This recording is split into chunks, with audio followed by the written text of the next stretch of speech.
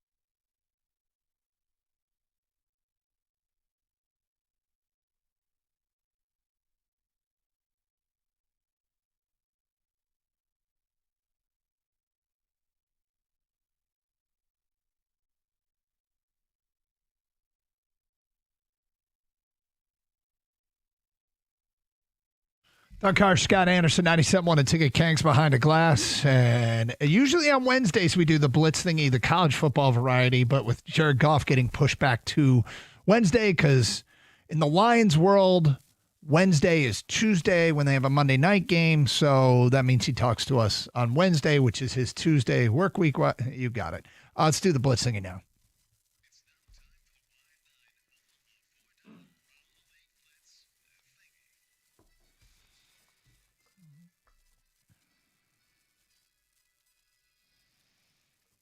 Heads or tails? Tails. He calls tails. It is a head. I will defer. All right, Gator, you ready? Give me the damn ball. All right, there, take it. Yes. Question number 1. If you were Penn State AD Pat Kraft, who would be your number 1 target? Urban Meyer. He's only 61 years old, a few years removed. I don't care. The controversy seems to be a little bit behind him at this point. He's one of the greatest coaches that's ever coached the game, and going to a school like Penn State seems like that's a place where he could do really well right away. They always recruit well, and he's Urban Meyer. He'll be able to get plenty of transfer recruits. It'd be really interesting if he were there, and I think that's probably the standard for everybody is to try to land Urban Meyer, but nobody's done it since he left.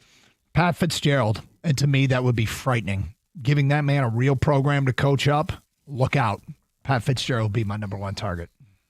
All right, guys. We asked a question last week about, James Franklin getting fired or moving on and Kurt Signetti moving on maybe. Part 1 of mine was fire Franklin to get Signetti.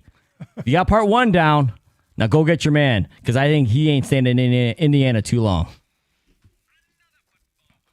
All right, question number 2, Doug. Predict where James Franklin ends up, speaking of. All right, back at Vanderbilt. Clark Lee's the head coach there. He's got roots at UCLA. Clark leaves Vanderbilt for UCLA, and Vanderbilt and James Franklin reunite. We're at a place that they'll be very happy just to go 7-5. James Franklin back to Vanderbilt. Back to Vanderbilt after the coach gets poached. Clark Lee going to go, so why not go back to Vanderbilt? Do it with some enthusiasm. I know we got the James same Franklin. answer, but do it with enthusiasm. I don't like that you cheat. All right, guys. I went first. You copied my paper. Gotta do better, Gator. Go back to Vanderbilt. That's where he started. They got everything going there, and it makes all the sense in the world because I do imagine that their coach is going to get poached by somebody real quick. Just complete the full trade. Go back to Indiana, or not back to Indiana. Go to Indiana. That's why the whole Signetti thing. Yes, the whole Signetti thing. Just switch spots. All right, it works out for everybody. Complete the coach trade. I don't know that Indiana loves that, but It's going to change places in the tunnel. That's all. What is going on with all these early firings, guys? I just think it's easier to fire coaches these days, given that everything's out in the open. Where you're getting your finances from, boosters give you money. You got corporate sponsors that give you money. And the money is so prevalent, it's just that simple to go ahead and buy out a contract nowadays. Look, did Penn State blink an eye when they're giving up nearly $50 million to swallow the contract of James Franklin? They're not, and they're not going to blink when they give another coach $8 to $12 million a year in a salary. I think the other thing is it's big business, right? The Big Ten is talking about a $2 billion capital agreement. This is really kind of weird. Nobody really understands. But if they're talking $2 billion, schools are getting money.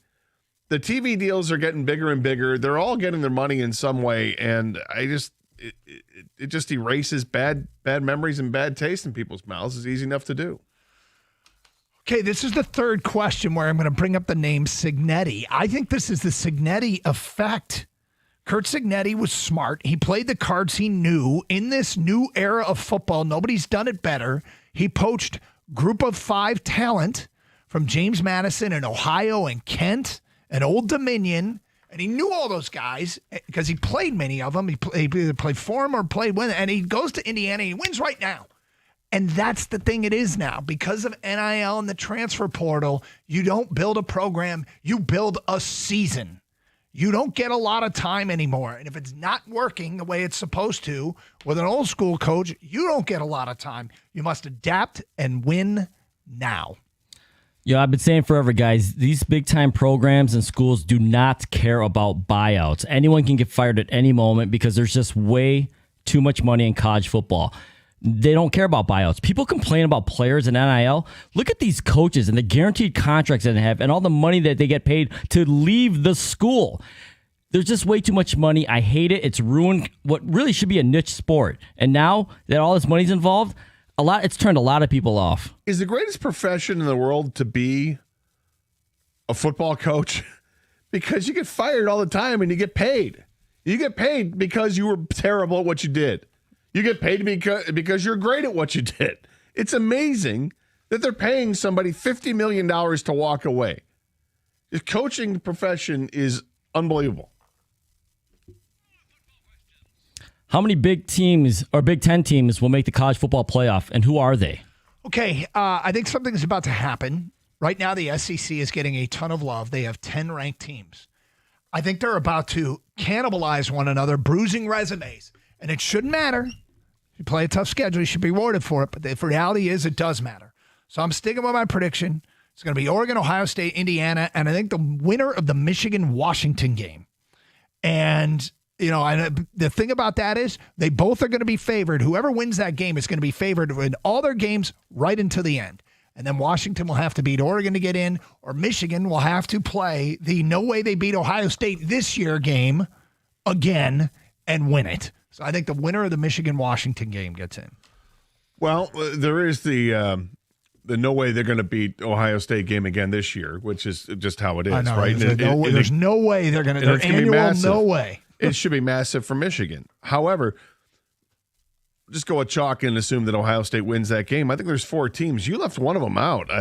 Ohio State, Oregon, Indiana, USC is the 4th team. I mean, USC has 1 loss this year. The only game they have left is against Oregon.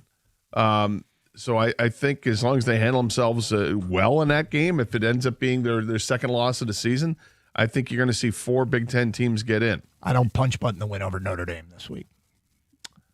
It's true. They do play Notre Dame this week.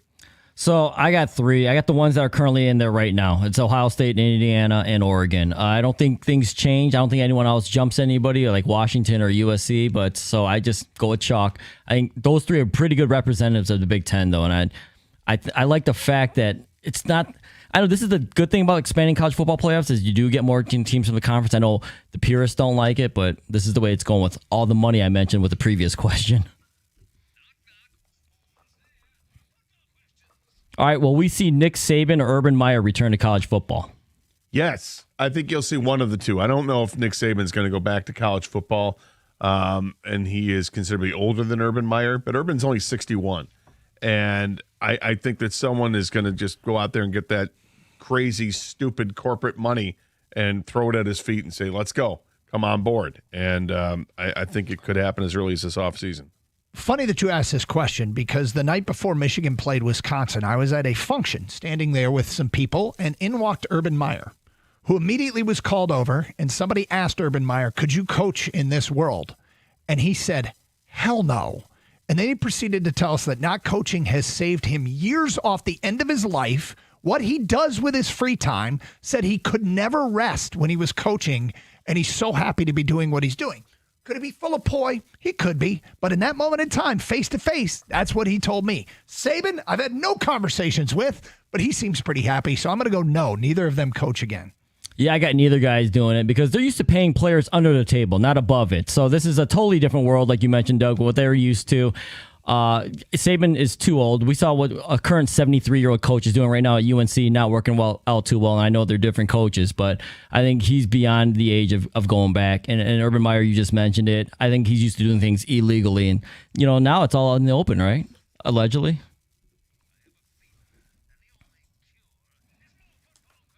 All right, last one. A columnist in Orlando is proposing UCF, University of Central Florida, becomes actually the University of Orlando. Should they actually do this? I find this hysterical. Like, what if they did this everywhere? Because then this weekend, the University of Orlando would be taking on Morgantown University. It doesn't sound right to me. Central Florida is pretty vague, and like South Florida is like 20 miles south of Central Florida. They're kind of more east-west aligned. But anyway, It sounds very Division II to me. University of Orlando. Orlando is a national, it's a MAC school, an international destination, and so they should have called themselves University of Orlando in the first place. But at the end of the day, it sounds too D2 to me to make this change. Yeah, I agree. I think no, it sounds so much better as UCF when you hear it. I mean, would you want? And I went the direction of the directional schools. Like, would you want Mount Pleasant University or Ypsilanti U? Or you actually would have two schools playing in Southern California. You would have UCLA, but you'd also have the University of Los Angeles instead of USC. It just sounds ridiculous when you get down to it. And you're right, Doug. The University of Orlando, it sounds like a MAC school. It's like Miami of Ohio, University of Orlando, and Toledo are all going to vie for the MAC championship. I think it's ridiculous. So you guys make good points about the other schools, but now we're talking about Orlando and UCF here. I say yes. In fact, I say go full Disney. I want Mickey, Goofy, and Donald Duck taking recruits to the strip club. I want Minnie Mouse and Daisy Duck waiting at the frat house. Wow. Forget the Cavender sisters. Have you met Anna and Elsa from Frozen? Yeah, go full on. University of Orlando. I'm all in. There it is. That concludes the Wide 9 Omaha 4 down. No, this is the college NIL transfer portal blitz thingy. Straight ahead, let's get back to the Lions and Brian Branch because this story has so many layers. In some people's mind, he's a hero. In other people's mind, he's the chump of the weekend. What is he to you? Hey, do you have hard water stains, plumbing problems, or concerns about the air you breathe? CGC Home Services has the solution. They specialize in reliable plumbing repairs, whole home Connecticut water systems, and advanced air purification technology. Serving our local community with honesty and care is at the heart of what CGC Home Services does. Call CGC Home Services today at 855-339-4242 to experience the services your neighbors already trust. It's 855-339-4242 or visit them at cgchomeservices.com and tell them Doug Karst sent you.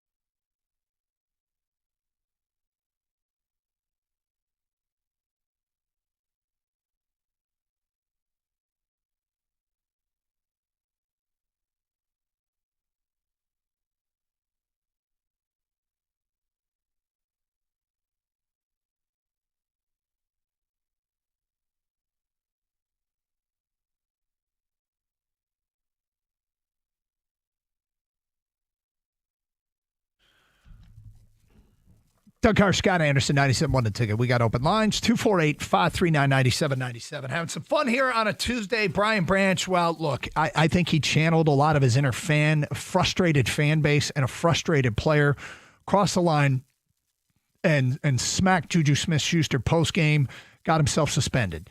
For people who don't know why he did it, there was a crackback block on him late in the game away from the ball by Juju Smith-Schuster. Looks like he came up John. Then later in the postgame, looked like he was John at Brian Branch.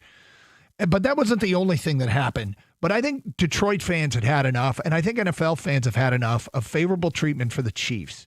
And it seems it's being documented now by people outside. It's been documented for a while. We were the latest victim.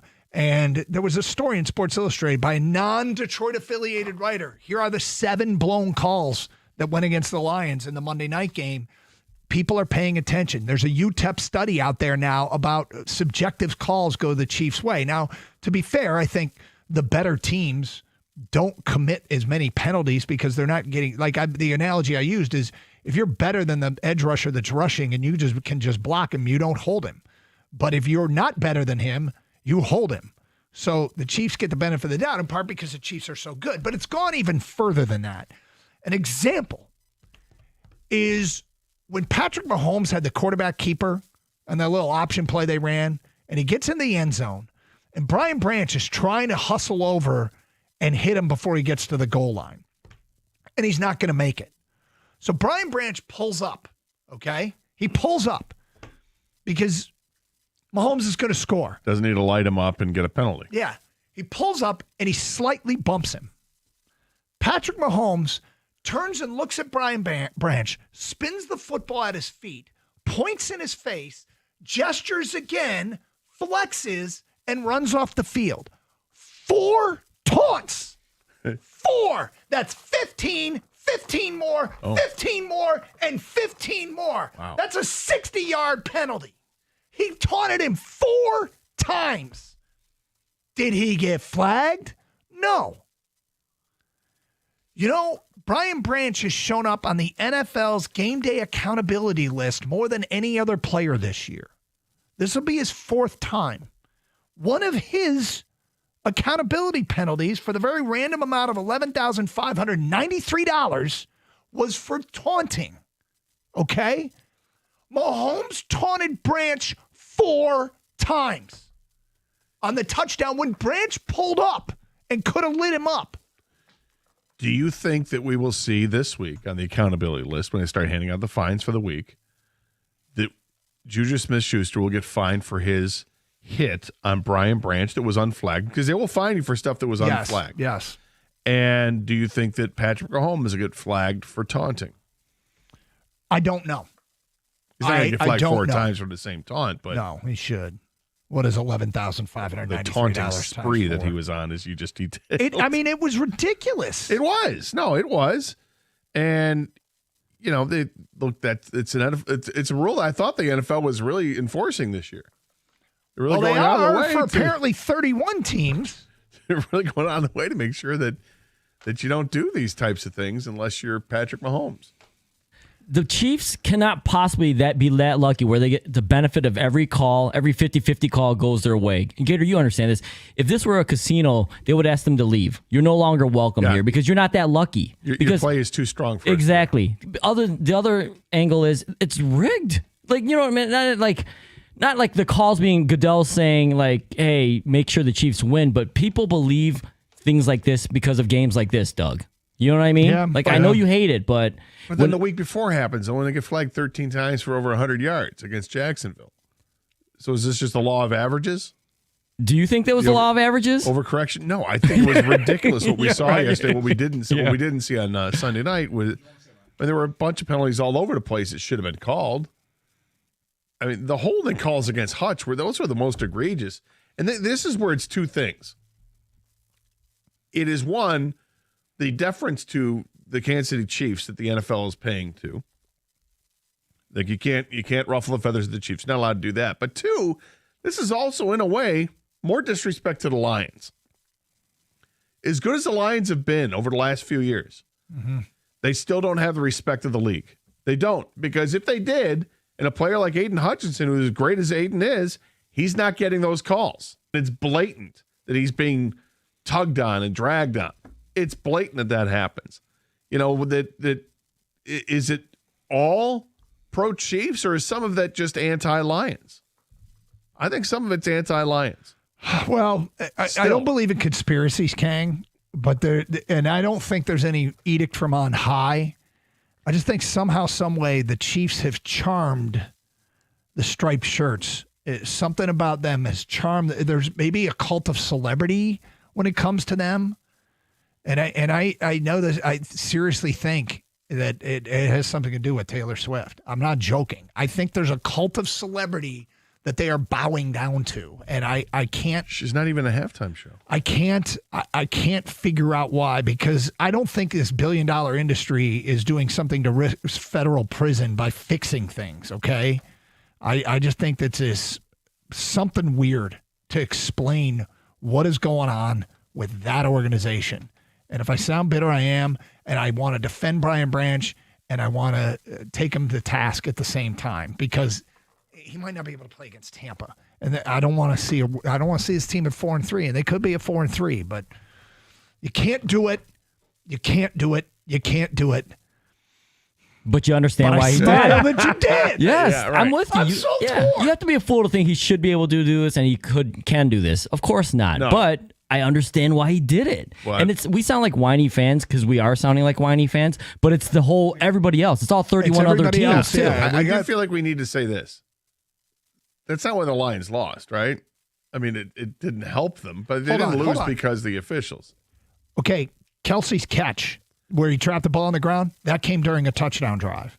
The hold on the throw that went way over the head and it happened near the line of scrimmage, that came on a touchdown drive. Jared Goff on the play that he thinks he did it the correct way according to the rules, and we'll ask him more about it. Awesome. That took a touchdown off the board. Do I think that's why they lost the game? I think if all those calls go Detroit's way, they win the games. Oh. I mean, and should they have all gone Detroit way? I mean, we could argue about the hold. Kelsey's not catch. They hustled the line of scrimmage for a reason. Yes. The league could have buzzed it. The league could have buzzed it, but because they were going so quickly, they did not. Then it's up to the Lions to throw the challenge flag and stop. And in real time on the sideline, when you're not seeing what TV views see, that's really hard. And your guys upstairs aren't seeing a replay in real time either. I don't know if some stadiums, I feel like you have immediate feed, and some stadiums I would a delay. imagine that the teams that have their video guys, they have the immediate feed, that they can go back automatically and check things if they want, because if they have the replay system in place, and you have people specifically designated to view the replays. This is one of those topics, I swear, the people that call up and praise Brian Branch for doing what he did, I'm going to be like, yep. And the people that take him to task and call him out for doing what he did, I'm going to be like, yep. Well, for me, it's a sheepish yep to say that he should know better. Of course he should, yeah. But I liked his response. Yeah. Let's go to Paul. Is it wrong that I like the violence? Paul in Chesterfield, you're on 97 won a ticket. Hi, Paul. Hey, guys, how are you? What a wonderful day, huh? Oh, it is beautiful out there. What would we do without sports? This weekend we found out kind of everybody lost. Yeah. Well, not everybody. I guess my point here, I think, first of all, I think, on the large end of things, I think Brian Branch is a class act. I really do.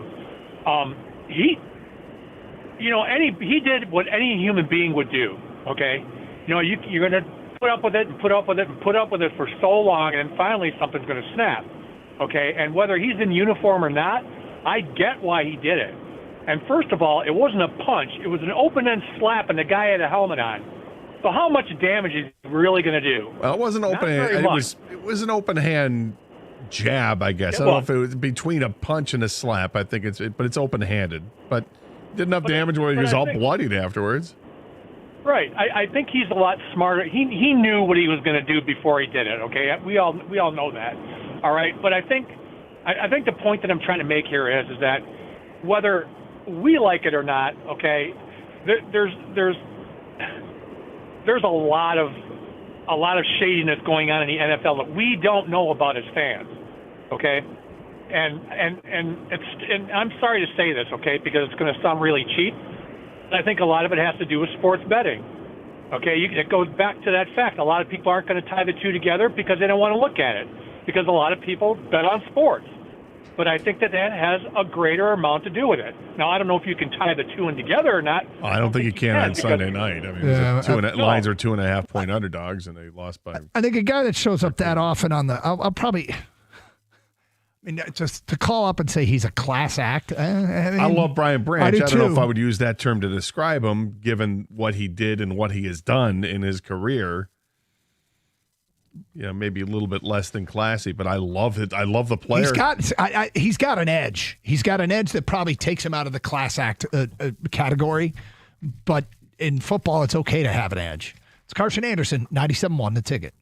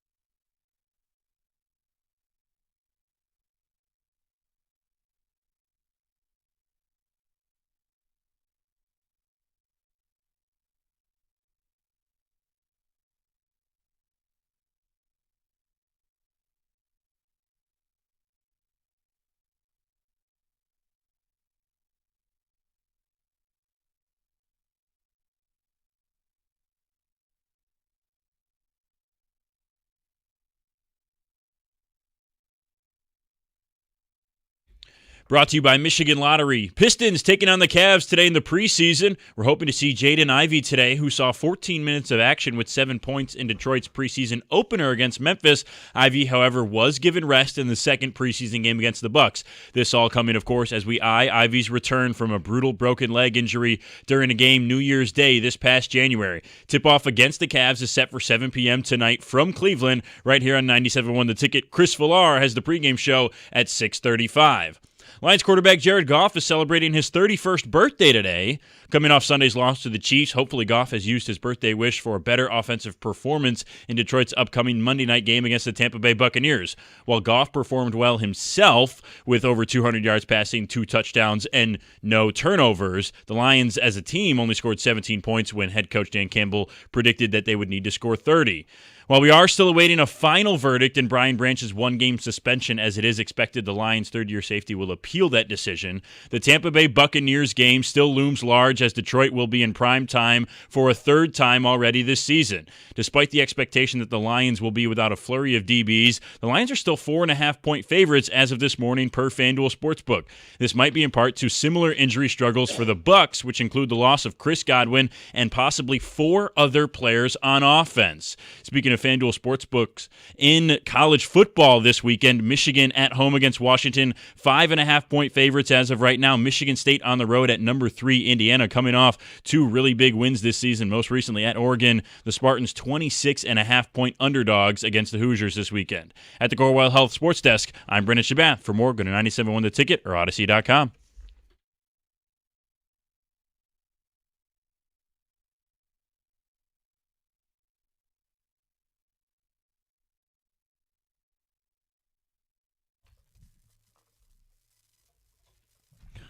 Doug Harsh, Scott Anderson, 97.1 The Ticket, 248-539-9797. Venting a little bit here. The Brian Branch thing, I applaud him and I scold him at the same time, but I think it's a product of what happened on Monday night that was out of his control and was out of the Lions' control. The Patrick Mahomes taunt in his face 4 separate times to go unpunished in this NFL is beyond me. And do I like some of the rulings? No, I don't, but I've seen far less get flagged. And in fact, Kang, who was it that had the video today of Puka Nacua doing the same thing and getting flagged? The internet. Okay. I don't remember. I'm sorry. It's okay. It's all right. The internet. That's a great suspense. We're going to credit the internet. But didn't Puka Nacua flex and point, and he got flagged? Patrick Mahomes did 4 separate things to Brian Branch. No flag. No, well, I think that'll change. He'll get fined, but unfortunately, it doesn't happen, in real game time. And if it had, maybe things wouldn't have been as volatile at the end. I don't know. Juju Smith-Schuster is going to get fined for sure for the hit that he had on Brian Branch that went unflagged. If he's not, then the league's unhinged. And it's just clear and obvious that there's a bias if they come out even after the fact and don't do anything. Let's go to Matt in St. Clair Shores. What's up, Matt? Hey, boys. Happy Tuesday. What's up? Listen, this is just such a dumb thing that Brian Branch did, and it really makes me question whether he's long-term here. If you think about it, he's on an absolute mash unit of a defensive backfield right now. After last year, completely had nobody up in the front. Now there's nobody in the backfield. So the best thing is he misses 1 game. The worst thing is he's punching a helmet or whatever you want to call it, handing, whatever you want to call it, open fisting helmet. He breaks his hand, he hurts his wrist. Now he's out multiple weeks. What kind of leadership? It's just such a dumb thing for him to do. So it's just very frustrating that, this guy's in line to get a major extension, and this is the kind of stuff that he's doing. Yeah, but Matt, he's so good as a player. I get it. There's some bonehead mistakes, and this one at the end of the game clearly was. I agree with you. But that's not going to tell me that I shouldn't re-sign this guy or give him an extension because he is one of the top safeties in the National Football League. And there would be 31 other teams who would be happy to take him off your hands. But let's say it's week 16, week 17, right? And we dropped the game in week 7 to Tampa because we didn't have anybody in the defensive back. I got you. But it's you're right. I'm not disagreeing that what he did was Matt. I'm not disagreeing with what he did was stupid because I agree with you 100%. I'm just saying it's not. I'm not going to be so punitive as to say that this incident with a bunch of others that it could result in now his next thing, whatever happens with him, could result in multiple game suspension. I'm not going to say it's not going to cost a team because it can cost a team, but he's too good. This is one of those things where when people always say, why don't the Lions take a chance on a guy who's got a checkered past or whatever, and they're not going to do that. Well, they've got this guy. There's nothing wrong with him as a person. It's just on the field he makes some questionable mistakes, and the mistakes are physical mistakes that this is the guy that you allow that to happen with. For everybody that clamored to get guys that had the checkered past, what about this guy? Nothing wrong with him. And I love Brian Branch. I want Brian Branch here. I want him here long term. So I don't have a problem with it necessarily. I think it's one of the things you have to put up with. Hopefully you can curtail it and he learns from it. Maybe it's also a heck of a lot easier for me, Doug, to accept this right now because I think he is injured. And if he gets suspended for a game, it might do him more good to have this week off going into the bye week. Kind of needs a break anyway. Yeah. Matt, on a cell, you're next. What's up, Matt? What's up? What Brian Branch, didn't he do the same thing last year in the Green Bay game? I don't think he got suspended, but he got fined. Didn't he hit somebody? Dirty. He's gotten fined. He's gotten fined 13 the double times. Bird at Green Bay. Yeah, he's gotten fined 13 times, but this is, I think, only his first suspension. Now, I live in Detroit, so I do root for the Lions, but I'm from Missouri, so I root for the Chiefs. And this part, Gator, you probably won't like.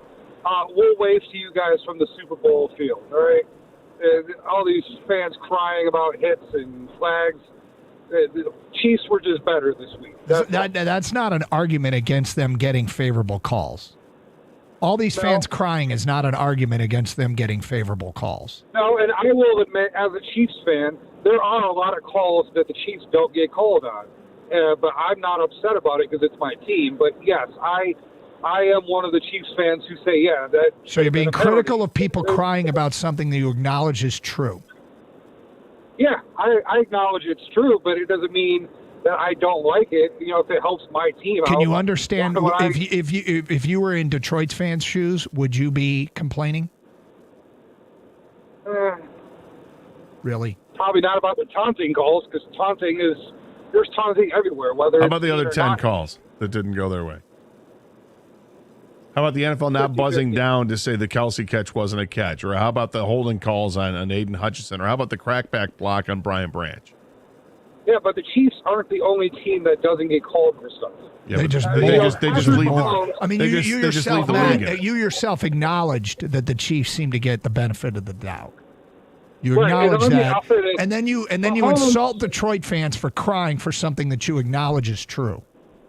Mahomes is the modern day Tom Brady. When Tom Brady was winning all those times, and saying, people couldn't stand him outside of the state of Michigan and New England. Yeah, well, New England's not a state, but Massachusetts. The next 10 years it could be the Lions. Everyone would be like, "Oh, we hate golf. They're winning so much." That'd be great, but I'm going to tell you right now to call up and complain about people crying, and then you go, "Well, it is true."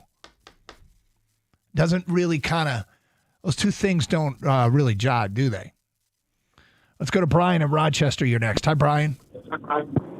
Hey. For me, this call is just kind of like, it's something the Lions have needed for years and years where, maybe they got disrespected and spit on. But Branch, for me, at the end of that game was like saying, you're not doing this to us. We will not be disrespected. And we've needed a guy like that for so long. But to Kang's point, no, I don't think – like they're deliberately Taylor Swift calling from the bat phone from the Swift cave saying, hey, do this and make the Chiefs win. But there's things that the refs can control throughout the course of the game, like just do you want to call pass interference or don't you? You want to let it slide? Well, they're not letting it slide for the Lions, and they're giving the Chiefs all the holding calls one way or the other. But, yeah, Gator, it's like Rat got me on the line. You know, Taylor Swift. If Taylor Swift's calling down, and you can attest to it, Doug, you might not be so familiar, but Vinnie Vincent, okay, he got isolated from Kiss, and it's kind of like he got shunned out, and that's Brian Branch. He probably felt on an island, and he wanted to do something to stand up for not only himself. All right. You lost me, and Brian, his because respect. I don't like a Vinnie Vincent Brian Branch comparison. I think if you had gone Ace Frehley, that might be better. But you start throwing Vinnie Vincent in there, that was a bad era of Kiss. What the hell is he talking about? I mean, I don't know. He maybe wanted a Back for More reference or Wanted Man if I wanted to keep going with Rat references, but it's okay. All right. Do you think I'm the only one he lost? No. Okay. It's Carson Anderson, 248-539-9797, 97.1 The Ticket.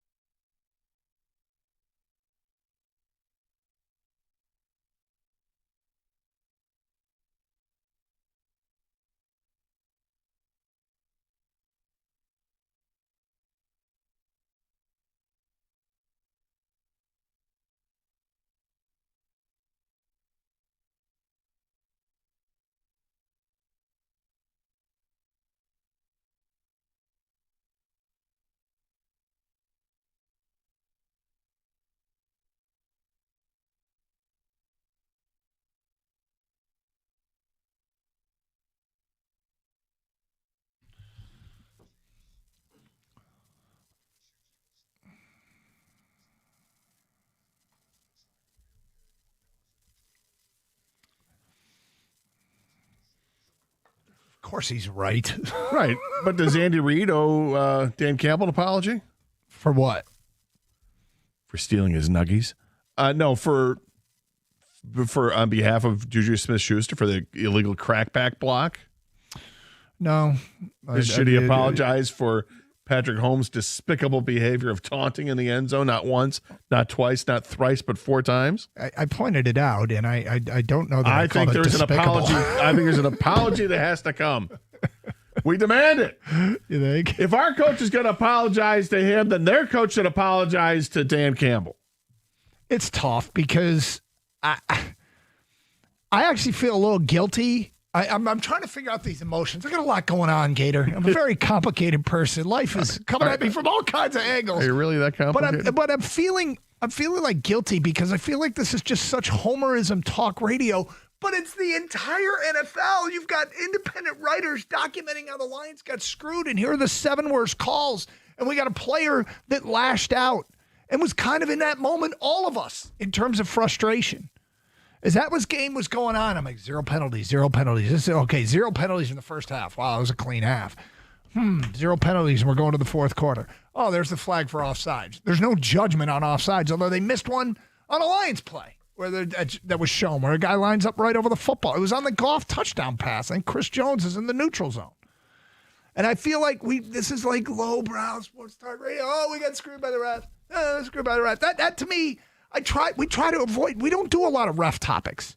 You could do it after every loss in the Stanley Cup playoffs. You could have the hometown radio. You do, oh, the ref screwed us. The ref screwed us. Because there's so much riding on it every shift. But the only call that I'm like, damn it, on is the touchdown that was called back for the Lions. Yeah.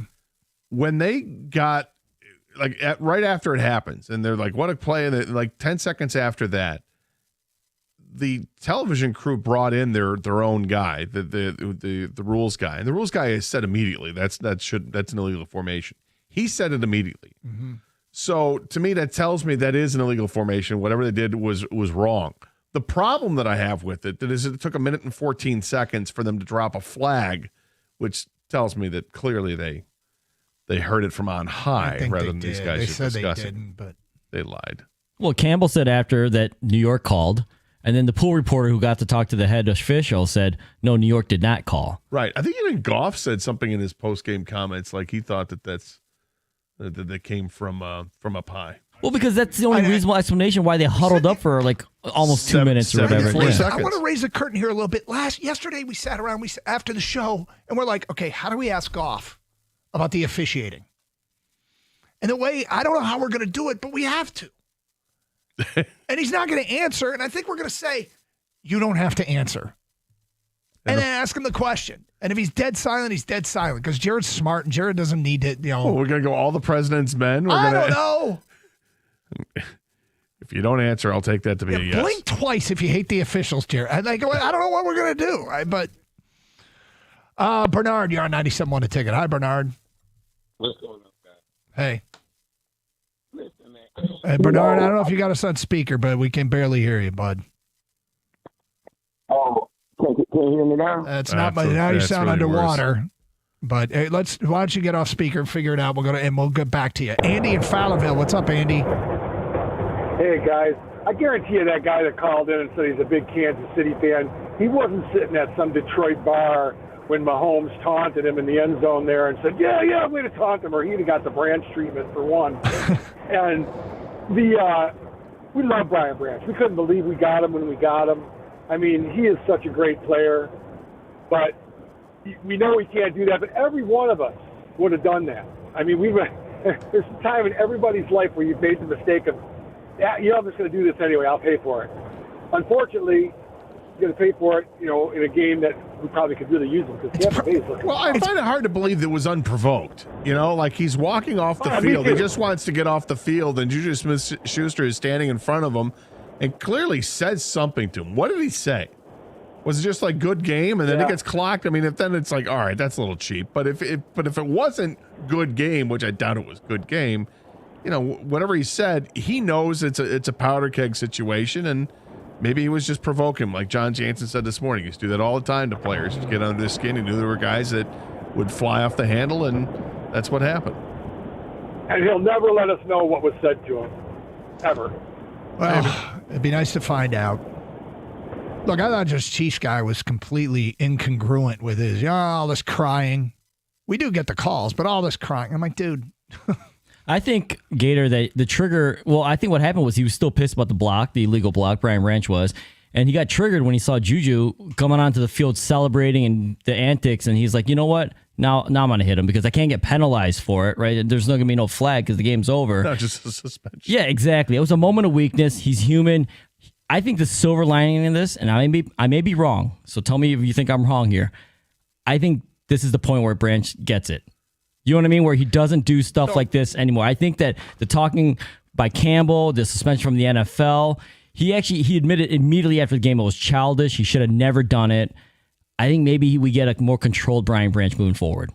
Yeah, you got to find a way to play with that edge, but not cross the line. I went back and watched his post-game news conference after the double bird situation. He said, that's not me. It'll never happen again. And okay, so that's checked off. He won't give the double bird anymore. Now the post-game fight's checked off. He won't do that. But is there something else he's going to do, right? I mean, he might karate kick someone. I'm not going to rule that out. Bernard, let's try again. What's up, man? Can you hear me better? Bernard, we can't. Just barely. I don't know what's up with your phone, man. Yeah.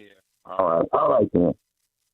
Sorry, Bernard. Yeah, it came back there at the end. What are you trying to say? No. Well, came back with the underwater sound. What's going on there with Bernard's phone, man? Bad phone. Sorry, Bernard. Bad service. Bad area. It's a bad area? Bad cheese. Does anybody ever have a bad area that they're on their phone and it breaks up all the time? Does that ever happen? We'll talk to you tomorrow. 248-539-9797. Oh, who do we got next here? We got Zach in Clarkston. You're on 97.1. What's up, Zach? Hey there. I was calling about Brian Branch, and it was pretty much all game long, man. There is a play where Kansas City's backed up in their own end zone, and Brian Branch gets popped in the back, nowhere near the ball by Juju Smith-Schuster. Patrick Mahomes celebrating in his face, dropping the ball in the end zone. He was pretty much provoked all game long, man. Yeah, I mean, the one thing that we haven't seen yet, and I've wondered about, is did Brian Branch do something to Juju Smith-Schuster before that? Did he do something to Patrick Mahomes before that? Because the Patrick Mahomes play, he lets up. He tries, he's sprinting over. Mahomes is going to score. He lets up. They bump him, and now Patrick is taunting him. And I think Patrick knows he can get away with it. I think Patrick Mahomes, I don't believe in conspiracies, okay? I don't. I do wonder if just the human nature of some sort of cult of personality and celebrity is making the Chiefs get away with more. Yeah, it's just crazy, man. I have seen, I was talking to my buddy about it, pretty much all season long. Brian Branch is a little out of character this season, it seems like, man. He got a strip sack taken from Hutch, a couple nonsense penalties. So he's one of my favorite players, man, but I'd like for him to buckle it down a little bit. Well, as Kank said, maybe this is that moment. We all in our lives have I got to change moments, right? Gator hasn't changed at all. He has yet to hit that moment. What are you talking about, Doug? I'm just sitting here. Unevolved. Yeah. Yeah. I've seen you evolve. I've seen you evolve a lot. And I'm proud of you. Thanks, Doug. Yeah. I tell you what, we'll move on because I don't want to turn this into Ref Radio 24/7. Let's do the big old tub of pretzels next here on 97.1 The Ticket.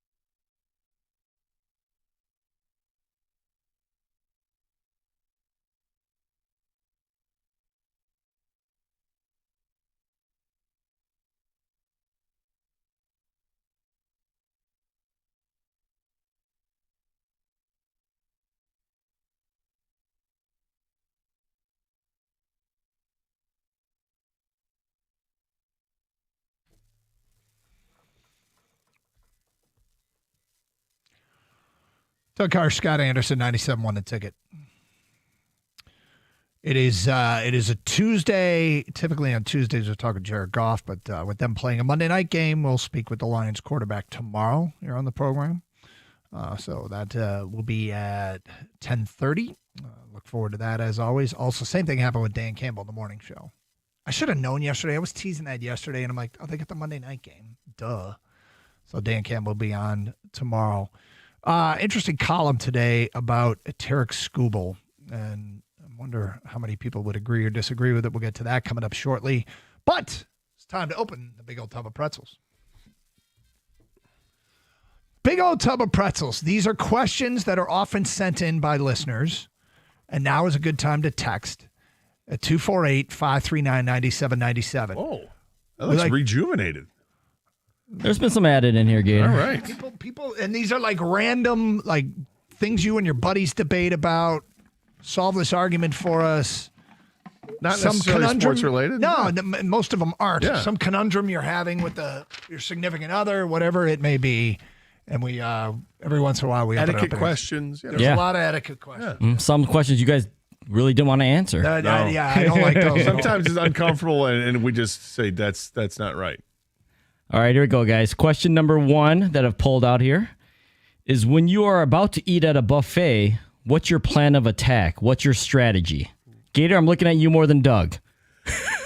I think the first thing you do is you got to do a lap. Oh, okay, just to see what they have? You got to see what's there because you don't want to get too excited, fill up the plate, get back to the table, and then, gorge yourself on something and then miss out on something you really wanted. Well, okay, now that you've scanned the landscape, what's your plan of attack as far as what are you grabbing first? What section? I'm guessing this is like an international buffet. Like, do you hit Italian? Do you go Mexican? You go apps? Do you go salad? What are you doing here, man? I'm probably going to start with some hot food first.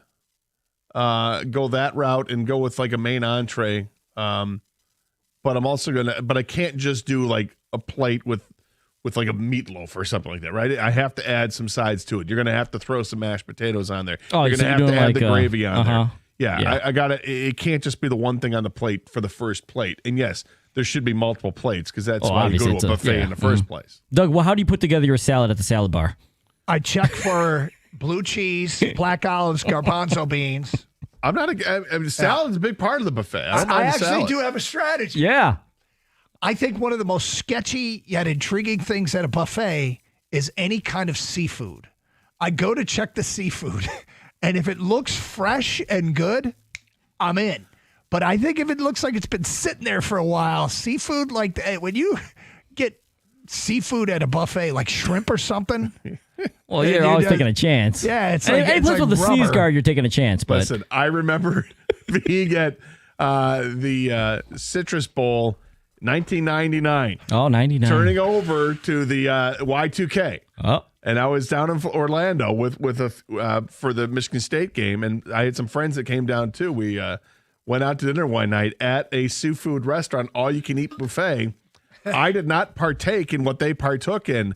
3 of the guys got food poisoning, and it was a mess on New Year's Eve. Could be sketch, right? So, I consider myself a veteran of the buffets. You got to go small portions. Don't overindulge. 100%. Don't eat with your eyes, eat with your stomach, right? You can always go back for more. It's a buffet. I actually avoid the salads. I go with, like meat. I do have I overload on starch, unfortunately, and that can ruin you for a buffet. But I usually take like the sushi first. We'll get that out of the way. The seafood thing, Doug, unless it's a really nice place I paid a lot for, I'm not going to eat oysters there because I'm just not taking that chance. But that's the strategy. Less is more sometimes at the buffet. I agree with that. It's good advice. All right, here we go. Next question. All right. I have a few pair of boxer briefs that are over a decade old, but no holes. Can I continue to wear them? Yeah. I think it's from Kenny. No, I'm just kidding. Hang on. No holes and no stains, right? Yeah. It just says that. It's over a decade old, but I think as a can you still wear them? I think as a gender, we are great with longevity and clothes. Absolutely. I will see a picture of myself like before I got married, and I'll be like, I still have that T-shirt, and it's in rotation. Yes. Well, I read this in Men's Health magazine years ago, and it said the guy's wardrobe freezes at their favorite time in life.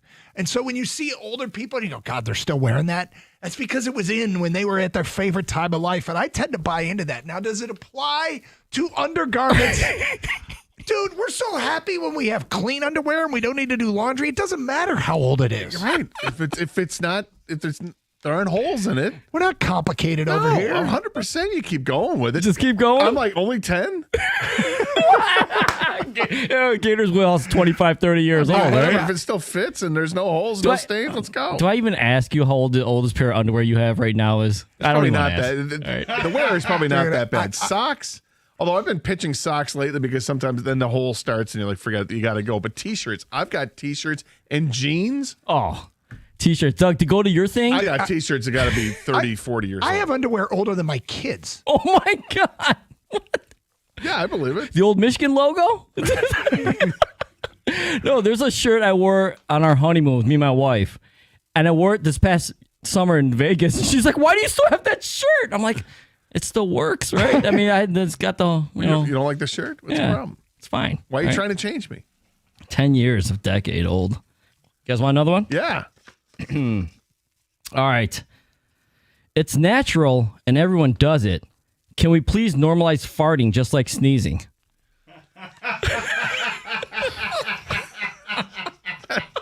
Just let one rip and somebody just goes, God bless you. I mean, Gesundheit.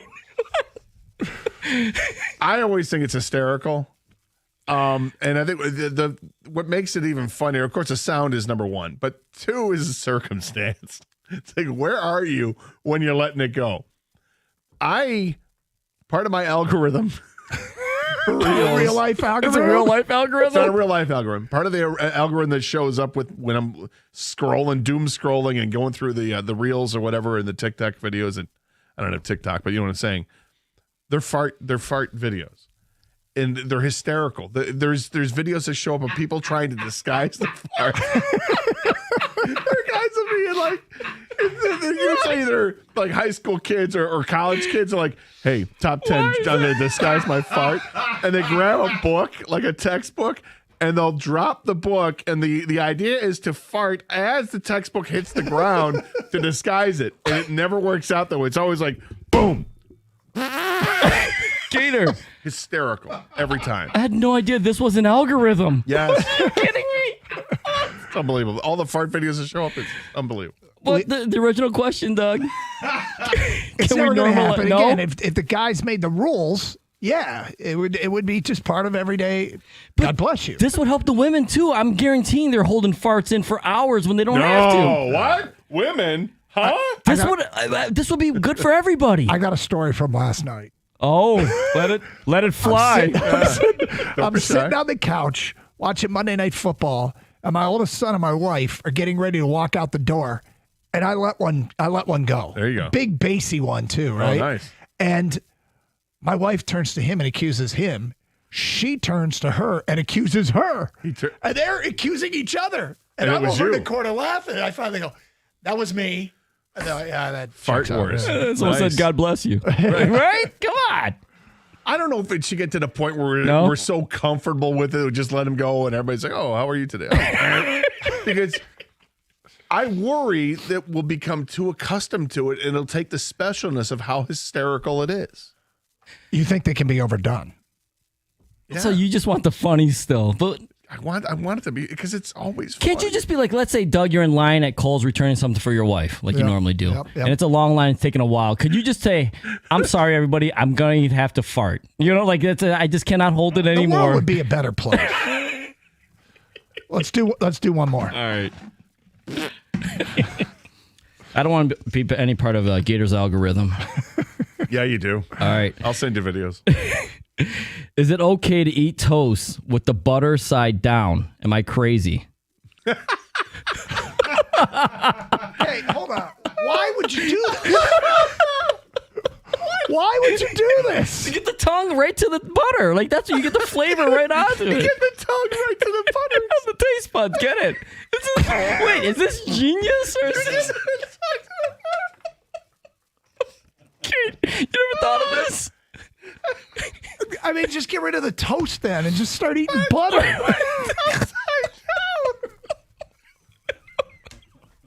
We've lost Gator. So, wait, is that genius or is that crazy? It's like mainlining the butter through toast. But you're eating it anyways. Just get right to it. Just get your tongue to the butter. Oh, as somebody who had English muffins this morning. Did you eat it upside down? I did not, and there's no way I could because with all the nooks and crannies when the butter melts, if you flip it upside down, it's going to the tongue to the butter. Yes, that'll happen, but it'll also be butter to the chin and butter your shirt. That's a little too much. No! What are you, a barbarian? And butter side up, always. What would you do if you saw somebody would just be like, what are you doing, man? What the hell is that? All right. I guess I won't do that in front of you. I would struggle because the avocado would drip down. Yeah, my of course. Yeah. And that concludes the big old tub of pretzels. Send your questions in. Text us at 248-539-9797. It's Carson Anderson, 97.1 The Ticket. FanDuel is getting you ready for kickoff with an offer you don't want to miss. New customers can bet just $5 and get $300 in bonus bets if you win. That's right. Pick a bet $5, and if it wins, you unlock $300 in bonus bets to use all across the app. So what I recommend you do is go find a heavy favorite, bet them on the money line straight up. You won't win a big return on your $5, but you will get your $300 in bonus bets, and then you can use those for player props or futures or whatever. Whatever you choose. NFL season is here. The only question is, are you ready to play? Visit FanDuel.com/Doug to download the FanDuel app today and get started. Must be 21 years of age or older and present in Michigan. Excuse me. First online real money wager. Only $5 first deposit required. Bonus issued is non-withdrawable bonus bets, which expires 7 days after receipt. Restrictions apply. See terms at sportsbook.fanduel.com. Gambling problem? Call 1-800-GAMBLER.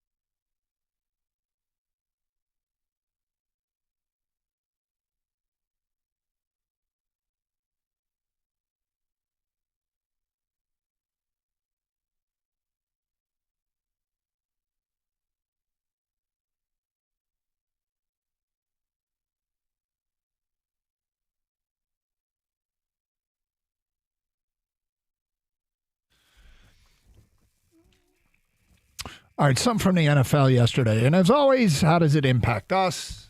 This is what we do here at the Carson Anderson program. First, we're getting a lot of feedback about the Big Old Tub of pretzels. Seems to be some opinions out there regarding what we said and what was asked. Gator fighting to maintain the comedic integrity of flatulence is, in fact, the most Gator thing ever. Scott and Carlton. It kind of is. The question was, can we just normalize flatulence and like treat them like sneezes? Gator doesn't want that world because then they'll stop being funny. And I don't want to get used to that. That is the most Gator thing ever. You guys should try pizza upside down with the cheese right to the tongue. I mean, you're risking the topping sliding off. The only way you can do that is with cold pizza. And even then, why the hell would you? I don't know. Anytime from here on out, when I hear a fart, I'm going to say, God bless you. Then I'm breathing in the car. Can we please normalize saying God bless you when someone farts? Doug's new nickname is Big Bassy One. The best is asking Alexa to do different fart sounds. Does that work? I'm all for normalizing it. That'd be fun. I went to Texas de Brazil for the first time and gorged myself on the best salad bar ever. Then the skewers of meat came, and I was too full after just a couple. So you can't do it. You got to remember what you're there for. Yep. It's Texas de Brazil, which is this whole meat fest is really what it is. It's fantastic. Keep bringing out different cuts of meat. They slice it right in front of you. They give you they just give you a little bit. You can ask for a small piece too, Yeah. like hey, not too much, just like you got your paddle, like you're right at an auction. Hey, green, yes, red, no mas, and you're like, let's go, let's bring some stuff. What do you got? You got a hot link? That's good. But if you fill up on the salad, then you've defeated the entire purpose of going out to a place like that. Unless you're Doug, and then you were there for the salad. I don't. Texas de Brazil is lost on me. I like the soup and salad bar. I enjoy it. I like it too. I really do. Mm-hmm. But like Doug, I'm gonna have to go up there. I got to see what's there. I need certain things to be on. The first thing I'm gonna look at is going to be the dressing, and does the dressing look good? That's the other thing. Sometimes the dressing is a little soupy. Or, it's not the right consistency, or they don't have the flavor that you like. And I gotta have my garbanzo beans. I need some kind of shredded cheese. Yeah, I hear you. Regarding the Brian Branch suspension, the NFL is legally an entertainment league and not a sports league, just like the WWE. They are under no obligation to give you a real sporting event. That's from Mike in a truck. No, actually, they are sporting. Yeah. There's athletic commissions and everything else, and yep, drug testing and all types of stuff. Let's just say if the NFL got investigated over game fixing on some sort of federal level, there could be jail sentences. WWE will not be investigated over match fixing. Tell me you see the difference, please. That's a fact. This one, this guy nails it, or female nails it. Whoever you are, you didn't sign it. I wish you had, so we give you credit. Mahomes behaves like a player who knows he will never get flagged. He embellishes every hit. He taunts like a punk. He slides late to draw penalties, and he pretends to slide to get extra yards. What's next? They make up a tuck rule in the play. What next? They make up a tuck rule in the playoffs. I don't know what that part means, but I agree. He behaves like a player that thinks he's never going to get flagged. Nick and Shelby, I don't think there's any directive from the league, but there 100% is some sort of mental hypnosis thing going on where the refs, when they're in Arrowhead, they will favor the Chiefs. I don't know why, but they just do. There's way too much mounting evidence to say the Chiefs do get the benefit of the doubt from the officials. That's from Nick and Shelby. Well, they're told to. That's why, right? It's an edict. Why the officials are nice to the Chiefs? Come on, right? It's the NFL. No, I don't think there's an edict. I think he's on. God, this is because you think they just do it out of. I think they're influenced by the celebrity that has become the Kansas City Chiefs. But this has been going on forever. This isn't just new because Taylor Swift is in the stadium. No, I think Mahomes has a celebrity value to him now. I think Kelsey always had, and now it's been magnified by 30. Brian Branch said out loud what the rest of the NFL fandom has been thinking for years. That's from Bryson O'Mower. Don't use the word fix, try manipulate. All right, I like hey, that. refs, this is RG. It would be good for the NFL if the Chiefs wins. Have a good day. That's from Dave in Clinton Township. I don't believe it. Look, I'm having fun leading into this a little bit today. Yep. Do I really think that there's some sort of bias that goes on? I think there might be an unconscious one that happens. And maybe to your point, because of how good the Chiefs have been, and maybe that just plays into it. I don't think the Taylor Swift thing does. And I think you just go by week. I mean, look, they didn't get called against the Lions, but they got called for 13 accepted penalties the week before. So clearly it can go both ways. It's just infuriating when you see play after play against your team that goes unpunished because it has a major effect on the game. If we're going to say we're going to take taunting out of the game, and then you allow the league's poster child to go out there and taunt, it's an empty gesture to say it in the first place. Because that's where you come down. So we should expect a fine this week for Patrick Mahomes for taunting. Okay, and we'll see. We'll check the NFL's game day accountability page when that gets updated. With that said, something happened in the NFL yesterday. The Titans fired Brian Callahan. He was 4-19. They were off to a 1-5 start. He was given a bad football team. They finished dead last. They got the first pick. They opted to draft a quarterback. He has been starting for them in Cam Ward. And they fired the guy. And, I guess when you're a coach and you get a chance to be a head coach and you sign this contract and you're guaranteed this kind of money, there's no reason to cry for them. I just find this cycle of quick firings to be weird, especially in a case like this. They made a long-term investment in a rookie quarterback. They're letting him start right away. It's all about the long view when you're doing that. They're playing the long game. And then they're firing a coach that's not giving them the short-term results that they want. If you said to Brian Callahan, look, we can go get a veteran quarterback or start the rookie. Your job is riding on this. What's in the best interest of the organization? Is it winning right now in year 2 of Callahan, or is it starting the rookie? Well, CBS had an article on this last night that pointed out some other things other than, hey, you got a rookie quarterback. And Callahan was 4-19 since he took over the job. Obviously, it's not very good. Points per game, 30th in the league. Point game differential, 31st in the league. And they have the worst turnovers per game in the National Football League. But that's just numbers, right? Yep. Actual things, they point out in week 1, strange decisions that were made going into the half against Denver of decision making. You've got the ball inside your own 10-yard line with 47 seconds left, and you're calling pass plays constantly, which didn't make any sense. And then you give the ball back to them, and I think they were able to score.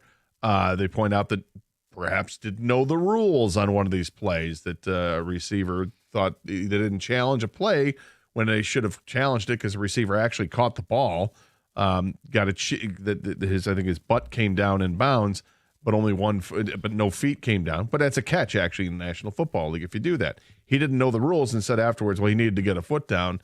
No, he didn't need to get a foot down. There are other mistakes that they point out in the article. So I think that it's more than just. Yeah, it is. It always getting is. to that, and it always is. Yeah, yes. But so I'll acknowledge that. Typically, I would say though, firing somebody not even halfway into the second season is a little extreme, unless you've got something really strong to back it up. And it's the same thing's going on right now in Michigan State, where people are like, should they get rid of Jonathan Smith halfway through his second season? Does that seem fair or not? It doesn't seem real fair, and yet you could talk yourself into it either way. Yeah, I mean, the thing about this particular case with Callahan, I feel like with a rookie quarterback, throwing with inside a minute to go from inside your own 10, you're just trying to get this guy experience. You're just trying to, it's not about the results of the games that matter. It's about getting this guy up to speed so you can be ready to win as soon as possible. But look, I mean, that's just my theory. And, but this, I always get back to the reason I'm bringing it up. Once again, Gator, not our dysfunction. No. We have been through years and years and years as the poster child for organizational dysfunction. And it is so nice to have the consistency that we've had at the head coaching spot, many of the key players that we've got, where the system, I wouldn't say it's running itself, but we're in a really, really healthy position. It's not perfect by any stretch of the imagination, and it always needs tweaking, and it needs maintenance. But we've moved beyond the some assembly required part of the Lions building, and we are at the, okay, let's maintain it and tweak it and make it better. But as important is a culture where there's not things getting in the way of winning. And I feel like when I see dysfunction elsewhere and we see it all over the league, I'm just grateful once again it's not us, because it was for so many years. Yeah, it was that dysfunction and competence, and we don't have either of that right now. Interesting column about Tarik Skubal. We'll get to that today at 12:05. It is Carson Anderson on 97.1 The Ticket.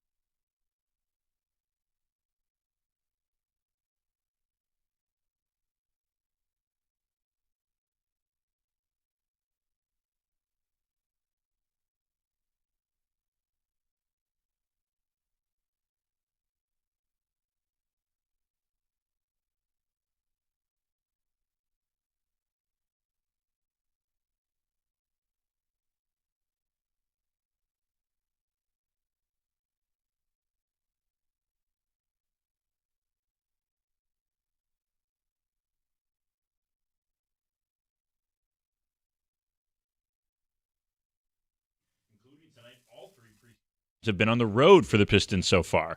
Their final preseason game will be at home this Thursday against Washington. The regular season begins Wednesday, October 22nd, but of course, the Pistons are unfortunately on the road for the first two contests. Their home opener at Little Caesars Arena is not until October 26th. Tonight's matchup against the Cavs at 7 o'clock right here on 97.1 The Ticket. The Dodgers escaped Game 1 of the NLCS with a 2-1 win over the Brewers in Milwaukee yesterday. Blake Snell pitched 8 shutout innings with 1 hit and 10 strikeouts to give LA the early series lead. In the ALCS, the Mariners have taken a shocking 2-0 lead over the Blue Jays, perhaps a cruel taste of what could have been on this special Tigers anniversary.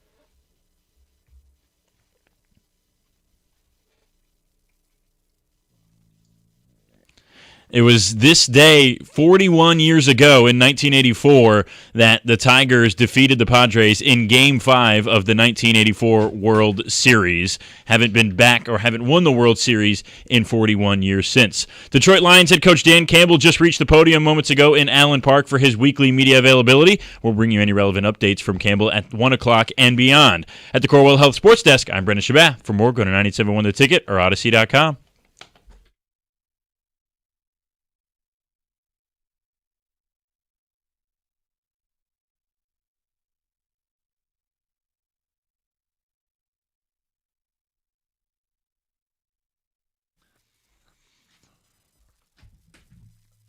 As more time goes by, and I think about that Tigers-Mariners series. Yeah. And how just one more hit. Oh, really? Yeah. Just one more hit is all they needed? Over and over again. Like, so many opportunities. Huh. And that's the nature of the beast. Like, both teams were not cashing in on opportunities until somebody finally did.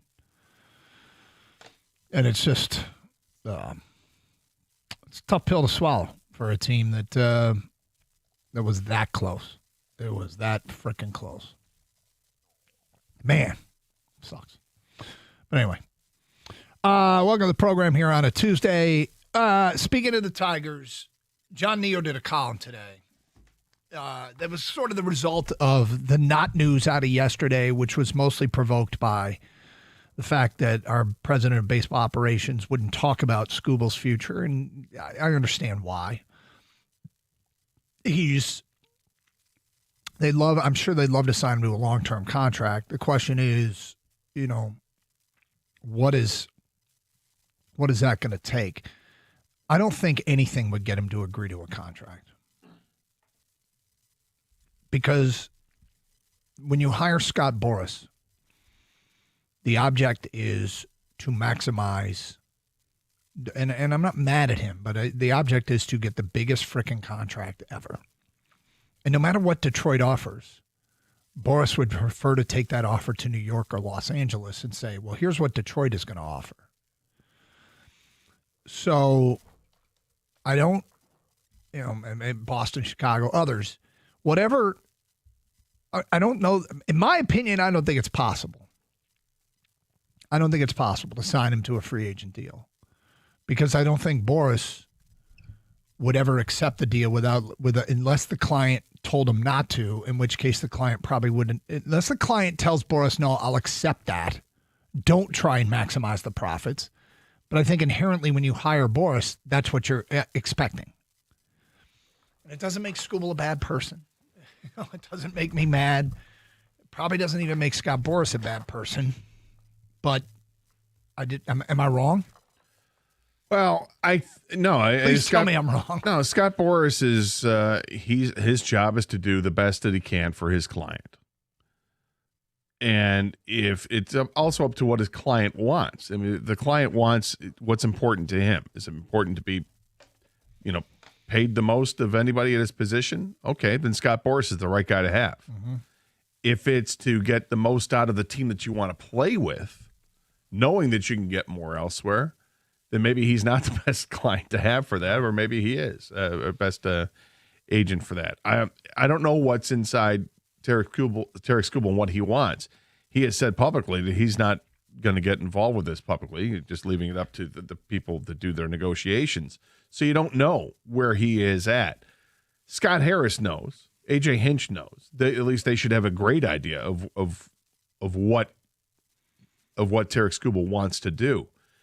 And I would expect Tarik Skubal to say nothing publicly other than, I love it here, love to be here, want to win a championship here. My goal is to win a World Series, which is kind of what he said. Well, he didn't say the things about Detroit, but he said he wants to win a World Series. And, maybe that gets the impetus for this thing going.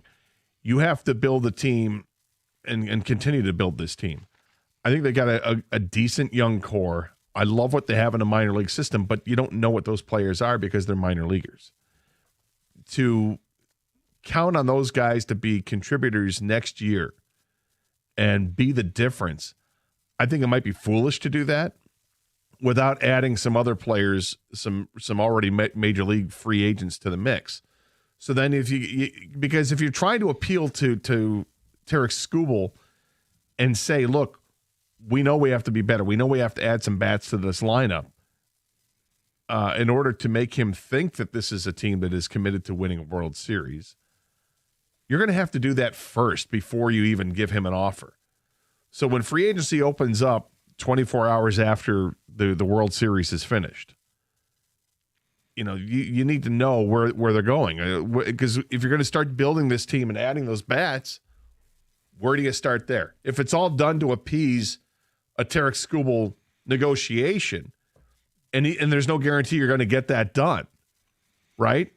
But this is a tough situation. It's really tough, and it's didn't get addressed yesterday. A lot of things got addressed, but the Tigers strategically made no public comments about Skubal. Skubal, yeah. Everything else they did. So John Neal wrote about it today, and I've highlighted some of what this column, what he said, and it was intriguing. He wrote, "How did the Tigers deal with the dilemma their ace presents now that he's heading into the final year under club control?" I'm going to respond by not actually. Harris says I'm going to respond by not actually commenting at all. And then Neo writes, he could say more, of course, and so could the Tigers owner Chris Ilitch by handing Skubal and his agent Scott Boras a blank check and telling him to add as many zeros as necessary. But that's not the way things typically work in Major League Baseball, unless we're talking about teams in New York and Los Angeles. It's certainly not the way Boras operates, taking his clients to free agency almost without fail, trying at all costs to set the market with record-setting contracts. Talk of a $400 million price tag on Skubal's next deal seems outlandish until you realize the Dodgers are spending more in luxury tax penalties, $167 million, than half the teams in the majors are spending on their entire payroll, the Tigers included.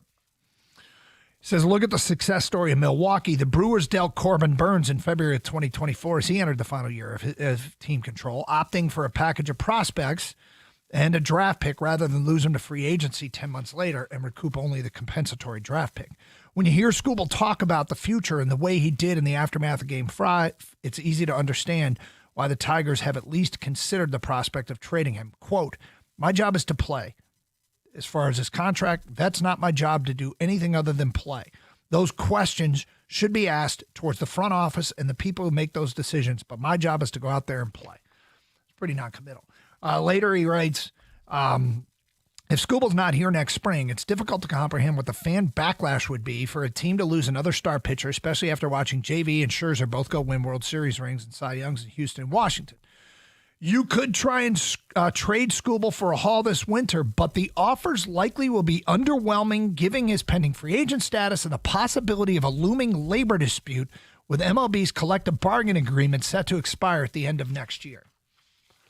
That's a scary reality, is it might be a terrible time to be trying to trade a big ticket item like Tarik Skubal. Neil concludes this way. So maybe the best approach here is to cover both bases. If you're Harris, go spend the money on a frontline starter this winter. Framber Valdez in Houston, Dylan Cease in San Diego, Suarez in Philadelphia are amongst the options out there, and then let this play out with Skubal, hoping the best pitcher in baseball can help carry the Tigers to a place they haven't been since '84. In other words, you can stick with your horse you rode in on, but you better sit loosely in the saddle. I hate the idea that they might not get market value because of the timing of a potential collective bargaining issue. I don't mind trading Tarik Skubal, but it depends on the offers. I'm not going to give him away and give up a chance at winning next year. I love the idea of saying, kind of accepting your fate if you're not getting those offers for Skubal that you want. Do you accept your fate and just take Skubal's money and apply it towards a free agent pitcher now and ride the two of them this year, hopefully whoever you sign into next year and the year beyond, and just say, we're going to lose him anyway. So let's give it some gas. Let's sign his replacement now instead of waiting till he's gone and try to compare these two at the top of a rotation. There are so many ways you can slice this up, and I'll listen to all of them. It's hard to shoot down anything at this point, so I'm not going to shoot down that idea.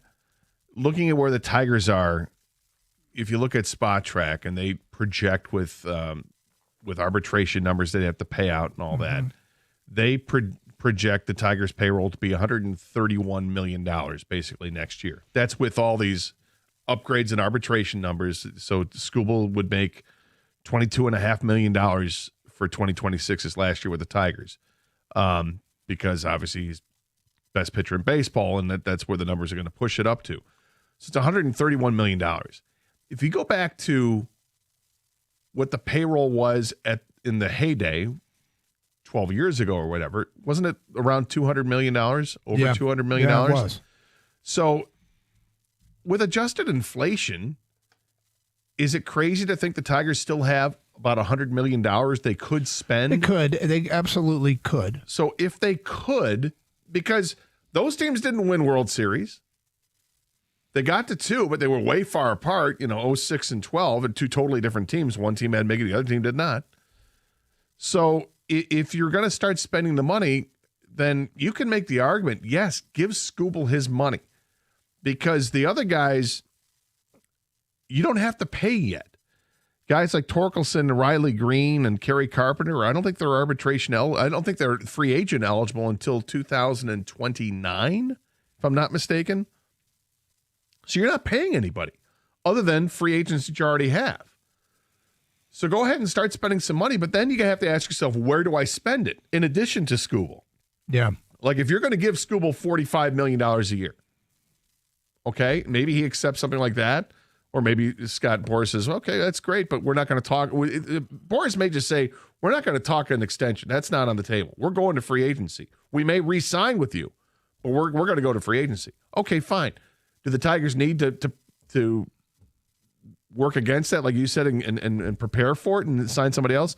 Sure, they should, but it also shouldn't stop them from continuing to try to make an effort to re-sign Skubal. The tough part is to look at, in the lineup, where do you want to go ahead and spend money on free agents? Because if you're trying to do this balancing act of bringing guys up that you think are ready to come up and you don't want to block them, we get the same situation here. So, how are you going to appease everyone and think that you're moving forward if your steps forward don't include landing someone like a Bregman or a Suarez, because you're going to go ahead and promote Max Anderson and Kevin McGonigal? Well, maybe you're landing a pitcher. Well, pitching is where you get it done, and yet pitching is not where the problem was with the Tigers when they got to the playoffs. No, it wasn't, but it can't have too much pitching. And if you get a pitcher that's already the Skubal replacement, and accept the fate that you're going to lose him, and I'm thinking this makes sense. And as we get closer to this, I think I have to accept the fate that we're going to lose him. I just can't see Boras taking an offer. If Skubal is being totally honest, this is not my decision. I've put it all in Scott Boras' hands. Any offer Detroit makes, he's just going to say, all right, cool, we'll consider it, but he's going to free agency, and I'm going to take that offer to New York and L.A. and tell them to beat it. And if you think I'm wrong, tell me, but I don't. I have very little hope here with this one. I agree 100% with you, Doug. There is no way that Tarik Skubal does not hit free agency. There's nothing, in my opinion, that the Tigers can offer Tarik Skubal that would make him sign an extension. The point is to hit free agency, because that's where you make your money. You have a bidding war, and I agree with you, Doug. I don't think the Tigers win that bidding war. And so it makes perfect sense to go get someone to pitch alongside Skubal while you have him, and then ultimately become his replacement. This is just like when Martin Mayhew thought he was going to get Sue back, but he passed on Aaron Donald. Right. No, man. You have to know, you read the room. You know what's going to happen here. You're going to lose the man. Go get someone to replace him and play alongside with him while you can. He's hitting free agency, and in this market with the Dodgers and the Yankees, baseball is different than the other sports. He's not going to sign with Tampa. He's going to sign with a good team because the good teams spend the money. So he's going to end up in New York or LA or Boston, because that's what those teams do. Well, how would you handle it? 248-539-9797. We'll get to your phone calls and feedback next. Carson Anderson, 97.1.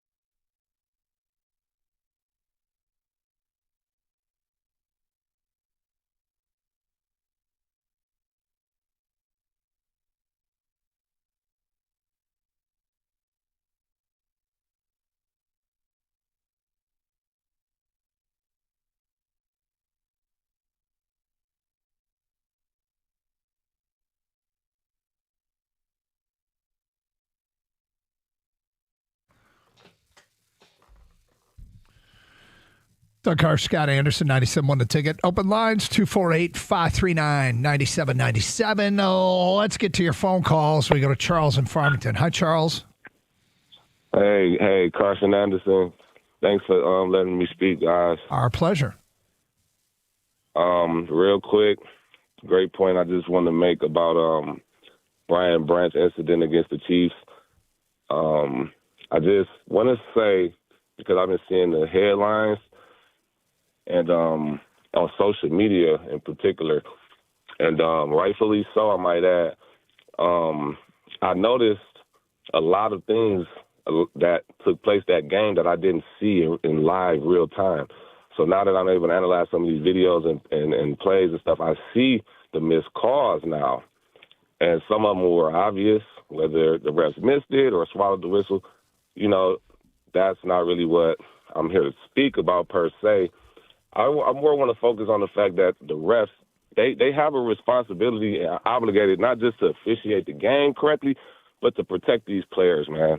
And that's what I feel like they didn't do. They didn't protect the Lions. And when you allow players to get banged around and almost cause career-ending injuries, what could have been what Juju did to Brian Branch, now you're allowing Brian Branch to have to process this through the rest of the game, not thinking that, hey, the ref's not going to protect me this game. So now he's playing with these emotions. Let's just say the flag was thrown. Brian Branch may not even respond that way at the end of the game. You know? Charles, I think you're 100% spot on. I think you're exactly right. I think that it's a result of frustrations from cheap shots, from taunts that didn't get flagged, and it wasn't helping. They're losing the game. And you still can't do it.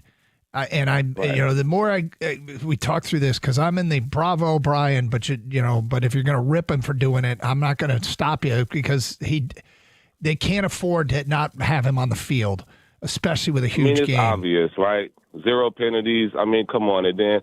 The one thing I understand, I love Dan. I would never challenge him. I love him.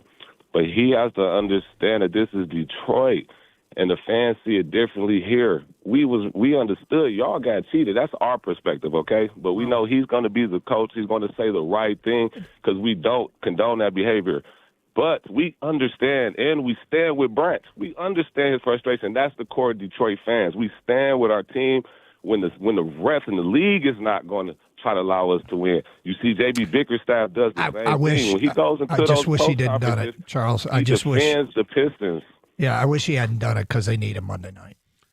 Yeah, they do. They may have him because he's appealing, and at the same time, the idea of missing the game and going into a bye week for a guy who's all banged up, it may not be the worst thing that happens, but yeah, of course you'd rather have a player if he's healthy enough to play.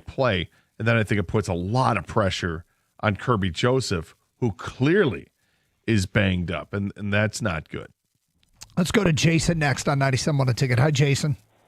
Hey, guys. How you doing? What's up? Hey, calling about Skubal. I mean, yes, the guy is probably one of the best pitchers in the league, no doubt. But if we can't score runs for him, there's no reason to pay him that much money where we can go turn around and use that money to get some bats, bring up some guys, maybe get a couple other pitchers that can, scrape together 13 wins like he did. We need way too much in other places. Yeah, so here's the thing. All that money on Skubal. Jason, I agree with it because the problem isn't necessarily pitching. It's having the timely hitting and having guys that have a better idea at the plate that can make the contact. That's what Scott Harris was talking about yesterday, getting back to the way that they played in the first half.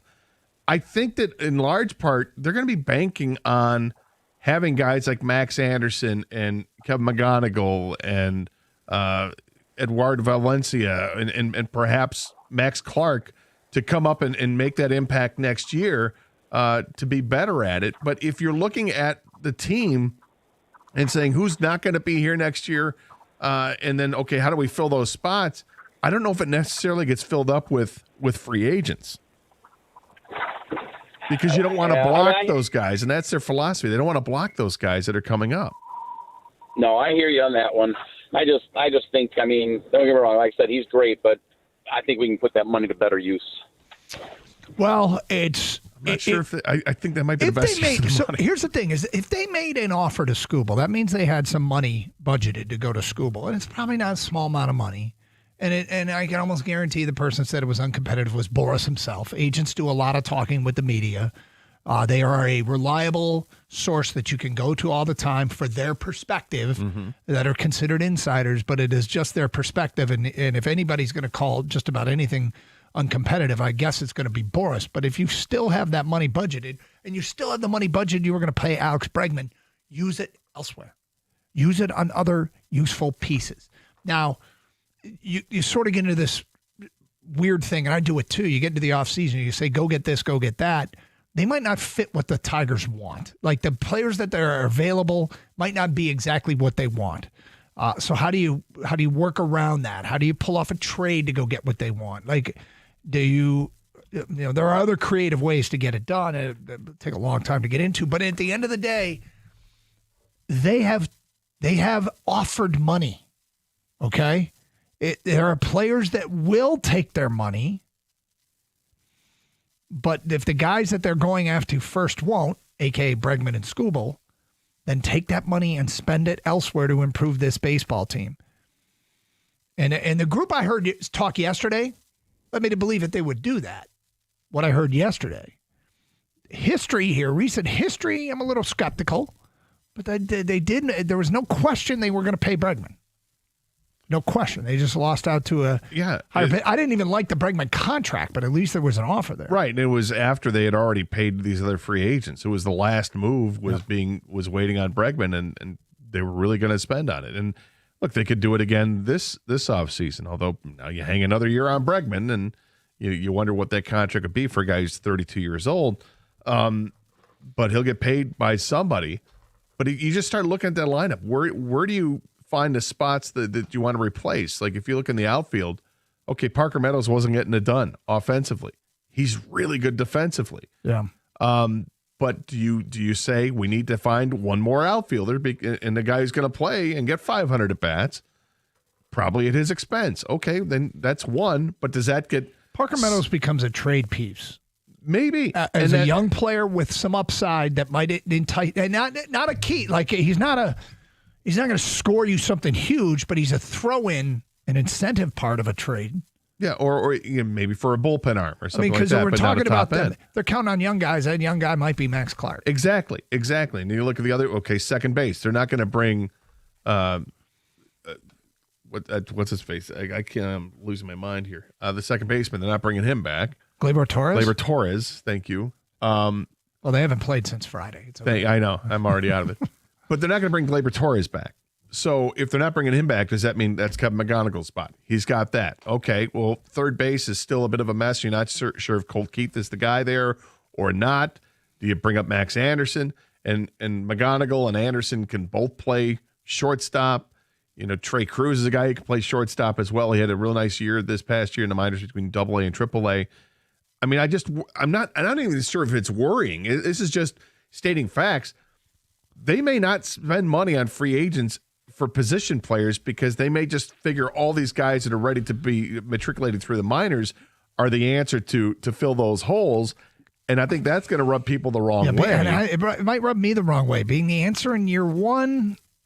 But then you got to ask yourself the hard question. If not them, then who? Then what do you do? Because I think the easy ones are the last guys on the roster. If you want to be punitive towards a McKinstry or a Veerling or a Wenzel Perez, those are the easy ones to say we can replace that with minor leaguers. But the guys at the regular spots like second and third base, and then thinking down the road even at shortstop, because, Javi's got 2 years left, and this might be his last year with the team. Maybe they'll just eat the salary after this upcoming season. It's a lot to think about there. 97.1 The Ticket.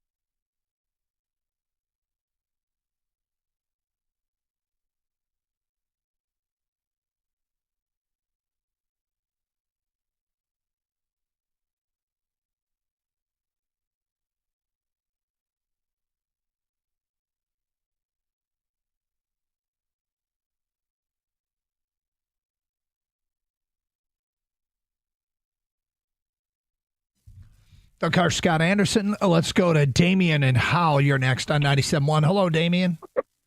Hey, guys. How you doing? What's up? Hey, I want to talk to Skubal real quick. I think this fan base has to realize and start to consider that we're not going to re-sign Skubal. Like, I don't think we have. I think it's almost a 0% chance at this point. If we look at it, I think one, you have Boris as a client or as an agent. There's no every time somebody hires Boris, it's either LA or New York at that point. His comments at the end of the year were never team-friendly comments, and so I think that told everybody in this fan base that he's just going for money at this point, which is fine. I'm not hurting him. But at the same time, we have to realize that MLB doesn't have a salary cap, and so that hurts Detroit already because these teams are going to do the deferred deals again, LA, New York. They're going to find a way to pay him over what Detroit offers him. So if we offer him $400, somebody's going to offer him $425. At this point, I think the fan base has to realize that we have almost a 0 chance of signing him. Well, let me give you a little more hope. Maybe that percentage will go up a little bit. Well, I 100% agree with him, but give us both hope. Okay, because I need to give myself some hope too, because I worry about this. They have a ton of money they can spend, and as long as they keep up with a plan that is promoting their minor league players they've drafted and acquired or whatever, it keeps their salary down. It keeps the payroll down. And if they're at $130 million, $131 million going into the 2026 season, and that's with $22 million accounted for Tarik Skubal, if you increase that, if you double that, and now he gets to $45 million a year, you can still add other players and do it. Like I said earlier, this is a team that had a payroll north of $200 million a dozen years ago when they were competing for World Series. This team is literally competing for World Series. They've gotten in the playoffs the last 2 years. They've advanced to the second round the last 2 years. They need to take steps forward. And you can't take any steps forward unless you've got Tarik Skubal involved. Next year. Well, so I think, I'm just leaving this open, that I think that they have money that they can spend on Tarik Skubal, along with other players. But so do these big market teams, though.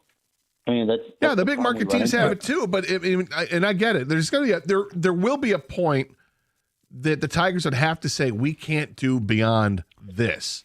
We have no idea what the threshold is, but I think we might be surprised at how high the Tigers can go to pay for their guy. Because this is the only guy right now on this roster that is even close to being worthy of a big-time contract. We can talk all we want about Riley Green and what we want him to be and what we think he is, but Riley Green's not approaching a $30 million a year contract right now. I think he's got 3 more years with it, at least 2 more, 26, 27, and 28 with this team before he becomes a free agent. That's 3 more years before you even think about paying him. So this payroll and I'm sorry, David, let me just say this. And in 2 years, Javi Baez is not going to be on the books. That's $25 million that's freed up. I just think that they've got the money that's there.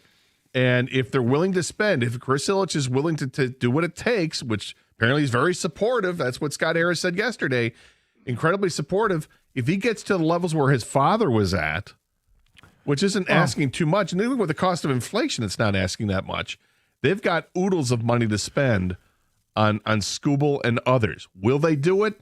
Don't know. My hope is centered around, and I agree with Damon. I don't think there's any chance he'll sign a contract beyond this year with Detroit, and I'm okay with them. I'm at peace with that.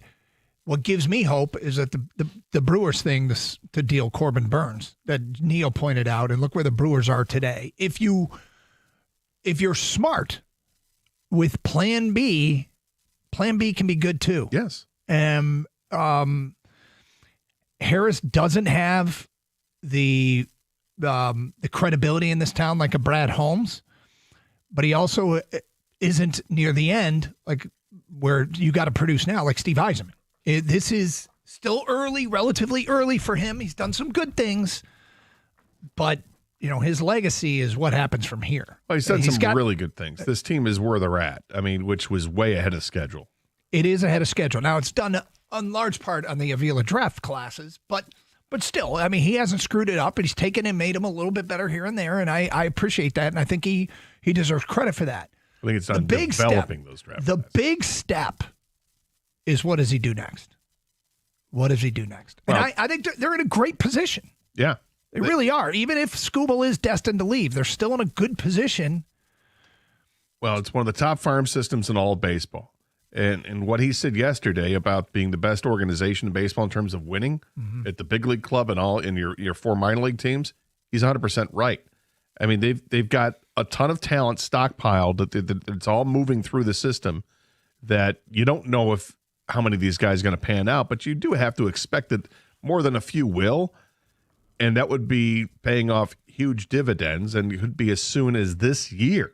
We might see guys this year. I mean, that's what he intimated.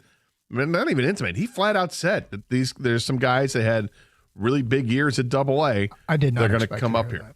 that. John's in Livonia next. Hi, John. Hi, how you doing, Doc? How you doing, Gator? What's up? Hey, I just want a little different perspective. I've been around a little while. I'm not going to bore you with how long I've been around, but I would like to see the focus be on 2026 World Series champions. I really don't want to see them mess with trading Skubal, for one thing, because then you're going to delay the window. And I think the window is really wide open, maybe as wide as it's going to be for a while. And maybe we're just a couple of key hits away from being in the championship series. And look what Toronto. Well, they're literally one hit away from being in the championship series. We know that. Yeah, and Milwaukee's been hammering Toronto, so why couldn't the Tigers be in the same position? Oh, Seattle is. So, yeah. So we're talking about, this is the year. Next year's the year to do it. 27. Well, I'll worry about that at the end of 26. Well, that's the Neo plan. What he wrote about today is go get a guy now that's essentially his replacement, and then if you can bring Skubal back, great. You go ahead and do that. But if you can't, but the problem is you don't want to lose him for nothing. No. And that's the downside of taking that plan and that approach. There is, if you wanted to add one player to this team, if you wanted, you'd have to go spend big money. But what if you went out and got Kyle Tucker? It's big money. I feel like we've been doing this for a decade. Right, but he's been this phenom. He's 28 years old, and he's an absolute stud in the outfield. But if you had Kyle Tucker in the outfield on an everyday basis, and in your lineup on an everyday basis, a guy who doesn't strike out that much, I think he had like 80 strikeouts this past season. That's a difference maker. That's a guy that is the difference between us sitting at home right now complaining about the Tigers and what we're going to do in the offseason to actually still rooting for this team in the ALCS. Michigan Auto Law Auto Accident Attorneys. They specialize only in auto and truck accidents. Many law firms don't specialize, but they focus on many different areas of the law. Why would you do that when you couldn't get a guy who specializes in auto and truck accidents? Steve and his crew over there, they've got more multi-million-dollar auto accident results than any lawyer or law firm in Michigan. They have the largest auto accident settlement. They set the record. Same thing with truck accident settlement. Any lawyer or law firm in Michigan. So, Michigan Auto, they are the law firm that puts people over everything. Visit autolaw.com. That's autolaw.com.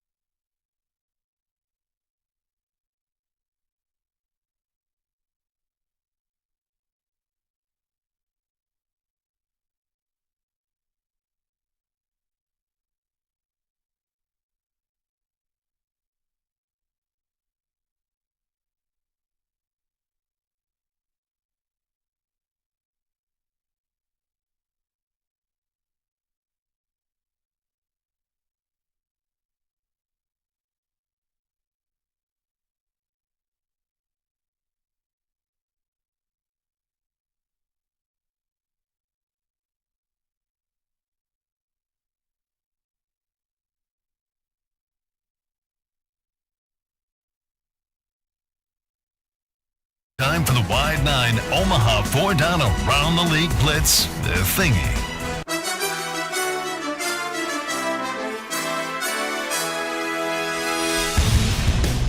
Heads or tails? Tails. He calls tails. It is a head. I will defer. All right, Gator, you ready? Give me the damn ball. All right, there, take it. Yes. Question number 1. If you were Penn State AD Pat Kraft, who would be your number 1 target? Urban Meyer. He's only 61 years old, a few years removed.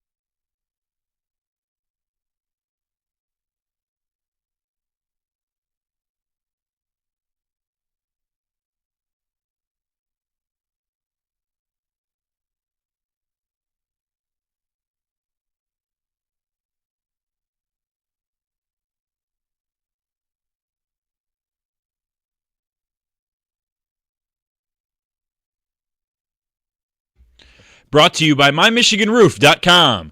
Dan Campbell addressed the media for his weekly press conference today, speaking with reporters for the first time since it was announced yesterday that safety Brian Branch will be suspended by the league for Monday's game against the Buccaneers.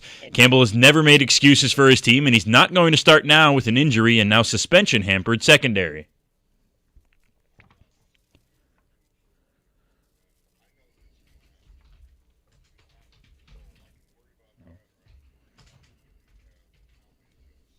Campbell also discussed the return of defensive tackle Aleem McNeil, who could be getting closer to seeing the field.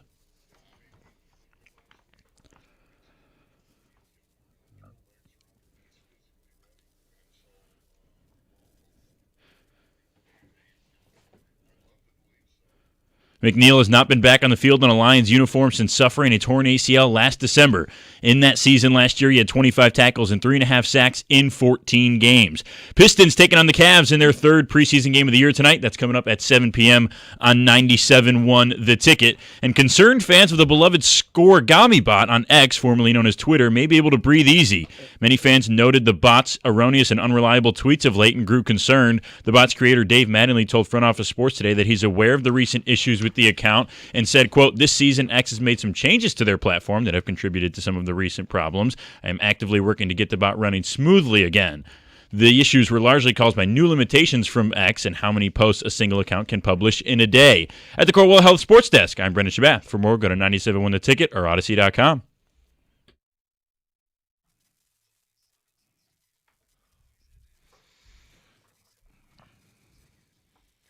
A lot of info from Two Cuts over there. Yeah, it is. And he lived up to his name, Two Cuts. I found some college football rankings that I think we're all here for. Okay. FBS schools ranked by their walking distance from the stadium to the nearest Waffle House. Wow. Well, rankings by the shortest walk to a Waffle House from the stadium. I don't think Michigan and Michigan State are going to do well in it. No, tied for 13th are the University of South Florida Bulls and Florida State at 1.1 miles. Georgia State checks in at number 12 at 1.0 miles. Auburn, number 11 at 0.9. Tied at number 9, Ohio State and Georgia Southern, 0.8 miles to a Waffle House from their stadium. Tied at number 7, Louisiana Tech and Western Kentucky, 0.7 miles from their stadium to a Waffle House. At number 5, Georgia and Jackson State are tied 0.6 miles from their stadium to a Waffle House. I'm trying to think what I think would be number 1. Well, if you're sensing a theme. Well, of course, it's going to be Southern. There's 2 Midwest schools, 1 Big Ten. I already mentioned Ohio State, which mimics an SEC school in many ways. Georgia Tech at number 4, 0.5. I'll let you guess what's number 1. At number 3, Alabama's 0.4 miles from a Waffle House. And then there's actually 2 schools. My apologies. 2 schools tied at number 1 at 0.2. One's a Midwest school, one's down south. It's a Midwest school. Yep. One's like an hour away. Wow. An hour away. Mm-hmm. Hour away. What the hell is it? Maybe it's an hour. Toledo? Maybe it's 75 minutes. No. Keep going. It's in the state of Ohio. If you go to Toledo and you keep going, what's the next Division I school you hit? I don't even know. There's 20 schools in Ohio. I don't know. Tied at number 1, 0.2 miles from their stadium to a Waffle House, Bowling Green. That's a few hours away. A couple hours away. It's 15 minutes south of Toledo. No. Bowling Green? I thought Bowling Green was like 2 hours away. It's just south of Toledo. It's like 2 exits south of Toledo. Right. And South Carolina, 0.2 miles from their stadium to a Waffle House. So there it is. The rankings you've all been waiting for. Hour and a half away. So 248-539-9797. Let's go to Joe in Grosse Ile. You're on 97 on The Ticket. Hi, Joe. Hi, guys. What's up? It pains me to acknowledge this, but as much as I would like to see the Tigers re-sign Skubal, I don't think they're going to be able to do that. But the odds are better that they re-sign Skubal than they are of them getting a big haul in trading for him. Nobody's going to give the value that Skubal is to the Tigers organization for a one-year rental. We're just not going to get his value. So we either overpay him. Why didn't you think we're that? going to lose them. I think he's right. I want to know why. I want to know why he thinks it, Gator. Because it's all about a rental. And especially in the offseason, there's no guarantees that any of these teams that are in the playoffs now are going to be back there next year. So they're not going to pay to have Skubal get him over the top next year at the winter trade meeting. So teams that trade for him can negotiate with him and can try and sign him to an extension. I think you're probably right. I was just intrigued to hear why. I mean, there's also the looming collective bargaining agreement, which might be terrible timing for the Tigers, which could affect his trade value come trade deadline time. I shop him pretty hard and just see what's possible. But I think it's more likely they trade him than re-sign him. I almost think there's 0% chance they re-sign him. And I gave my reasons why last hour, but... Well, and I think the reason that they're not, unless they can do a sign and trade and someone's going to pay him $500 million, because he might sign early for that kind of dough. But anything less than $450, he's not signing. He's going to play this right out to the bitter end. Well, it depends which teams are bidding for him. If it's a team like the Dodgers or the Red Sox or the Cubs or the Yankees, I think Boris can accept that because he knows that those are the teams with the most resources to sign him to that kind of deal, and that's what Boris is there for. But here's what I'm curious about is what are those teams willing to pay? And what kind of a deal are they talking? Like, are you talking about like an 8-year deal for Tarik Skubal? Okay, if it's 8 years, to get to $400 million, you got to pay him $50 million a year. Do you think he's going to get $50 million on the open market? It's possible, but do you think that's going to be the number? I wouldn't be shocked. I mean, look. I feel like no matter what Detroit offers, New York and L.A. will go one louder. They'll go to 11. It feels like they can. And yet they've got some guys. I think each team in the next couple of years have some players that they're going to have to re-sign too, and they're going to have to take a long, hard look at how things are. But it doesn't seem like they care about money. I would agree with that. But I think even those teams that don't seem to care about money might have to care a little bit. Well, that bargaining agreement, I don't know how that's going to impact markets for players. And that is always an unknown variable. I would shop them pretty hard. And then I that would be plan A. Plan B would be to sign his replacement this offseason and try and win with him and his replacement. And plan C, I guess, would just be ride it out and lose him, which I really don't want to do, but I don't think there is a future where they re-sign him. The only upside of the ride it out and lose him after the season is if they win the World Series. I know. And it's possible. It's not impossible, but if you're going to ride him out, you better also sign somebody in free agency as a pitcher. And then there's some really good pitchers available in free agency. You're going to have to give one of those guys a contract. 248-539-9797. Don in Birmingham, you're next. Hi, Don. Oh, gosh. Hey, thanks, guys. I was calling. I called earlier, but I was talking about the Lions. I know we're talking about like Tigers, but talk about anything. Caught me off guard. By the way, I think there's a couple things that we could do with the Lions and what's going on here. I think that it's egregious to a lot of respects, and then if you think about it, hold on, let me get to my notes. Wait, he took notes. So the league is an entertainment league, right? So we get that, and we know that Roger Goodell is an S. He's a star. Effer. He does with the draft. He does everything like that. Outstardom. Why do you think the Chiefs are getting, the looks that they're getting or the benefit of the doubt? I think, though, too, like people are talking about State Farm, but I think, you know what? The Fords have been on the back, and the Lions have been on the back receiving end of Don? all that stuff. Yeah. Yeah, your phone's breaking up pretty bad, bud. Oh, is it better now? Yeah, well, you said the Fords have, and then you broke up. Yeah, the Fords have been on the wrong side of, receiving favorable treatment. The Lions have. You know what? I know that State Farm, supports certain athletes. However, the Fords own a major, major advertiser. And I think it's about time that Martha and Sheila have a little sit down, if they haven't, with Mr.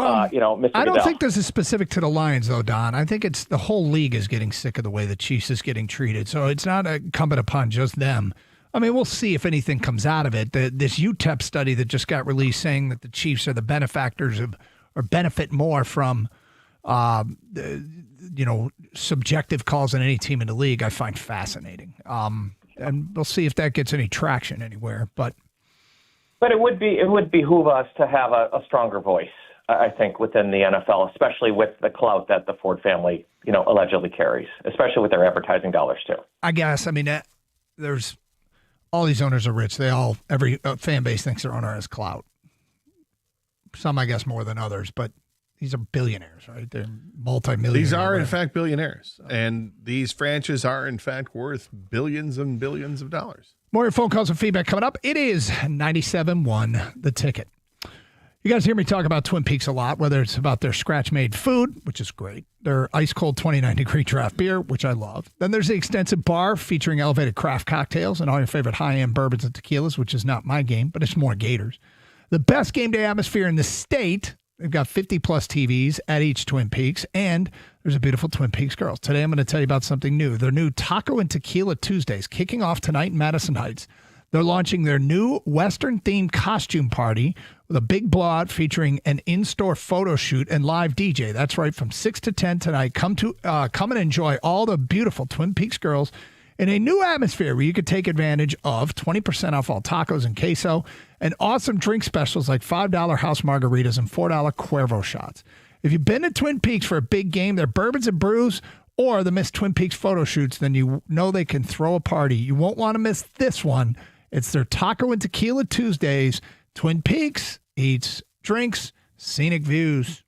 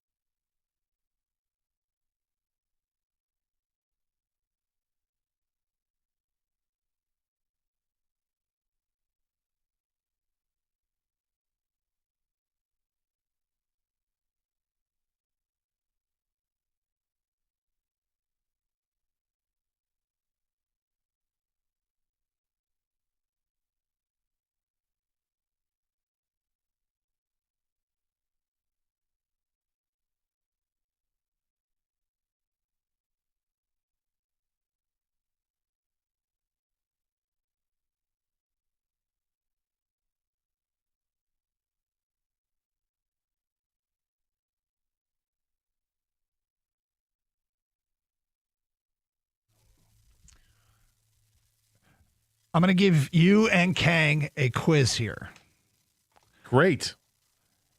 Here we go, Kang. This guy is a world champion. I'm going to give you his name, and based upon his name, I want you to tell me what he's the world champion of.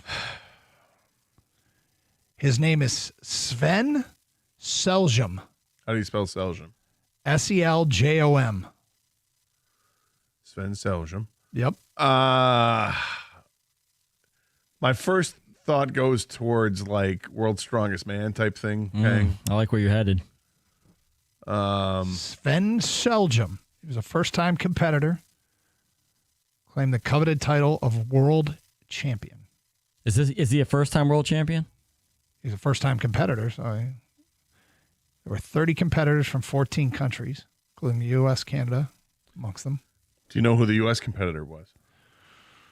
I do not. The story doesn't say. Sven Seljom, world champion. I think we got to go off the board a little bit because I feel like it's too. Yeah, don't focus on the name too much. I think that could throw us off if it makes any sense. You know what I mean? 14 nations. What are the other nations? Yeah. Let's see here. 14 countries, including U.S., Canada, Norway, Australia, Pakistan, the Philippines, and Finland. Okay, that does narrow things down. Okay. He said winning this was a great honor. First heard about this competition many years ago on Norwegian radio and thought it sounded really different. I wanted to enter ever since. Oof. The thing that's going to throw me off is there's a guy from Pakistan as well. So you got a Paki and you got Scandinavians. We're locked into. You said Pakistan, man. Well, I'm like thinking it's going to be something germane to cold weather, or it's going to be germane to like the strongman competition. We know where those people are from. I don't expect Pakistan to be also repping in the World's Strongest Man competition. The Philippines was in there too, so I don't think I thought something cold until those two countries came up. Like maybe Thailand, is that part of it too, or no? I didn't say Thailand. Didn't say Thailand. No. I'm thinking something dumb like rock paper scissors champion, like something like that. Okay. You know, like is there like a Squid Game or something? Sven Seljom. I'm gonna go hide and seek champion. Okay. All right, hide and seek. Is that your final answer? Hide and seek, and you're going rock paper scissors, Kang. I'm going with kite flying. All right. First-time competitor from Norway has stirred up success by claiming the coveted title of World Porridge-Making Champion. Sven Seljom from Mando claimed the Golden Spurtle Trophy by adding his own twist to the Scottish delicacy at the annual event held at Carabridge in the Highlands.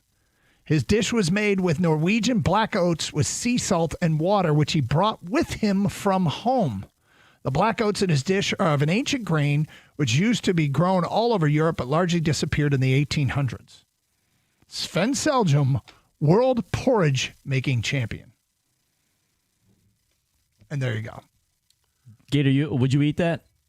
I tried porridge. Yeah, I don't know porridge. I think this is quite a letdown. Is it? Yeah. Porridge making. Yep.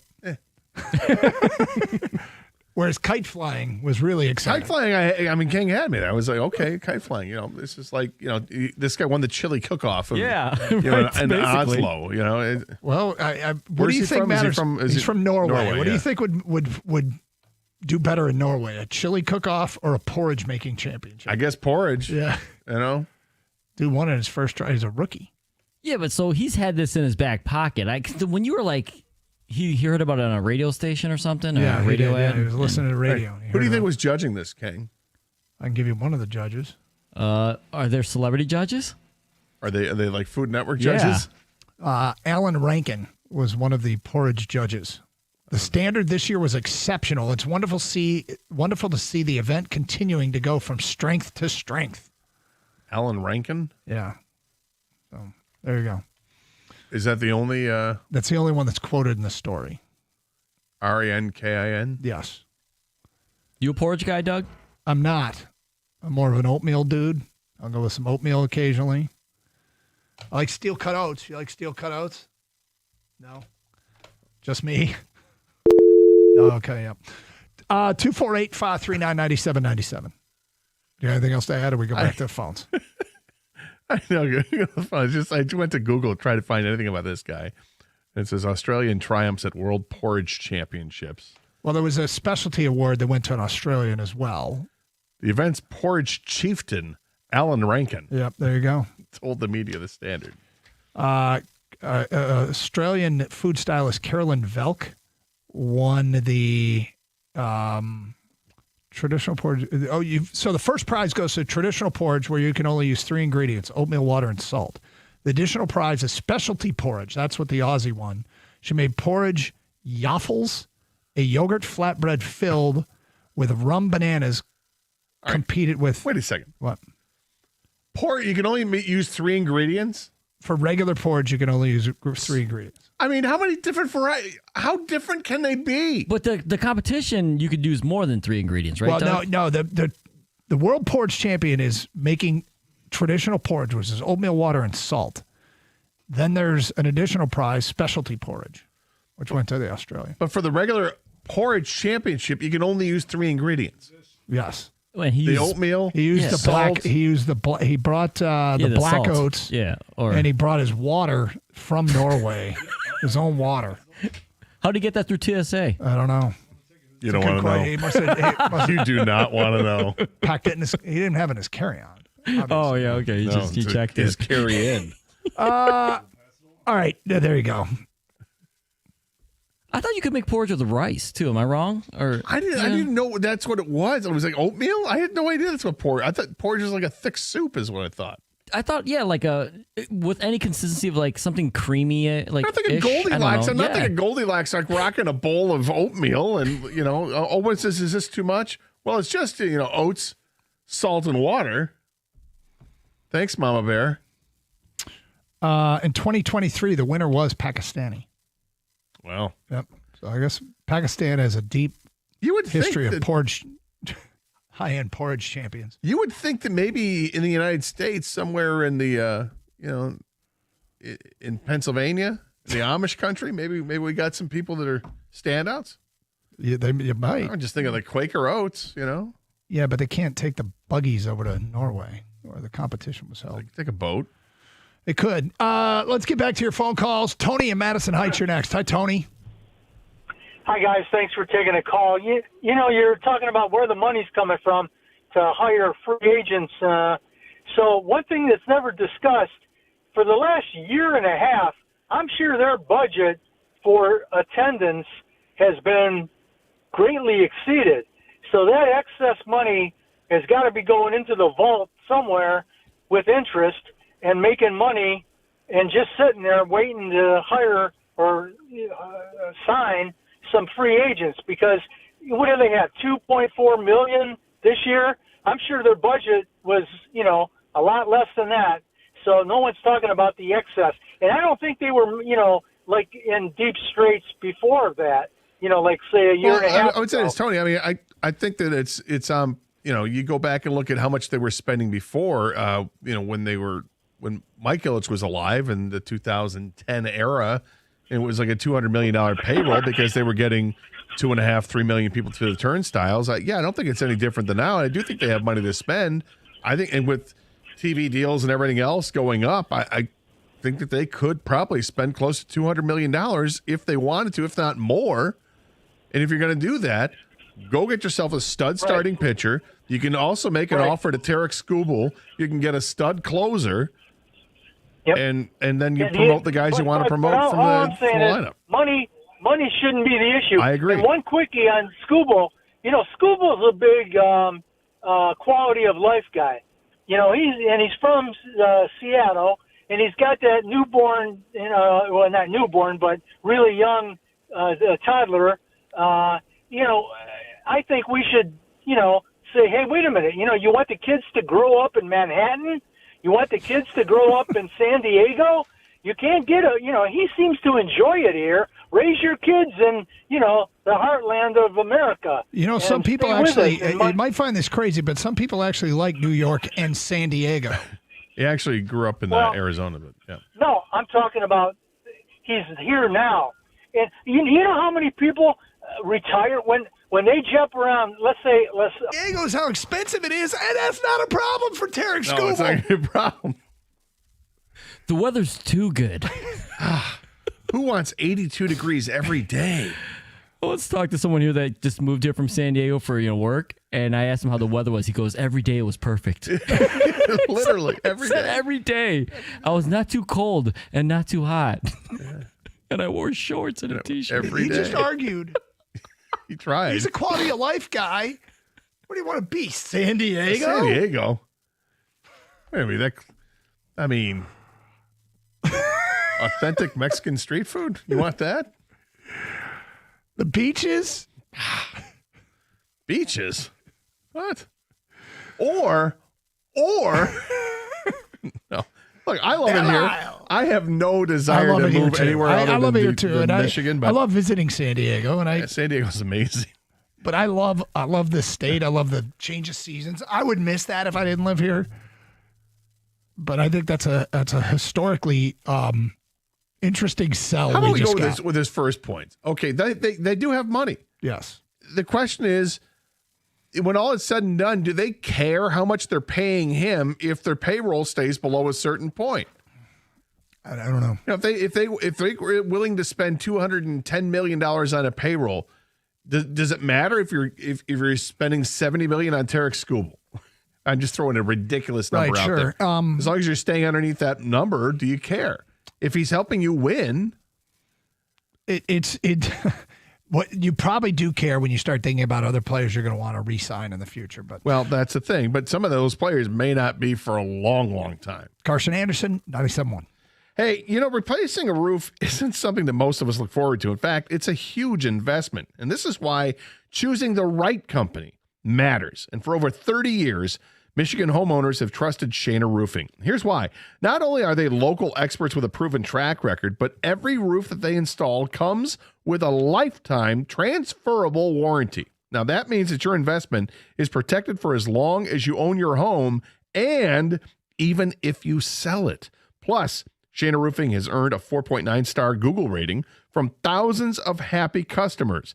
That kind of trust doesn't happen overnight. It's built on decades of quality work and customer care. So if your roof is aging, leaking, or you're just ready for peace of mind, go to mymichiganroof.com. That's mymichiganroof.com. Powered by Shana Roofing, Michigan's trusted roofing experts.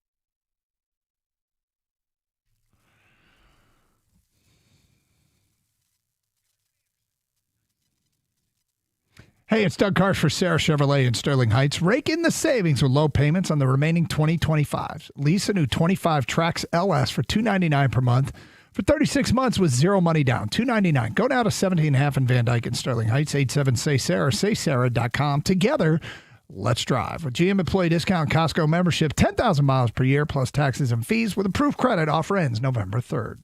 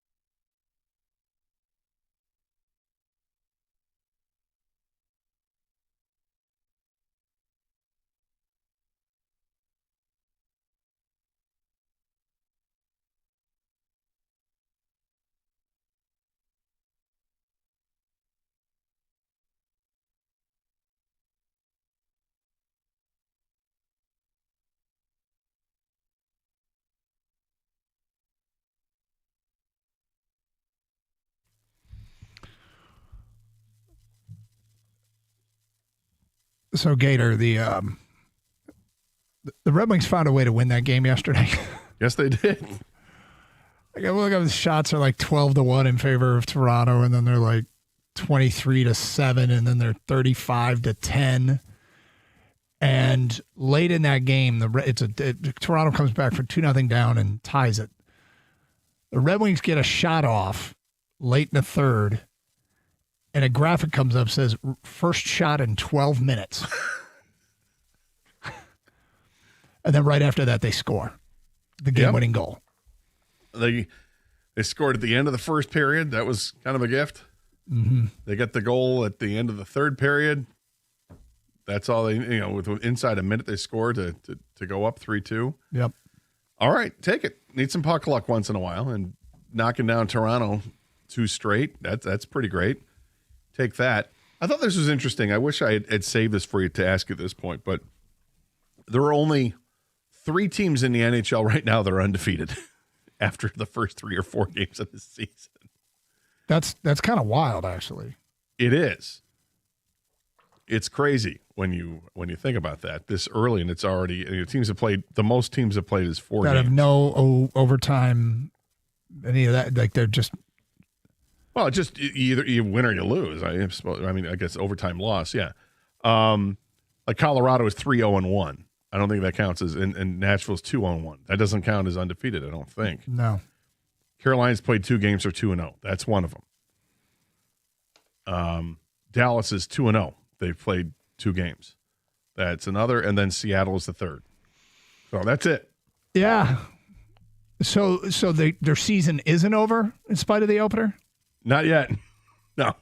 Let's be fair. The opener was bad, but there were a lot of, what do we say, short-term results, long-term conclusions. Yeah. In the Red Wings case, I forgive the fans a little bit, right? Because the past few seasons haven't been really particularly rewarding, and so when you see them get embarrassed in the opener, you start to worry it's going to be that. But there were some quick panic buttons pushed on this team, and then 2 wins in a row over Toronto doesn't mean victory laps either. It just means it ain't over. No, it's just the quick look back at the start and what happened yesterday is great. They beat Toronto.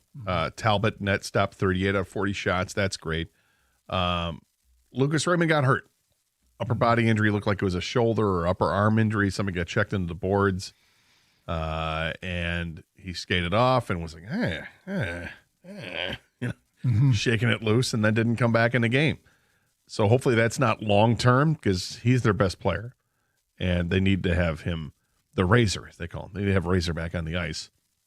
In the meantime, sure is nice to see that Patrick Kane is what Patrick Kane is.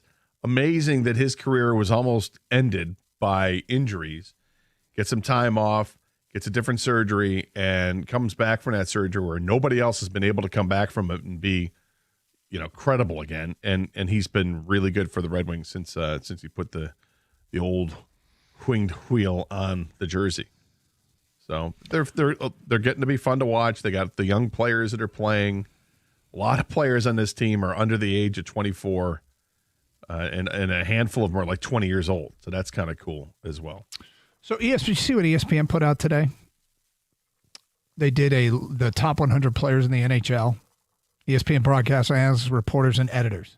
That was broadcasters, analysts, reporters, and editors, rated players. Came out with their top 100 players. Okay. Do you think any Red Wings made the list? I would hope at least one. I think Lucas Raymond is probably on the list. Dylan Larkin is on, he's on the roster for like Team USA, so I think he might be on the list, and that might be it. Maybe is Sider on the list to make it 3? Red Wing, Red Wing Gator, the highest rated Red Wing is Dylan Larkin at 24. 24. I'm surprised by that. Okay. The second highest rated Red Wing is Lucas Raymond at 48. The third Red Wing to make the list is, you didn't mention him, Alex DeBrincat at 59. And Mo Sider checks in at 84. Okay. It's actually not bad representation. It's not bad at all. We saw it last year. We're like, okay, they got a line and a half, right? I mean, that's what it felt like when games really mattered late in the year, and you're just looking like you can count on a line and a half. I was just talking to Kenny outside about the Red Wings. He and I were talking, hey, nice start here. And I'm like, well, the pieces they've added feel like that they're better pieces than they had last year. They're upgrades over whatever they had, whether it's, Van Riemsdyk or who scored that? It was the first goal yesterday. He right? scored, and Appleton scored the winner. Those 2 guys paid off last night. Sandine Pellica, the young guy, is getting a ton of ice time on defense, and he doesn't look out of place. He'll make his mistakes, sure. But as a rookie, he should be making mistakes. As long as he, makes more good plays than bad. More better mistakes, he'll be fine. But I think that this is a team that can grow, and the fact that they've had the coach for the full year here, and they got a full training camp with them, people know what to expect. And that first game did not sit well with anybody, and they made some corrections.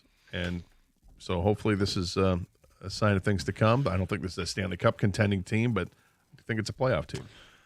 What a pleasure. It's Mike Stone. How are you? Oh, great. How are you, Stoney? I'm in for Mr. Valenti today. Okay. Happy anniversary to you. Your wife's anniversary a couple days ago. Thank you. Thank you very much. Tonight we're going to see her choice, Adam Sandler. Oh, really? Little Caesars Arena. Oh, so you don't want to see Adam Sandler? It's her choice? No, I don't care. I think he's funny, but I'm not big on seeing comedians in hockey arenas. I understand. To me, comedians should be in much smaller venues, like the Comedy Castle. Or even places like, the Fox, that would be something the to Fox. see. How much would they have to charge for tickets to see Adam Sandler at the Comedy Castle? I don't know, because you go to places, like that Comedy Store, and some of the greats just walk in on their own and That's try true. out new material. So, yeah. I was in L.A. one time at one of those comedy places to see a just for the night, and George Wallace came in to do Not the former governor of Alabama. No, different George Wallace. He came in and goes, I just wanted to try out some material. Everybody said, yeah, it sounds great. And it was, I had was one interesting. where Andrew Dice Clay, before he became famous, came in there at the Comedy Store and started doing the nursery rhyme. I never heard anything like that before. And Gator, I don't know, Doug, you might not remember it all. There used to be this Pistons fan at the old Silverdome. Her name was Glitter. They used to show her in the crowd. She had blonde hair and she wore like sexy. Anyway, she walked on and performed at a Comedy Store. I said, "I'm from Detroit, Glitter," and she was like embarrassed because she was like this famous fan during the Bad Boy days. Silverdome. So was it bad? She was not very good. Okay, yeah. And was George Wallace bad? You said interesting. It was a good thing he tried some stuff out first. Yeah. Okay. To fine tune it. What do you guys got planned coming up next? Well, we're going to start because Mike and Rico really didn't have much chance yesterday because of the Red Wings game. We're going to get into what Scott Harris had to say to the throng that was there yesterday, including myself. Yeah. What did you? I got to tell you, I thought it was kind of gratifying just to hear him answer some of the questions. He was a little more contrite than he usually is, but I don't think he was completely. He didn't satisfy everybody, and part of that was like I'm kicking myself for not asking AJ. All right. Whose decision was it to take Skubal out after 6 innings? He's answered it, right? He said they talked about it the inning before and decided he had one more. Yeah, but did they get a memo from Scott Boras? Oh, God. You're not buying into that, are you? I don't know. I mean, seriously, the season's on the line. You're a competitor. I don't care if you think you're out of gas. You don't think that Tarik Skubal has enough physical ability I think he does. I don't think mental ability to go one more inning? I think he did. I don't think his agent had anything to do with it. No. You never know. This is an interesting conspiracy theory I'd never thought of. Yes. And speaking of conspiracy theories, we'll get into the officiating the Lions-Chiefs game, whether it was legit or not. I felt guilty because we leaned into that early, and I'm like, this is not us. There's a study out there. I know, actually. dude. Yeah, the University of Texas El Paso. They have nothing else to do. Figuring out about UTEP. Maybe not. Maybe that's what they do at UTEP. All right, have a great show. Good to see you again, Mike. Yes. Stay safe, everyone, and treat each other with respect. 97.1.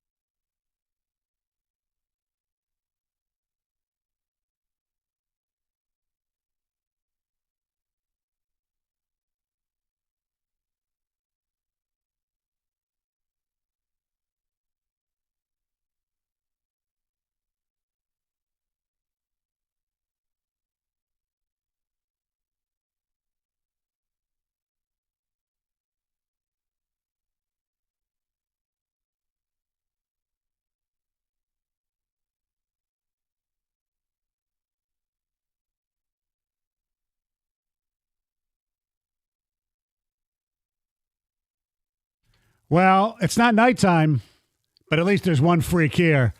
Mike's in New York. The freak is me, Stoney. Rico, ladies and gentlemen, Kenny Hatchett. How are you, everybody? Everybody good? I was really wondering where you were going with this. Kind of a freak. Okay.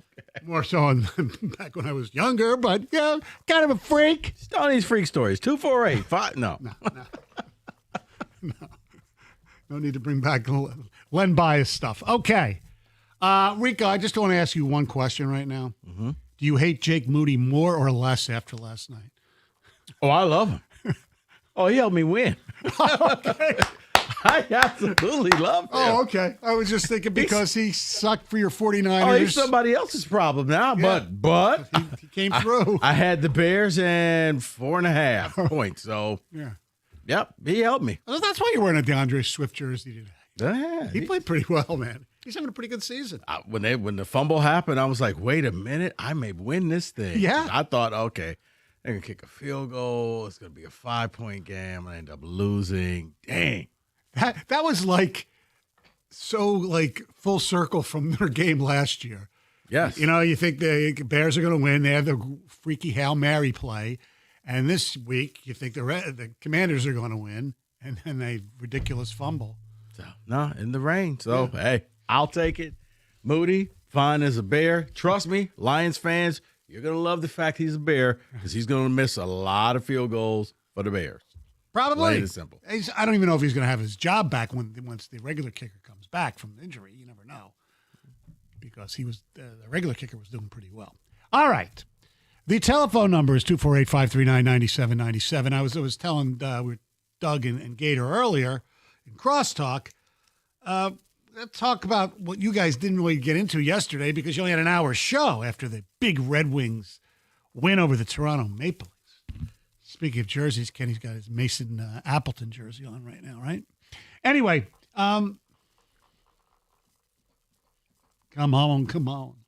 Let's fly. So I was at the Scott Harris press conference yesterday, and I was stunned. It was with AJ Hinch, too, that it was an hour.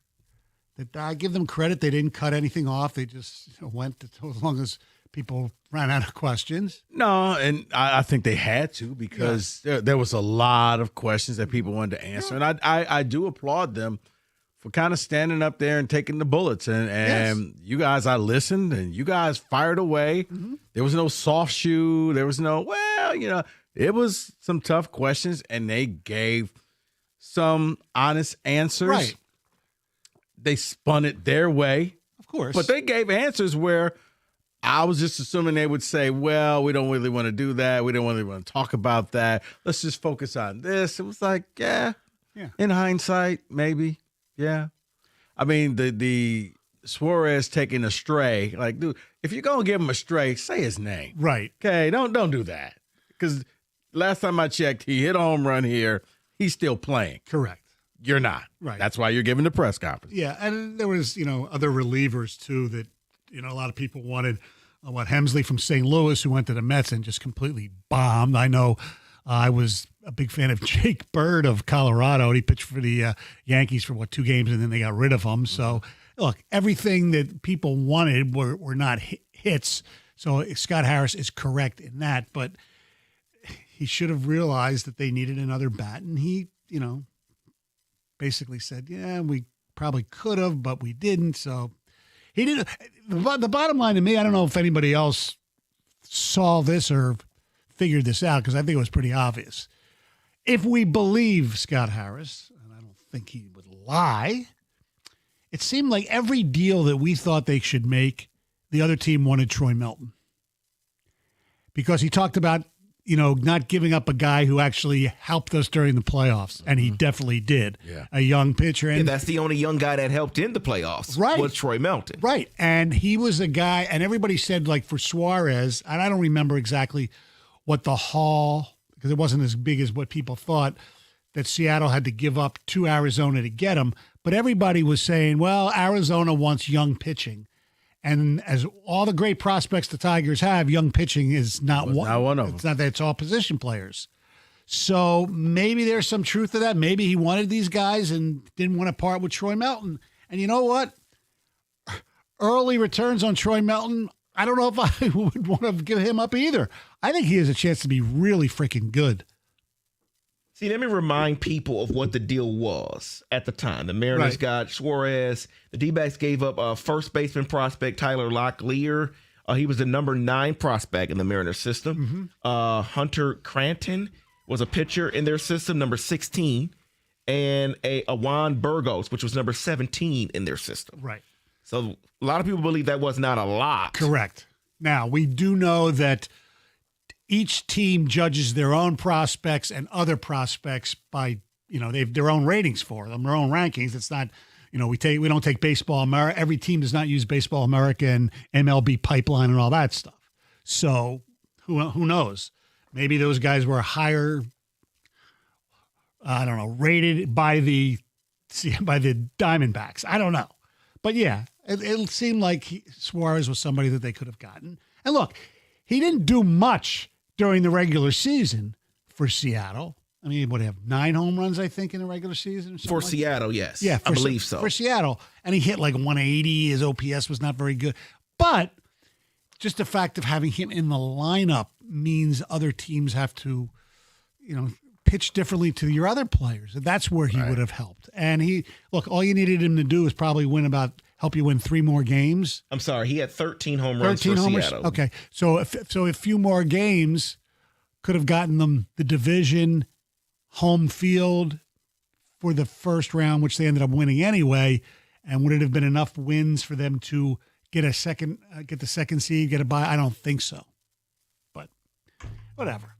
So 248-539-9797. Is there anything he said yesterday that makes you happy or makes you pissed off? I guess for me, when he kind of talked about, we won more games this year. So he kind of labeled this year as a success. Right. Because you won a game more. But they actually did the exact same thing they did last year. They lost Game 5 of the ALDS on the road. But I guess technically we were talking about pre-show. You technically were in the playoffs longer because it was a 9-inning game versus a 15-inning game. But I'm sure they'll say, hey, we were in the playoffs longer than we were last year. Yeah. I don't see this was a success at all. I think this was kind of a glass half full.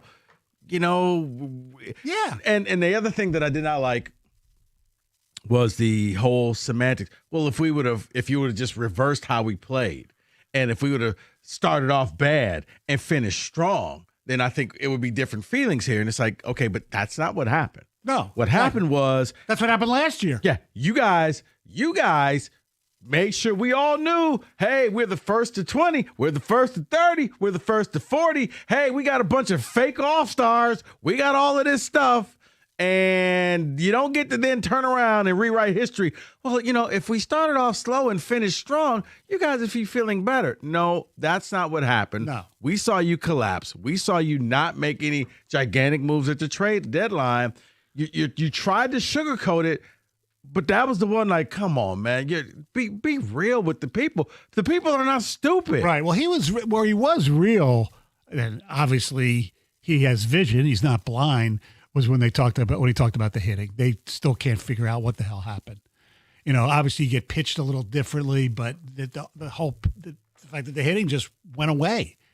Even if you take into consideration that they might have overachieved a little bit earlier hitting-wise, nobody, me, you, anybody could have ever had the vision to say that this team was going to go completely down the old, swinging the bats, even though they weren't great players. No. So that was the thing that got me. So 248-539-9797. Was this season a success? Because I don't think it was. I think that if you can make the case, it was the same as last year. Yeah, pretty much. But I would say last year was better because last year was unexpected. Mm-hmm. Last year was a joy. Last year was fun. Last year, we all rallied around and just said, hey, let's see how far this team could go. This year, it was laborious. You were saying, oh, my God, when will this end? Because it was so tough to be a fan because it was such a bad watch. So, yes, this year was worse emotionally for a fan. As far as, nuts and bolts, wins and all that, yeah, it's a little better, but who cares? So 248-539-9797. Was this season a success for you? I say no. And if you say no, how do you fix this thing? Hey, the other day I'm at a friend's place. He's all hyped up to watch some football. The setup, though, man, it was a hot mess. Lagging, buffering, switching between apps, trying to find the game. He claimed he was a big fan, but I felt like I was fan-fished. See, if you call yourself a football fan, you gotta have Xfinity. It's the ultimate sports destination. You can find the best games, and I can find all my favorite teams all in one place. And the way I watch, it's next level. It's the perfect fan flex because I got all the action in my living room, plus Xfinity's best picture and sound with enhanced 4K. I talk about this with Evan all the time. So clear, you feel like you're at the stadium. You can even hear the boos to a certain coach in East Lansing. Sometimes you get 4 games going on at once. Why? Because why not? On top of that, you get real-time notifications and live stats right on your TV. It is the best seat in the house, folks, every time. Next game day, make sure your big fan isn't a fan fail. Learn more at Xfinity.com. Xfinity, imagine that. Restrictions apply. Multi-view requires Xfinity 4K capable TV box.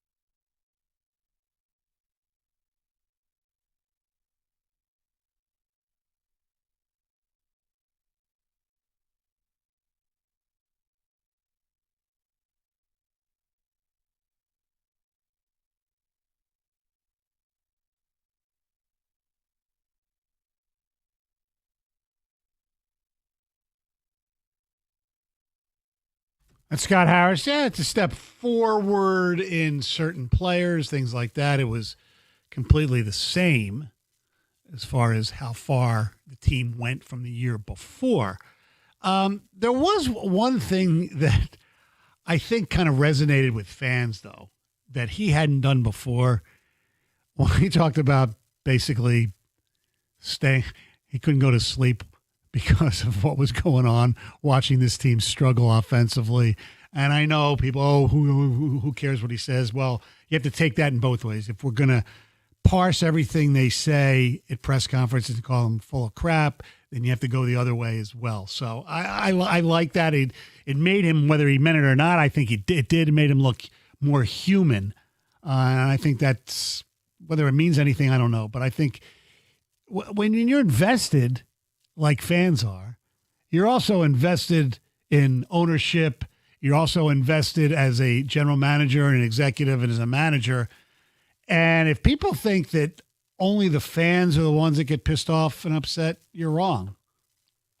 These guys do too, because it's their livelihood. If this team, goes down the old what year after year, they lose their jobs. So it was bizarre the way the season did happen. I mean, it was, Tony. It's just the game 5 just represented everything that this season was. Oh, yeah. From, okay, I think we got a chance of winning this thing, to, okay, look at, Skubal, best pitcher in baseball. Look at him out there dominating, to wait, he's leaving now. And now you're putting somebody else in. Now the game's tied. Okay, and now we're going to play the game of who's going to blink first, who's going to make the first mistake. And Lord knows it got to the point neither team wanted to win this thing. Yeah. Both teams had guys stranded on third base, second base, 1 out, no outs. And in the end, it got down to all of a sudden, who's going to be that last guy? You're going to put Kahnle in, or is it going to be Mize? No, it's not going to be Mize, and that's ball game. 15 innings later, you stayed up way too late. You took the entire roller coaster ride. And similar to the season, Stoney, right? I think a lot of Tigers fans were like, you know what? Just end this damn game. Oh, yeah. Just let me go to sleep. It's a Friday night. People had places to go on Saturday. So, at least they didn't have work to go. But, yeah, it was brutal. I kind of thought that they were going to get ahead. I thought that Javi, of all people, was going to drive in the winning run, and he got his bat sawn off. And it went right to Suarez. If it goes any other way. I mean, the entire time I kept thinking, okay, who's going to be that guy that – because I'm thinking it's going to be just some no-name guy from either team that's just going to hit the home run. Oh, the no-name guy tied the game. Yes, he literally came off the bench, first swing of the bat ever in the playoffs. Happy birthday. Right, and okay. And then I thought, he's going to hit the game-winning home run. He's just going to step up there. No, okay, that didn't happen. And then I'm just thinking, then I thought maybe AJ's going to bring somebody off the bench.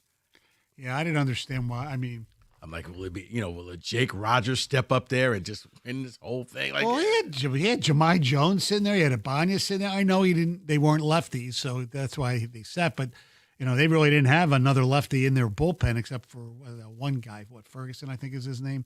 And I don't think they were going to use him. So, and it did represent a microcosm of the season because how many times did we see or did we say, why does just let Kerry Carpenter, bat against lefties? He'll never get – and he hit the home run off of a lefty. Mm-hmm. Yeah. All right, some ticket text, David. Harris reeled in another load of suckers yesterday. If you believe a word he said, the Tigers aren't aggressive this offseason while we have Skubal next year. Well, screw that team. We might not have Skubal next year. Mm-hmm. Well, they should trade him. Well, which leads me to this next text.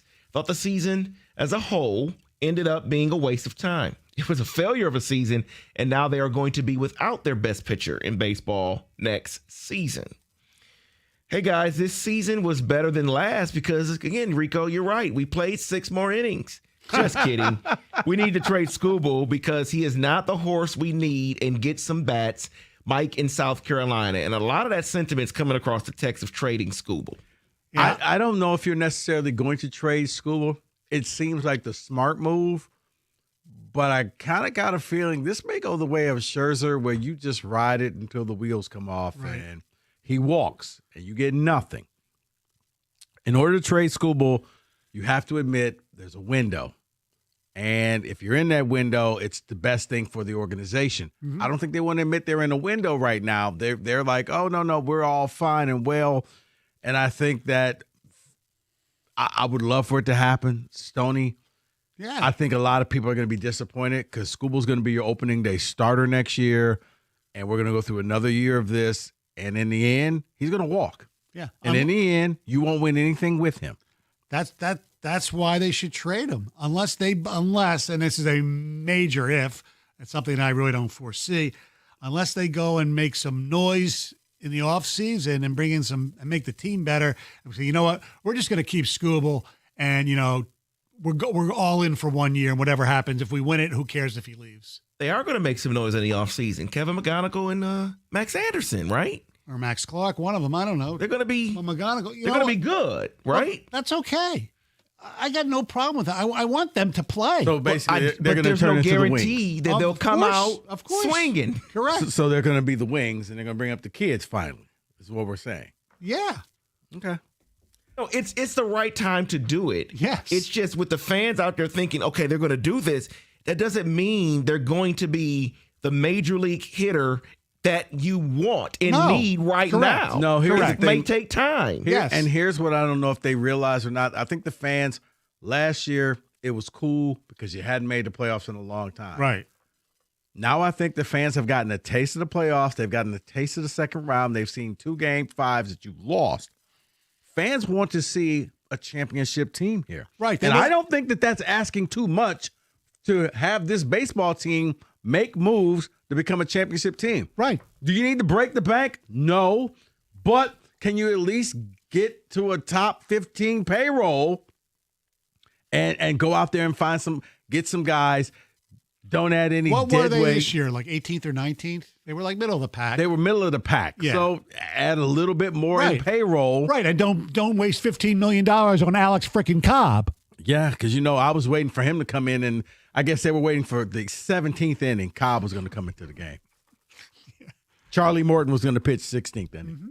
Hey, but Charlie got to retire and finish out his career with the Braves, so that was a good thing. Nice retirement package. Yes, exactly. And then that was the other thing when he said yesterday that I didn't like. Well, they got Paddock and Charlie Morton, and they knew that they weren't going to really be contributors in the playoffs. Then why you get them? Yeah, because it looked good. Hey, we made moves, but you knew they weren't going to play. So, okay. They panicked a little bit when Olsen got hurt, basically, is what happened. He needed another starter. They did. That's what happened. Any more ticket text? I'm sorry. Well, yeah, I expect the Tigers to do little to nothing in the offseason. They believe the first half Tigers are the real version because it allows them to rationalize not spending, which ultimately is the edict from ownership. See, I think that, it sucked to what happened, but I think it also might have woken them up that they weren't living this delusions of grandeur. And they said, okay, this is what these guys really are. So maybe we will do something. See, and that's the part of the press conference that I didn't like. Because factually, yes, he had some all-stars. He had some everyday all-stars. They were in the all-star game. They were named all-stars. Okay. But in reality, no, they were not all-stars. No. And I think as a GM, because he talked about a lot of, you have to look ahead. 30,000 feet above or whatever he's saying he has to look. He had to look at that before the deadline and say, okay, you know what? I can find someone to replace McKinstry if I need to. Correct. Put him on the bench. Like, he has to understand that. I didn't like that part of the press you didn't have conference. real law. You had a bunch of alternates. Yes. That doesn't count. Right. Alternates of the alternates, to be honest. Javi got voted in. I mean, it was ridiculous. Okay, you know what? Here's the thing. I'm not mad at Javi because he actually deserved it for the first half of the year. Everyone else was an alternate of the alternate. Right. So I was okay. He was like, oh, it's Javi. But you know what? He was playing well and quiet as kept. And Torres was voted on too. Quiet as kept. Javi Baez was probably the best player in the playoffs. Yes. Javi came through. Yes. Javi, I mean, you could see that the Seattle pitchers were trying to get him to swing at those Sister Jean pitches, and he was like, "Nah, not doing it, not doing it." Yeah, I got no problem with Javi at all. I mean, he's going to be on the team next year. That's fine, as long as he doesn't go into regression. 248-539-9797. Let me take this call. No, I won't take this call. We'll take it later. 97 won the ticket.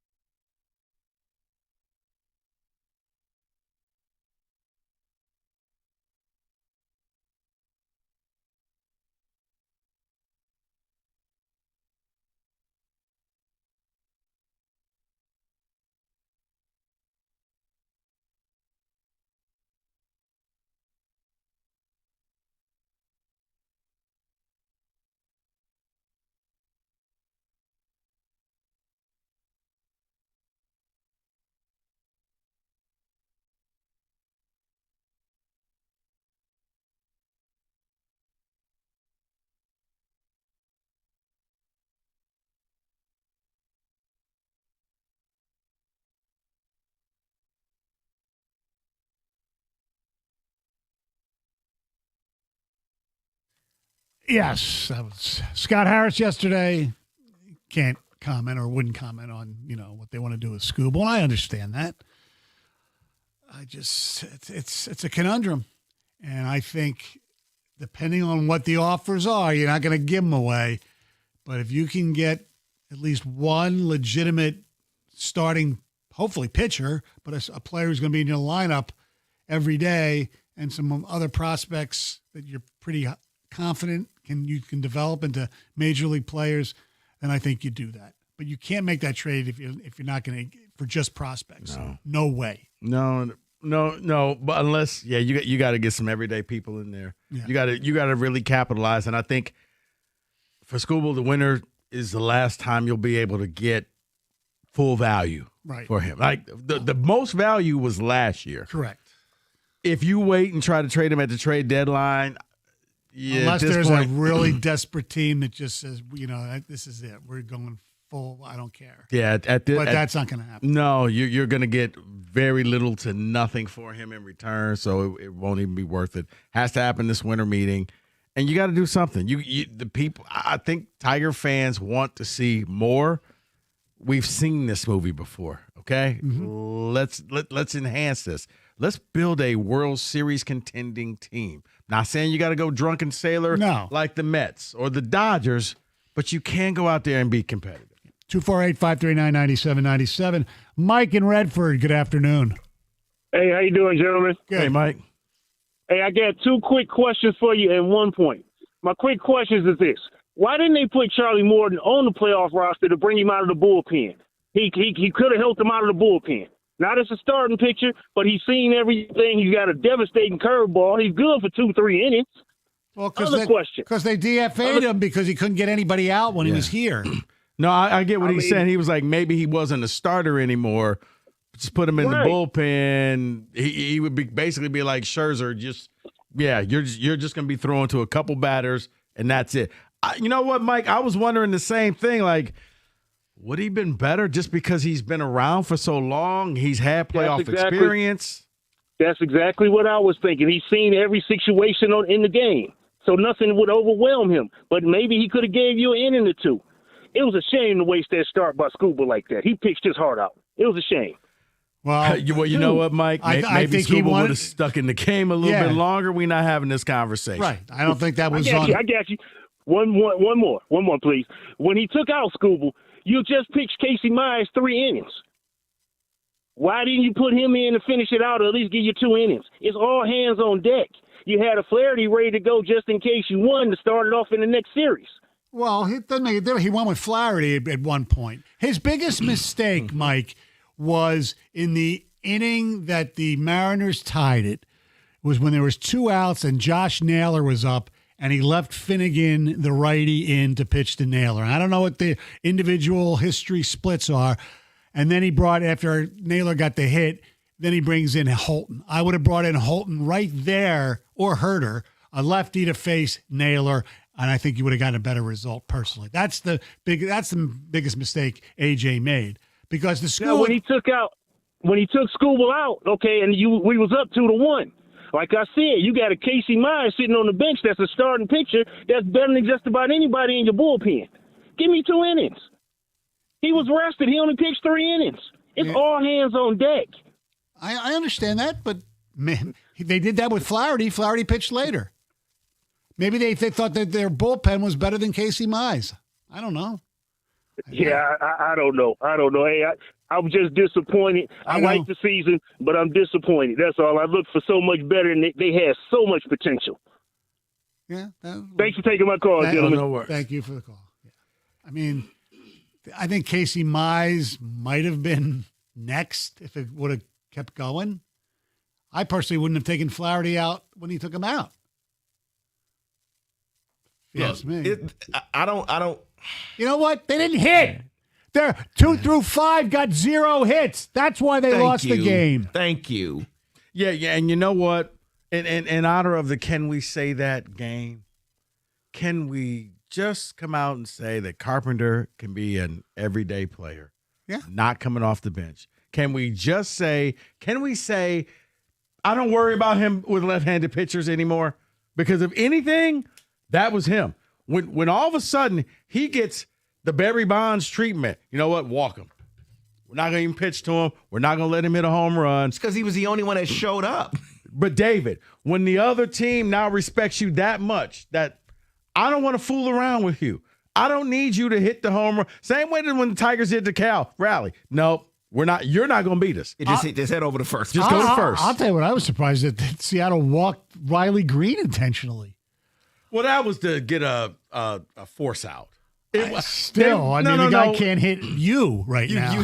No, but it was percentages. He is the out. It was the fact that, yes, he is, but if he does hit anything, now it's a guy on third with no outs. I'd rather put him on. We get a double play type of thing. Riley Green wasn't the threat. No. Kerry Carpenter was a threat. Right. Can we just put that to bed? Dave in South Lyon, you're a 97 on the ticket. Hey, first of all, I'd like to say I'm not happy with the A.J. Hinch extension. I was so mad Friday during that game and how he mismanaged that game. I wanted him fired after the season. I'm not splitting hairs. I mean, you mentioned, not pitching Holton the Naylor, but also pulling Skubal after 6 at less than 100 pitches. Do you guys believe that Skubal said he was done, or do you think that's A.J. Hinch's decision? No, I think that's Skubal. I think Dave, I think that's 100% Skubal. I can't prove it, but I think that – think about this, Dave. There's been many a time as the season progressed, you're like, man, he just struck out the side. He's still throwing 100 miles an hour, and you know what? I'm done. I am done. I think Skubal had his own pitch count. I don't think that was AJ. I think that was Skubal. Well, if he's going to be your horse, if he's going to be a $400 million pitcher, you got to be able to give more. I agree. Okay, and that's why it changes the dynamic of the bullpen if Skubal can pitch the 7th. Correct. He can even pitch best for 2 innings there. I totally agree with you, but that's why it's so baffling to me that being the competitor, he wouldn't say, I'm not coming out. Okay, that's number one. Never going further. Yeah, that's right. Scherzer did the same thing. Scherzer did the same thing in 2013 in the Big Papi game.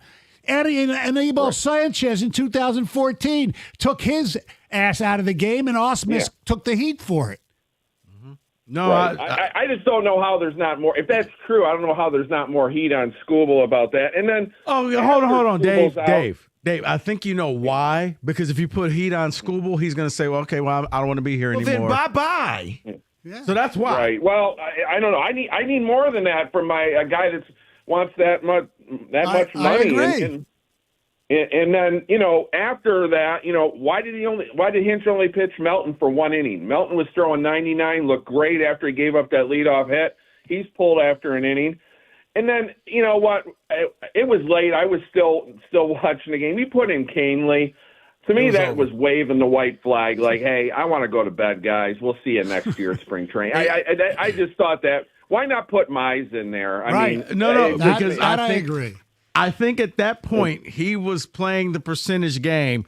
I need somebody to pitch in Toronto. So if I put in Mize, you can't think about Toronto when you haven't won that last game. If that's his thinking, that's so flawed, in my opinion. You know what I mean? You got to. I don't know. I was just so incredibly frustrated, and then, between the Spartans and the Lions after that this weekend, it was just the frustration level is at 11 out of 10. Yeah, well, it's funny. Thanks, not funny, but thanks for the call, David. I worked Friday morning, and Costa asked me, how many wins are we going to get this weekend? With the possibility, and this was including the Red Wings, of them being 2 Tiger games, because if they would have won Friday, they would have played Sunday. So you had the Tigers, the Lions, the Red Wings, and Michigan and Michigan State. Mm-hmm. I said they're going to get 1 win. I'm always pessimistic, as you know. They're going to get 1 win. Which would that be? Oh, it's the Spartans. That's the win. Oh, Stoney, no,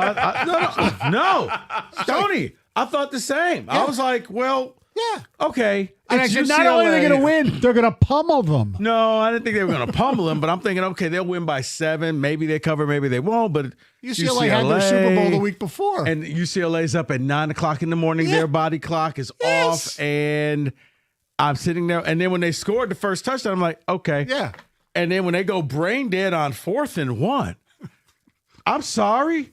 I will never, ever, ever. There are certain things I just never get. Football coaches on 4th and inches or 3rd and inches, and they put the quarterback in a shotgun, or they turn around and hand it off to a running back who's 5 yards behind the line instead of just going forward.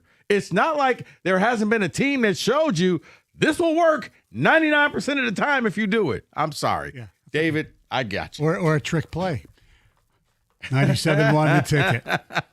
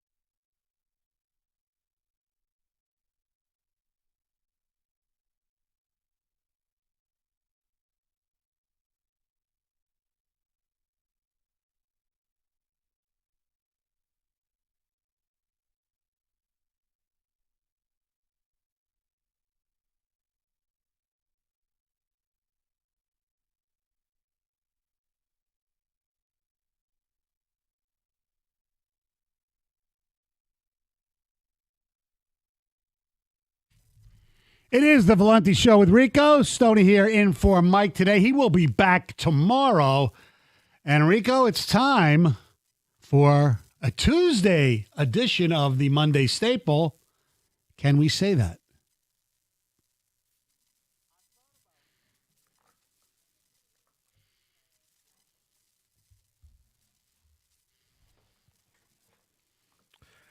Gentlemen. Hello. I'm going to give you some college. Can we say that? Oh, boy. Before we dive into some of the fun stuff, can we say that college football came out and said there will only be one portal? Can we say that that one portal will help college football in the future, just having one portal? I think we can say that because I think people have to make up their minds, and then if they realize they made a mistake after they get in that portal and sign with somebody, then they're stuck there. So I think it's good. Yeah. Possibly. The one change I like with the portal was the one they did with the coaches. Basically, players, how they used to is as soon as the coach got fired, you can leave. But now they have to wait until the hiring happens. Yes. That part I like. Yes. Let them wait, let them sit and see what happens, and then make your decision. Right. If you bring in a coach that you don't like, I'm going to say, you know what? I don't like this guy. I'm going to go play for Arizona State. Right, so. because you could have half of Penn State's team could have just left on Saturday. Right. So what is the new coach coming with? Nothing. You don't know. Right. Or the interim coach is just sitting there in the middle of the season, like, I got 30 players. Right. So you're going to be playing double duty. This is like high school. I also like it, too, because it means that maybe now we'll see spring games because spring games weren't happening because coaches refused to showcase their players. They got smart. Can we say that Indiana is the best team in the nation? No, we can't say that. And I know their resume is still better by who they beat than you can't get over the candy stripe pants. The Ohio State. No. My eye test still tells me, unfortunately, that the Buckeyes are still better, and they don't play each other this year. But they're really good. I give them tons of credit. Now, if I did the blind taste test and just took the names off and gave you the resume and said one of these teams Ohio State, one of these teams Indiana, you would probably take the Indiana resume. I might. The resume, probably, yeah. But you can't get over the fact it's Indiana. I got you. Well, Ohio State beat Texas. Texas is not good. Miami beat. Well, hold on. They're good. They're not great. Where did they beat them? At the Horseshoe. Yeah. Correct. Okay. All right. Miami beat Notre Dame. We don't know what Notre Dame really is yet. They got to come back from some losses here. I truly think at the end of this, Oregon will be the best team. So Indiana beating them right now means they are the best team. And Oregon hadn't lost a game at Oregon in years. Yeah, okay. And Stoney. I don't hate you for it. No. It wasn't close. Like, this wasn't a fluke. I know. This was Oregon's going to lose. You knew by the end of the beginning of the fourth, Oregon's going to lose this game. Let me ask you this. How did Signetti, last year it was Rourke, right, from Ohio U, and this year he goes to Cal and gets Mendoza, and he might win the Heisman Trophy. Right. Signetti is smart. Signetti has a process, and he goes to get the people who will fit his game plan. Nobody was beating down the door for Fernando Mendoza. Right. But he said, this kid can run my offense. Go get him. He's at Cal. Don't care. Right. Cal's without a conference. I don't care. Well, Bring he him better in. find his next quarterback at Penn State. He's not going to Penn State. Okay, you know what, David? We'll get to that. Can we say, speaking of Penn State made the right decision in firing James Franklin right here and right now? No, I think that's a mistake to fire him when they fired him. Because here, and I'm not a James Franklin fan at all. I think he's the worst game management coach I've ever seen. But, 3 weeks ago, they were basically 2 plays from beating Oregon and being like a top 2 team. They didn't make the Final Four last year, if I'm correct. To fire him after, 2 bad losses. I mean, the Oregon loss was hurt, but it wasn't an inexcusable loss. No. I mean, you might say. They were up in overtime against Oregon. Well, he made it stupid. He should have just run the ball. But if you're the the athletic director, whatever, you might think, all right, he ain't coming back at the end of the year. I'm going to work, Behind back the channels scenes, to yeah. get some. To do it now, I just think really screws the team up. That way you No. don't. But that way you don't give him a chance to go Ryan Day and do something to be like, all right, we got to keep him. Yeah, like he actually goes out and wins something, Put and this you're way, like, yeah. oh man, we're If- stuck like with he him beats now. Ohio State? Right. Like if that Michigan Ohio State game happened in the middle of the season last year, I think Ryan Day would have been fired. But I think he got the edict. You win it all or pack your stuff. I think Penn State made the right move. I think after the UCLA game, I think the message was stale. I think the players were quitting. They were done. And his look after that game, after that loss on Saturday, staring into space, I think he knew, yeah, I'm done. Yeah, and especially since his overrated quarterback was out for the year too. Yeah. That didn't help. You know what? Speaking of blank look and staring in space, can we say Jonathan Smith will be fired within the next 14 days? They play Indiana next, right? You got Indiana. and Michigan. You got Indiana, and then you got Michigan. Indiana's on the road. Signetti is the guy that, like it or not, Jonathan Smith is joined at the hip with. He's going to always be compared to him. It's like having a number 1 and number 2 pick. You're always going to be together. And then you're going to have Michigan at home with Spartan fans who've given up, and they will probably give tickets away to Michigan fans. I think if they are lifeless against Michigan and don't play with it with any, we hate you MFers and things like that, then yes. Or if they just get completely blown out, which I don't think is going to happen because I don't think Michigan's that good to blow them out. Well, hold on. To blow them out? Hold on. Because I was also thinking that, Stoney. But then I thought back. Michigan State's defense, they cannot stop anything. I know. So while I think, yes, Michigan struggles scoring and they don't move the ball the way they should, they can against Michigan State. They should against Michigan. They could put Gus Johnson back in the backfield. He would get 75 Because yards. I think Indiana's going to bring out that belt this weekend. Yes. And then if Michigan also does the same, right. Bye-bye. Like I said, if they get blown out, yes. All right, let's stick with the coaches here in the state of Michigan. Can we say, after watching Saturday's game, Sharon Moore's never going to win a Big Ten title for Michigan? I didn't say make the playoffs. I said he won't win a Big Ten title for Michigan. That's a tough one. I'm going to David's having fits. I'm going to agree with you. I'm going to agree with you. Unless something drastic happens for next year, I'm going to say you're right. Because they just don't, they're good. I don't think they're great. Stoney and David, before you have a fit, something is missing with that team. They don't. I can't put my finger on it, but it's just something's missing. They got pieces, but it's like, I don't know what it is. It could be as simple as you don't have receivers. Yeah. I don't know. They don't have an offensive line that is But when really Justice good. Haynes went out, you had no chance at beating USC. None. Their offensive line is average at best, and their wide receivers are average at best. Although Andrew Marsh, although he's still the second best Marsh in college football in this state, looks like he could be pretty good. Well, at least you throw him the ball. Yeah, I know.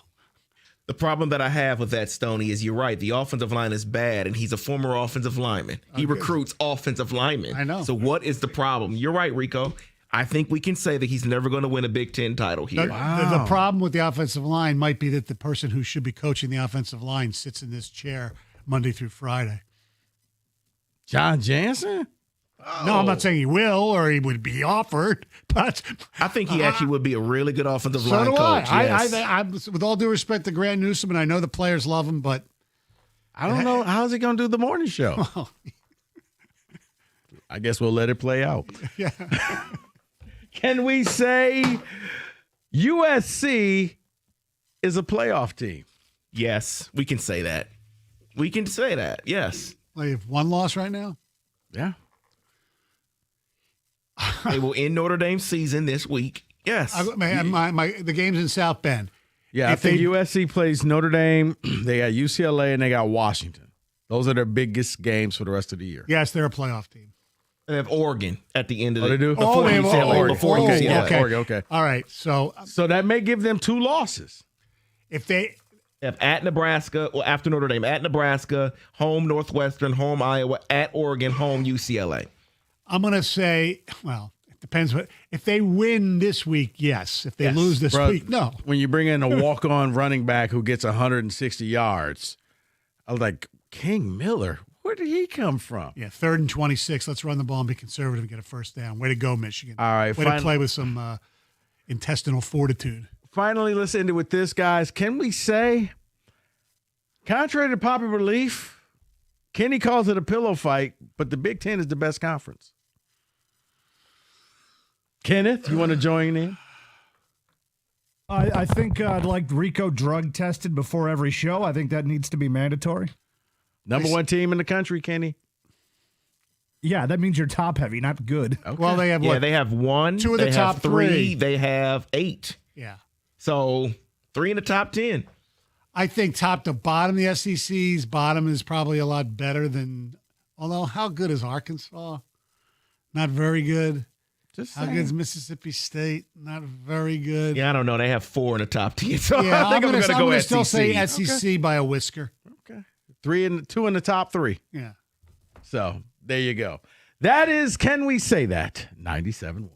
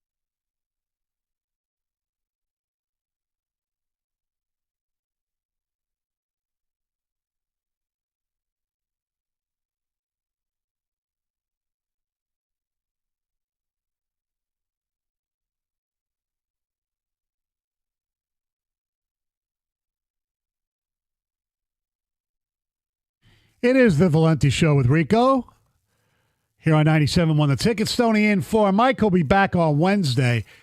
Before we get into Brian Branch, Rico and I were just sitting here, and I thought David was like talking to us for some strange reason. Right, we're in a commercial break, and I'm looking at the ESPN, and I'm like, why is David talking to me about BT and 106 in Park? Like, and LeBron James. You don't and like Maverick black Carter. entertainment? I'm like, what? So I finally realized, I said, oh, David's doing a spot for David, BET.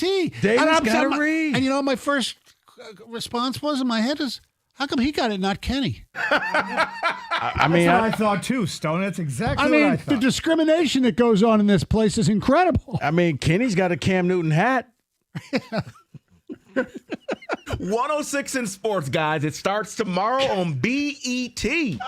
Or catch up the next day on BET Plus. I'm sitting there like, oh, look at that company man right there. Okay. All right. Next thing you know, David's going to be doing hockey commercials. I'm just like, why is David Catch talking? all your NHL highlights on NHL Network. That's right. The puck is black. At some cable access studio. We'll hang a few jerseys behind us. Right. We'll have a Flyers jersey, Wings jersey. Next day we'll have a Panthers jersey. Right. Yeah, black entertainment, guys. Just promoting. Kenny, they some didn't offer entertainment. this to you.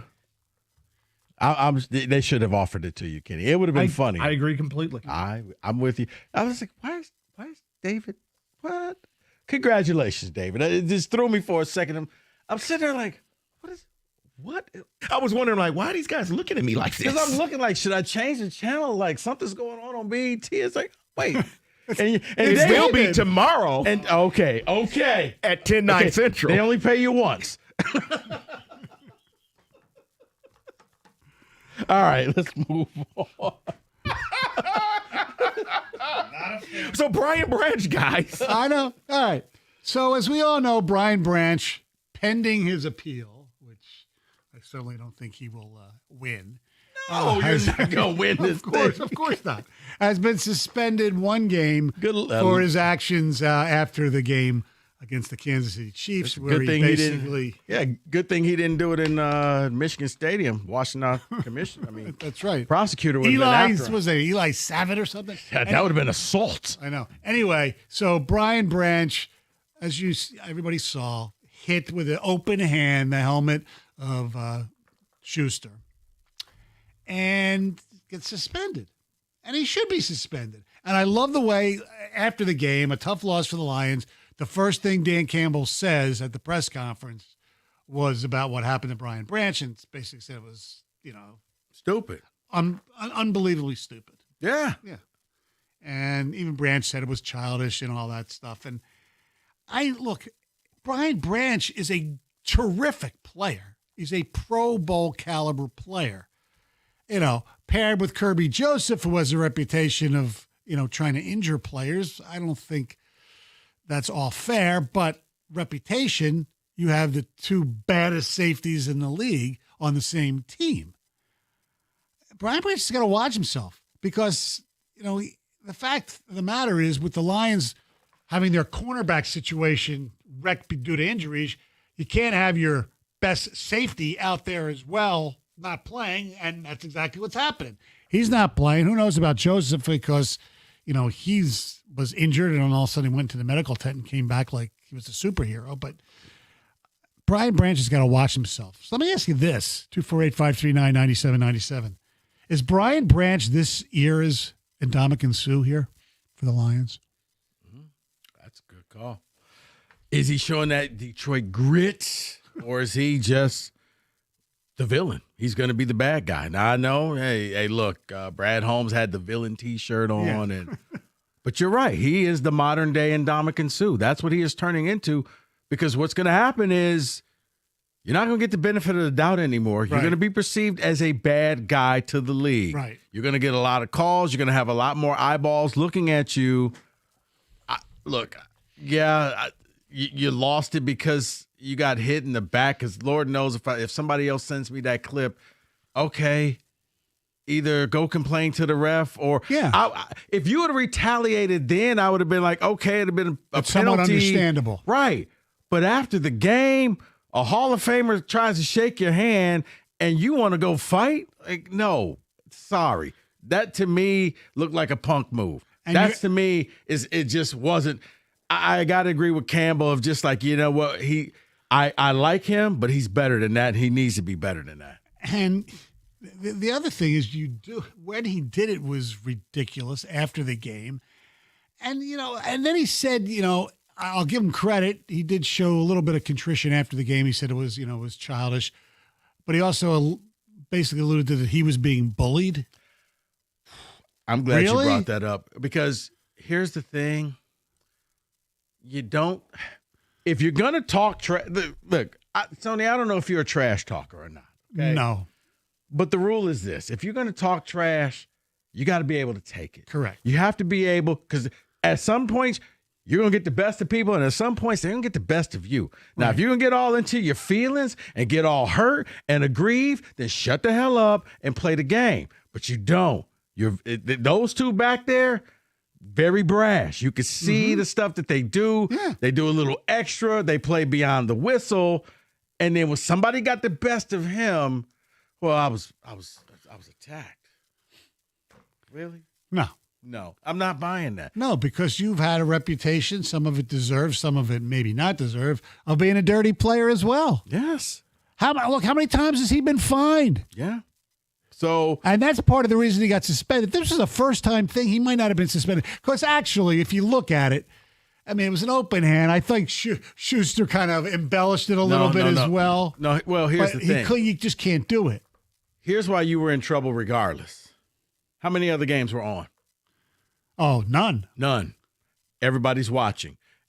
And now they're wrapping up the game and a fight breaks out. You think the NFL wanted to see that? No.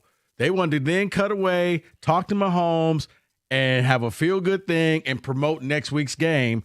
And now, what was a good game, that got usurped. And now we're talking about this. So, no, there was no way he was ever going to be able to walk away from this. 248-539-9797 is the telephone number. We'll get your text, your phone calls, all that coming up next. More with Valenti with Rico. Stoney here in for Valenti, 97.1 The Ticket.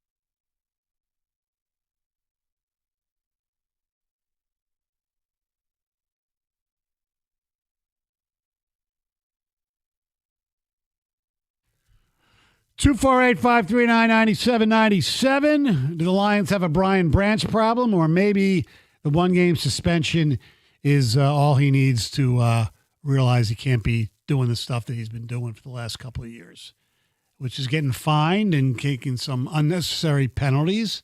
Maybe this could be a blessing in disguise, although they're playing a pretty damn good team who's also battered up. This is like basically a game coming up Monday night between the JV offense of Tampa with all their injuries against the JV secondary of the Lions. See, the only problem with that, though, is, and they have Baker Mayfield. It's why I really am high on Baker Mayfield. He's taking gym class heroes and saying, okay, well, you know what? I'm going to throw the ball to you, and I'm going to throw the ball. I'm looking and be like, wait, that guy's on an NFL roster? Like, who is this? And he's getting it done, no excuses. And, yeah, I mean, I watched him play last week, and this is going to be an interesting game. Put it this way. You can't let him, kind of like Mahomes, he cannot break containment. No. Because once he breaks, you're better off keeping Baker Mayfield stuck in the pocket and just not really rushing him, but making him stay there than letting and coming after him. And because if he breaks containment, man. That run he had against you guys on Sunday was incredible. The 3rd and 17. Yeah, it was incredible. All right, watch me pick up 20. Yeah. All right, and is Brian Branch the Ndamukong Suh of this era of Lion football?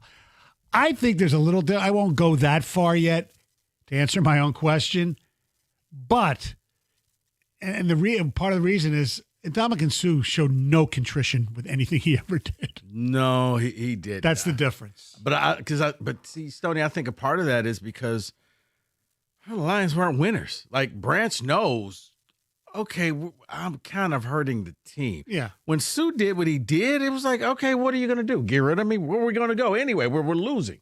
We're not winning. This is more of a, okay, look, there's a difference between the grit and then you cross the line. And he crossed the line. Oh, there's no doubt. But I think he's showing that he's sorry because I think he knew instantly, I'm probably going to get fined.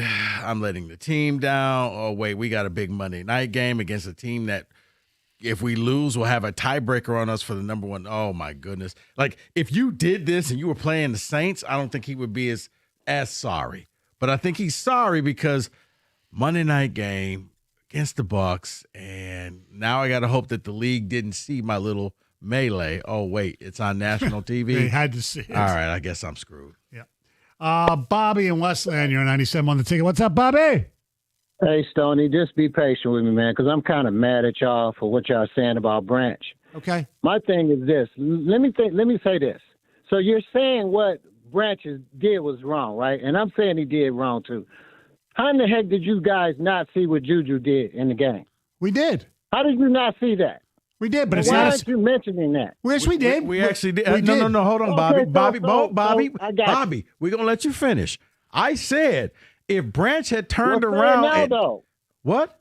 You have to say the same thing right now. You said that, earlier today? No. I didn't hear you say that. No, we just said it. We just said it. I said if I didn't hear you. I said if Branch had turned. I said if Branch had turned around and pushed him back or hit him right then, you could justify it because you have just seen it. But he held on to it till after the game. I got you. Now, what I'm saying to you is, if they knew what they did during the game, so you're going to antagonize him after the game, right? That's what you're saying. It's okay. No, they didn't antagonize him after the game. Oh, he didn't. No. Okay. Mahomes. Okay, I got you. That's your interpretation. Let me say this, though. Are we not talking about one of the best safeties we've ever had? Yes. Yes. Okay, so why don't y'all cease and desist and quit beating the guy down? Because we're talking about the coach that talks about kneecaps and all of that, right? Chill, bro. Chill, man. The same coach that said after the game that he didn't like it. It was unacceptable. Okay, so let's move on. He been suspended one game. Move on, bro. Quit talking about the player like he's some garbage. Nobody's saying it's garbage. All right, Bobby. So you said Sue, though. Didn't you say Sue? But is Sue garbage? Sue's a Hall of Fame player. No. I'm talking about his attitude, his mentality, his character, whatever you may try to interpret. Well, he's got a lot of dirty. Okay, Bobby, hold on. Bobby, like it or not, Branch is going to be known as a dirty player in the league. You keep doing it. No, it's not. How many times has he been fined? This is why he's being suspended. This is not his first time. You know what? I got you. Guess what, bro? Regardless of what y'all say, there's thousands of people that agree with what he did. So shut it down. You agree with what he did. Okay. You know what, bro? You know what, bro? Here, bro. Here, bro. You don't know what you're talking about. That's not football. Come on, man. That is not football. Your coach came out and said that. But you know what? But here's the thing, Stoney. There are going to be people like Bobby who that's that Detroit grit, Detroit versus everybody. And this is why you'll never get over the top. Because that mentality right there, that one stupid thing could have a domino effect. Because imagine now you lose to Tampa and it gets down to seeding and Tampa gets a better seed. Why? Because you lost your temper at the end of a game. And I thought we said if he would have got a 15-yard penalty after that shove, I'm not mad at you. The ref didn't. I wouldn't have been mad. But you held on to it. And the last time I checked, Mahomes is trying to shake your hand and you so busy that okay. But hey. Bruh. Yeah. We said that he and Joseph are the two best safety tandem in the league. We're not dissing them. Oh, you're trying to compare him to Sue? Yeah, Sue's a Hall of Fame player who had like an anger management problem at times. At least Branch admitted when he did something wrong. And this isn't Branch's first time getting in trouble with the league. How many times has he been fined? We can we'll Google that up in the break. That's the problem. You keep getting fined. You are now deemed dirty player. Whether it's fair or not, you're not going to get the benefit of the doubt. You're going to get more flags. You're going to get more PIs. Referees are going to look at you. They're going to look at your hits. They're going to be like, well, is that targeting? You don't want to ever be in the crosshairs of the league, and he just put himself squarely there. I think it could, like I said, it could be a blessing in disguise. He could finally wake up and say, all right, I got to calm some stuff down. 248-539-9797. By the way, before you go to the call, he's been fined 13 times. Yeah. But hey, David, let it go, man. Bro. It's happened before. Okay? Yeah. It's 13 times, but it wasn't 14. Okay? It's only 13. Yeah. Yeah, bro. Dominic, what's up? How's it going? Good. Dominic. Honestly, I get that to a certain extent. Obviously, what he did is wrong. Right. Nobody's trying to argue that. He should have just, when he got illegal blindside blocked, should have been called, whatever. Yes. He should have either brought it up to the ref or, get in Juju's face. It's fine. 15-yard penalty, it happens. We'll call him a bonehead, move on. That's what people tend to do. He sometimes gets upset. But, I'm trying to think, the league doesn't have these guys anymore, these meathead good players, but they are going to take somebody's head off their shoulders once per game, like a Burfict or even a Ray Lewis. They just don't. Do you remember Chuck anymore. Cecil? I'm only 24. That was way before his time. Okay. Yeah, right. 80s and 90s, right? He wasn't born yet. I know. Go ahead, Dominic. There are these bruisers that honestly no longer exist, like Cam Chancellor was at one point, Legion of Boom. Their big thing was taking guys' heads off their shoulders. Yeah, enforcers. I think Branch is good for the game. The way he hits, usually it's shoulder to shoulder. I think he tries to do a textbook, and he has that highlight reel where he's cracking guys, and that's a good thing. People put it on YouTube. It's good for the game. I don't like the whole methodology that guys have to do these wrestling, judo tackles now and hip drops because it's safer, I guess. I don't know. But at the end of the day, the guy is a serious competitor, and he gets in his head. And he's a great player. He's one of the top 100 players in the league. We love Brian Branch. He just needs to calm his jets a little bit. What's going to happen is when he goes for those hits, New York or whoever is going to be looking at him to say, okay, was that helmet to helmet? Was that a little too unnecessary? and they wouldn't do it on certain players, but they like Hamilton for the Ravens probably won't get the same scrutiny as Branch does for the Lions. Why? He doesn't have a history with the league. Well, and that's what we're trying to say. See, we need Bobby to call up Roger Goodell and say, listen, bro, no more suspensions, bruh. 97 won the ticket. Hey, if you're looking for the best deals on the hottest Chevy models, only one place to go. Do what I did recently. Head out to Hamilton Chevrolet in Warren. Hamilton is leading the way with unbeatable prices, top-notch service, and a commitment to total satisfaction. Why? Because Andrew and the sales staff want to be your Chevy dealer, so whether you're looking for that sleek sedan, a tough truck, spacious SUV, or even an EV, Hamilton Chevrolet has the inventory and the selection is best right now. Hamilton is stocked up and ready to get you on the road in a Chevy that will not only fit your lifestyle, but your budget as well, including the October Rico deal, a new 2026 Chevy Trailblazer, $289 a month for 36 months. You just walk in with $995 down. You'll drive off with 10,000 miles a year. Look, you know what I say. The best deals are found at 14 Mile and Mound. Go see my guys at Hamilton Chevrolet for details, and you'll find out why Hamilton is leading the way. More at HamiltonChevy.com. Chevrolet together, let's drive.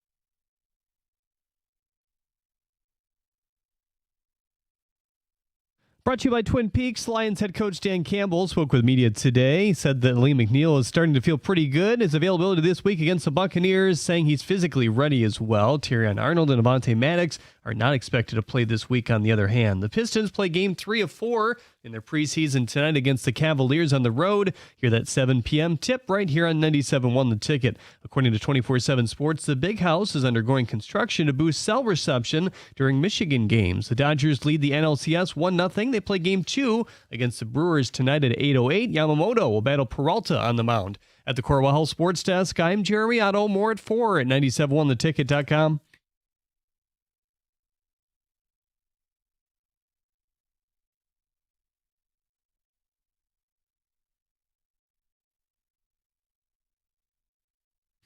Two 248-539-9797. Thank you very much, Jeremy Otto. Mike Valeni will be back tomorrow. I'm Stoney along with Rico here, the Hatchet Man, Kenny Cott. We'll take your phone calls, 248-539-9797, and your text. And the Brian Branch controversy has gotten people up in arms. And maybe it was just Bobby for telling us to chill out, bro. I don't think it's Bobby. I think there's a lot of people like Bobby who feel like, well, you're taking this out of context, and because Detroiters defend Detroiters no matter what they do, Stoney. Yeah, but I mean, it was so obvious. There's no and gray area but here. You don't know what he said to him. Doesn't matter. You walk away, man. Go to the locker room, because now you just hurt your team. In a game where they can use you because there's probably not going to be any great wide receivers, so you would have an advantage. Now you're gone along with all of the other corners. Good luck. Let's go to Daryl in Belleville. What's up, Daryl? Hey, fellas, what's going on? Hey, Daryl. Hey, look here. I'm old school. And I just want to say I love the guy. He's a phenomenal player, all-pro. And you need to miss guys like Bobby. You need to miss those guys, because if you got a sore loser and a perennial all-star like him, because as they won the game, it wouldn't have been no problem. Mm-hmm. Brian was being a sore loser. Real simple. You know what? To me, yep. You hurt you. If they had won that game, it would have been no problem. All the trash talking. If you can dish it, you got to be able to take it. You said that, Rico. I say that. Yeah. Yes. I was taught that a long time ago, Daryl. You got to miss guys like Bobby. Bobby, I don't know where he got. He's not a football fan. He watches football. And you heard here, the biggest picture is this. You're hurting you're putting a mark on you, a bullseye, across the league, right? And you hurting the team. Your pedigree is being hurt. Come on. Had you won the game, all that would have been good. He kept on smiling and trash talking. Mm-hmm.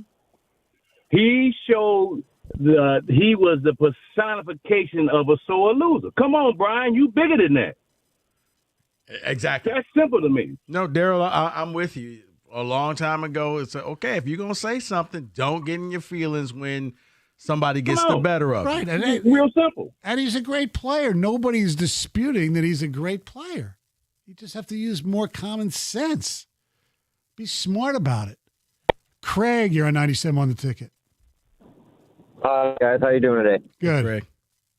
Hey, man, I coached football for years. My sons play varsity out in Alma. That Bob guy has no idea about football at all. I love Brian Branch. I love this team. Under no circumstances can you do something like that. I understand you're upset about you're losing. I get all of that, but the secondary's already depleted. We need him. We got a big game coming. Like you can't let your head go like that. You just cannot do that. You're in the professional football league. You cannot do that. And that's exactly what happened. I mean, it's like what the previous caller said. Craig, if the Lions would have won, I don't think that he's doing this. But he was angry. He was mad. He was frustrated. Not. And you know what? Fine. Take it out on the Buccaneers Monday night. Right. Yeah. Exactly. Help your team. You cannot hurt your team in a game like that, especially knowing who your coach is. You know Campbell's not going to have that. If one of my players would have did that, I would have sat in multiple games. There's no room for that in football. And that's why I was look, when Campbell came out and said, "Look, I love Brian Branch, but he It's disappointed unacceptable." us." Yeah, and that told me everything. Like Campbell, that's a leader. Was he frustrated? Did he want to win? Yes, they did. Oh, absolutely. It doesn't hurt anybody more than it hurts the coach. I mean, I own Brian Branch's jersey. He's a heck of a football player, one of the best. But we need him right now. We're so injured back there, and he knows that. I mean, you know all of it. We need you, and you're going to do something like that? Come on, man. I agree. Anyway. It was foolish. Thanks for the call, Craig. Appreciate it. 248-539-9797. We go to Minden City. What's up, Sean? What's going on? What's up, guys? Well, look, I don't defend violent acts very often, but in this case, the way I'm going to defend our guy, all these rules. How many rules are there in the league for a wide receiver to get thrown out of a game? You're talking about a bullseye, and somebody's like, Brian Branch, because of his position, already has a bullseye. They're not going to look at him any more closely than they were looking at him when he hit the targeting penalty in Green Bay. That was a play on the football that, honestly, only in new football is that a penalty at all. Yeah, so, but it is a penalty in new football. The only rules, right, but he's making a play, and you can't stop a flying player. When you're in the air, you can't stop, right? I'm not disagreeing with you, but those are the rules. Okay. Don't say what they're picking on him. So the only rules that there are for the other team are pass interference, offensive pass interference, didn't get called, block in the back, didn't get called. He was frustrated. And look, he's not a perfect human. He lost his cool. Yeah. But he's playing a game as hard as he can and trying to be within the rules. And the rules that are the only little tiny rules in place for a quarterback that a quarterback can get in trouble is a 15-yard taunting penalty, not a single one. There's the only rules for a wide receiver. He can't get ejected for anything unless it's like an interception. You can eject anyone for anything. What do you mean? Okay, but for throwing up, anybody can throw a punch. You know what I'm saying, though. Right, but Sean, here's the thing, though.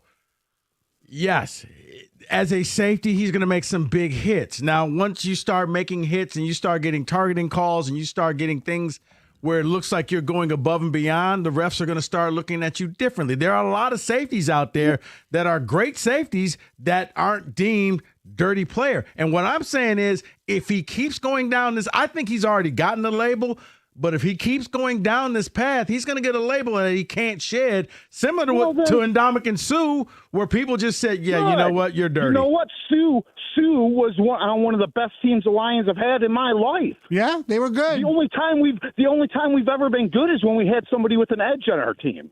Maybe we need an edge on our team. That's fine. You can are in fear. Sean, you can have an edge, but you can't hurt your team by hitting a guy after the game. That's the bottom line. I agree. It was dumb. Look, it was emotional. But why is Joseph considered a dirty player? Because he's hit people low and right. Yeah, he goes for knees. Where do you hit people as a safety? Where do you hit people as a safety? If you can't hit them in the head, where do you hit people? I understand that, but that every cornerback around the league or every safety has those same restrictions. The rule, it's not the same game that I grew up watching. I understand that, but you have to play by today's rules, not by old man Stoney's rules. But, and I know we got to go to break, but I'm just a little confused here. Why do Detroiters feel like they have to defend Branch like that's their brother or their cousin? What are we doing here? Because, David, have you not seen the shirts? Detroit versus everybody? Yeah. This is stupid. I'm sorry, man. He did wrong. And it's okay. It's okay to say when the it, head yes. coach comes out and says that, but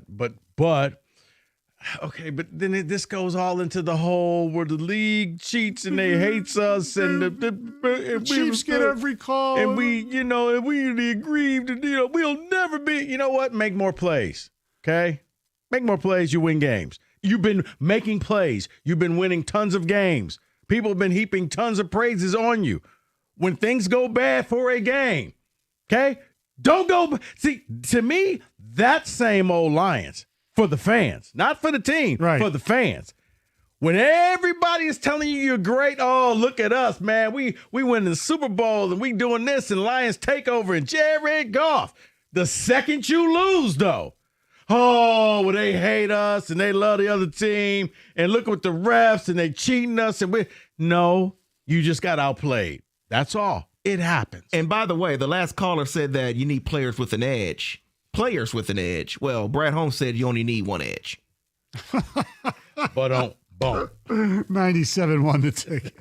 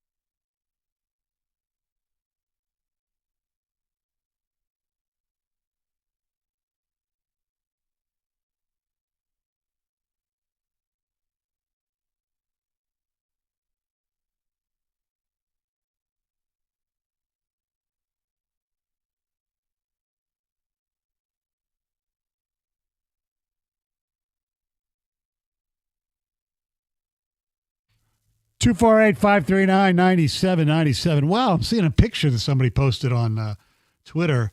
They're installing cell phone boosters at the Big House, which should help improve service during Michigan football games. It only took about 5 years. If you go to a Michigan football game, you try to text somebody, I'll meet you here. Nothing ever works. And now, hopefully, service will be good. That's a shame. Yes, I know. Well, anyway. All right, let's go to Jim. You're on 97. My heart bleeds for you. Oh, that's good. What's up, Jim? Good afternoon, gentlemen. How are you today? Hey, Jim. Good. Well, I definitely agree with you guys on all of this. And I'll tell you two things. I think the biggest reason you get a lot of people calling in, ranting and raving, about all of this is because of the suspension. If Branch was playing against Tampa, which he still might, he's appealing it. You never know what can happen. Crazier things have happened, but I don't think he's going to play. But if he were playing, I don't think half the people would be whining about it, because the bigger problem here is people just don't want him to lose. They want the Lions to win every game, so they're crying about it. And secondly, I think that this is maybe a bigger problem. 13 times. A couple of things need to happen here. I'm sure they've sat down with him and said, look, you got an issue. You got to do something about it, because I don't think it's going to go away. I think that it just depends on the level and the severity of what he feels is being done to him that's going to push that button. I think he may raise his threshold a little higher each time because of being in trouble so much and not wanting to hurt the team per se. But, what's it going to take the next time to make him do something stupid? He needs a couple classes at the Rod Woodson School of Defensive Back Integrity or something. Yeah, this is something that he's going to have to live with, plain and simple. He's a good player. He doesn't need to do this type of stuff. And I'm going to say it before for the people in the back, Stoney, if he would have, when he got pushed in the back, fired off, it either would have been a 15-yard penalty right then and there, or it would have been offsetting penalties. I think Campbell still would have lit into him and said, what are you doing? You got to play smarter than that. When you're the Lions and when you're being hunted and when you're one of the best teams, people are going to try to come after you. They're going to try to bait you into doing things. That's what happens when you're good. You don't get to be, poor us. No, it's no poor you. You're one of the better teams. Kansas City needed this game. You didn't. So they were a little more desperate. They're trying to get in your head. And you know what Juju said? Hey, mission accomplished. I not only did we get the game, but now I got you kicked out for a game. Right. Which really doesn't do anything for the Chiefs because they play in a different conference. But yes, it's absolutely crazy. And unless Juju does deserve an Academy Award, he did embellish that a little bit. But you still can't hit the guy with an open hand, even though it wasn't that hard. Noah, you're on 97, won the ticket. Hey guys, how's it going? Hey. Hey, so I got something to add to this Brian Branch stuff. I'm a Detroit fan. I've always been a Detroit fan, and I think what the problem is with a lot of these guys calling in is there's a pattern, right? Chiefs, they cheat, man. As far as the calls go, there was a bunch of non-calls. There was a bunch of calls that nobody knew what was going on with those calls. Like, I think even Jared Goff said it. He said, well, we didn't know about that call. How does all those coaches and everybody on that organization not know about a certain call like that? And they just that's shame on them. It is the rule. Well, I know it's shame on them. I know it's a rule, but at the same time, how about the fact that the penalty was called after that's a different story. I'm convinced, and I said this on the postgame show Sunday night, that Terry McCauley, the NBC rules analyst, pointed it out. The honchos in New York were obviously watching the game, heard that. They looked at it again, buzzed down to the Kansas City officials, and that's when they threw the flag. And I don't care what anybody says, from the officials to the league. That's what I believe happened. And call it a conspiracy or not. Yeah. But this whole thing. But I'm going to go back to, once again, Dan Campbell. Yeah, we lost by 13 points. Right. Okay? So I'm not worried about that play. No, the St. Brown drop hurt them more than that. Here's the other thing about the Chiefs. They got 13 penalties the week before, so it's not that every game they don't get charged with penalties. Were there calls that they missed? Yes. Okay, but okay, can we put an end to this whole? Well, they didn't. The Chiefs got called for 2 penalties. They were declined by the Lions. The Lions had 4 penalties. This is what happens when good teams play each other. Don't we always say, hey, let them play, take away the whistle, and that's what happened, except you didn't like that. But Lions had 4 penalties, Chiefs had 2, and Detroit said no, they declined both penalties. So it ends up being 0, and then you have to hear well, how do you go a whole game? Maybe the 2 teams are really good, and they play mistake-free football. Could you call a penalty on every play? Absolutely you can. But isn't this what we always want, Stoney? Yeah. Just let them play. Right. And that's what happened. 248-539-9797. Let's go to Daniel. You're on 97 on the ticket. Hey, how you guys doing today? Hey, Daniel. So what Dan Campbell said, that's not what we do here. It almost is what we do here. You got the Malice at the Palace. You got Fight Night at the Joe, right? And I'm not saying what Branch did was right. In football, it's not right. But that's why hockey is a much better sport.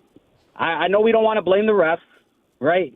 But at least in hockey, when you're not getting the calls, the other team is, in Branch's own words, bullying you, you can take it upon yourself to handle business.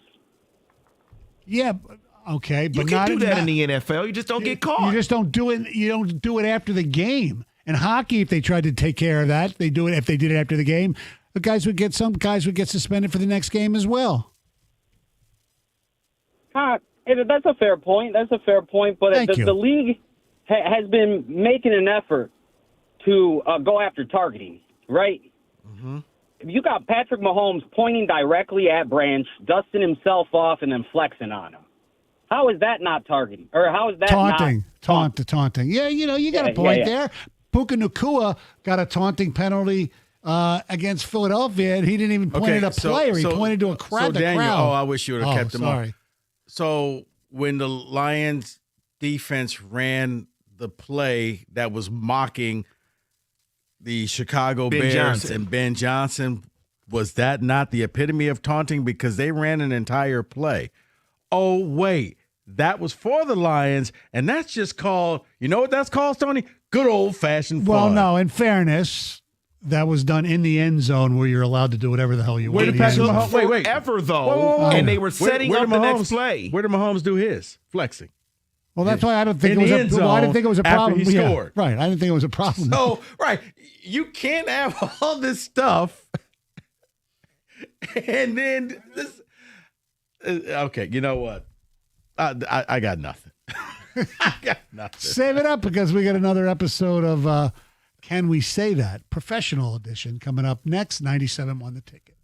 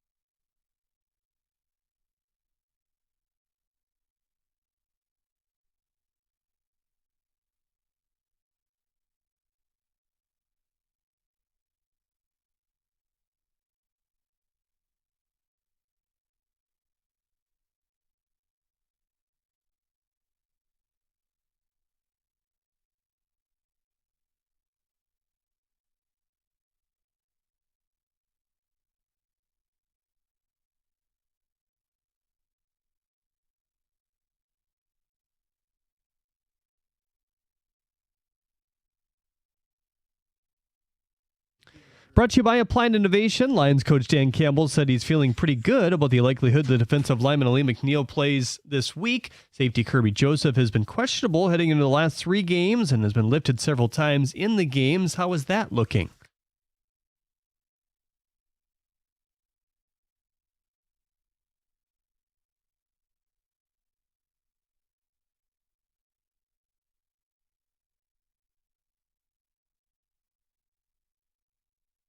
The Ravens have released safety C.J. Gardner-Johnson after a week. According to his agent, it was a mutual parting as Johnson looks for a larger role after Baltimore acquired a safety. The Pistons take on the Cavs tonight at 7. You're right here on the ticket. The NLDS also continues as the Dodgers look for a 2-0 advantage against the Brewers. First pitch there at 8:08. At the Waffle House Sports Desk, I'm Jeremy Otto. For more, go to 97.1 The Ticket or Odyssey.com.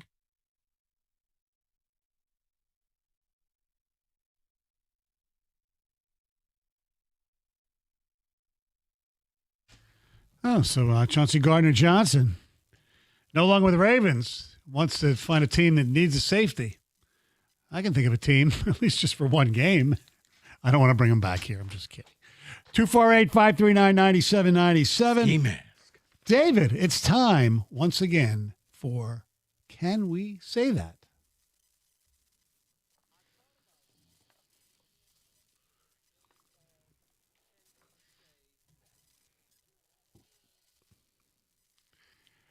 All right, Rico gave us the college version. Now it's time for the professional version. Here we go. And I'd like some feedback from everybody on these. That includes you, Kenny, Hatchet, and, of course, Rico. Can we say that the Lions will be facing the best team in the National Football League Monday night? Yes. Yes, we can. It's a very fluid situation in the National Football League, but I would say right now the Bucs appear to be the best team. They, you look at their opponents that they've played. Yeah, I can. With the Bills losing last night and the Eagles losing last night, yeah, I'm okay with that. So Monday night is a scrimmage against themselves because the Lions are the best team in the NFL. Oh, you think so? I do. Okay. Still? So yeah. One loss doesn't change that for me. But what about 2? Because they have 2 losses, that doesn't mean nothing to me. Okay. They're the best team. I know. All right. That's fine. Both teams have major injuries. I guess I need to make an announcement that this is going to be a game against the Lions and the Lions on Monday night. Blue versus gray. Wow. Kenny? There you go. I stand with David, not just because you can call me a lion homer if you like, but I mean, there's a lot of very good 2-loss teams. And I think that's the way it's going to be leading up into the bye week. I think we're going to see a lot of teams that we thought were going to be much better. And by the way, if you would have signed me up for this record, knowing this at the beginning of the season, I would have signed that piece of paper every single time. Absolutely. So I'm going to go back at you a little bit here. I know Lion fans will be pissed. I think the Lions are really, really good. But now, as opposed to what we thought before the season started, who did they beat? I understand that. But again, look at the Bucs. I know. They're winning everything last minute. That's not True. really what you... No, I know. You're right. I get that, too. Can you keep doing that? Yeah, I mean, before the season, you tell me the Lions are going to beat Baltimore at Cincinnati on the road. That was before Burrow got hurt, before Baltimore really turned into good, crap. yeah. Well, here's the thing. But David, Lions' best win is who? Their best win is against Baltimore. Right. Actually, it's not. It is. No, at the time, their best win is Baltimore. I don't care what Baltimore's done since. Their best win is against Baltimore. Okay. Baltimore was good. Chicago? Yeah. Chicago's technically they are. They're 3-2. Yeah. That's their best win. It's going to be very interesting to revisit this conversation once the season is over, when it's all said and done, and see how the Ravens actually finish out. Mm-hmm. They'll make the playoffs. Oh my goodness! The Ravens are going to win the North. Hold on. We'll get to that in a little bit. Can we say that the 2024 draft quarterback class could be the best since 1983's class? And that class, by the way, if you don't know, was John Elway, Dan Marino, Jim Kelly, and Ken O'Brien. 2024. You got Caleb, Jaden, Drake May. You have JJ, Bo Nix. And Michael Penix. Yep. No. Since 83, though. So the only thing that I think comes close is 04 with Roethlisberger, Eli, and Rivers, and Matt Schaub. I'd have to look and see all the different quarterback classes, Stoney. You kind of threw me for a loop 2024 is a really good class. Yeah, I mean. It has potential. That's what I say. Could be. But they're a long way away from Hall of Famers. I know. Their worst quarterback right now is JJ. Right, Everyone and he else hasn't done anything. He hasn't played, really. Yeah, look. Spencer Rattler's even doing something. Penix has to, his late throws, he got lucky last night. Yeah, okay. Okay. This might be a prove it one for 2020, though. Yeah, Joe Burrow, Tua, Justin Herbert, Jordan Love, Jalen Hurts. Oh, that's a good one. Not bad. I mean, I'm saying it's close. It's not like by a landslide. Right. Maybe had a Super Bowls in there. Absolutely. Can we? Hey, Kenny, don't forget Trey Lance. Who? Can we say that if his team does not make the playoffs, John Harbaugh will be fired after the season? No, I think that he kind of like Mike Tomlin has enough built up equity that the Ravens, and the Ravens are a class organization, would give him another opportunity. Hey, John, we're gonna say this was a bump in the road. You lost your quarterback. We're gonna give you another chance. I don't see them firing him after 1 year. They have a bye week this week, which means they'll get healthy. They're going to make the playoffs, guys. They will make the playoffs. And if they don't, they will not fire John Harbaugh, but they're going to make the playoffs. Wait, David. Coming off the bye week, they have the Bears, Miami, and the Vikings and the Browns. That's 4 straight wins if they can rack up that quickly and get back in the race. With that defense, I don't know if it's 4 straight wins. They'll get healthy, though. Okay. Even if they get healthy, David, I'm sensing some type of. So what you're So telling you're saying me? that they're going to win the division, or they're going to make the playoffs? They're going to win the division. You think my team's going to win the division? Have you seen them? Somebody has to, and it's going to be them. All they do is win. You realize what you guys have? What, a 3-game lead? It doesn't matter. We play each other twice the rest of the year. Okay. They can catch up easily like that. Okay, here's the problem, David. After the Buffalo game, they lost by 1. I don't care. They weren't healthy. Okay. Then the Lions broke them, and they never came back. They scored. They're going down. They scored 30 against the Lions, 20 against the Chiefs, 10 against the with no Lamar. against Houston, Bears, and then Dolphins, 3 against the Rams. Look at the schedule. Bears, Dolphins, Vikings, Browns, Jets, Bengals before they place me. That in David's defense, the last few weeks they didn't have Lamar, so that's why their point total was low. I'll give you Cleveland, and I'll give you Miami. All right. But I'll give you the Jets also. I mean, what do we do? I think they win most, if not all, of those games. Speaking of which, can we say that Aaron Glenn should have said bleep culture and kept Aaron Rodgers for 1 year? No, I think it was time to move on from Aaron Rodgers. He needed somebody else. I think I agree with David. On this one, I agree with David. The other one, David's out of his mind. But because Aaron Rodgers would have been a sideshow, and he's a first-year coach. Yeah. And this is his first job as head coach. You don't need the distraction. Just let me be bad. Let me go through the honeymoon period, and I'll get this thing turned around. I don't need the media asking Aaron Rodgers right now, well, what do you think of your new coach? Are you guys going to win? And no, good for him. But at least he would have a few wins, and he's getting just destroyed in the New York media. Aaron Glenn. But you know what? But Glenn knew that when he took the I know. job. You weren't going to I Seattle. know, he played there. I you know. were going to New York. You know. You're right there. Can we say that Dave Canales should be considered a candidate for Coach of the Year? I mean, the Panthers are only 3-3, but they're 3-3. Yeah. They're the Panthers. They shouldn't be 3-3. Right. So yes. No.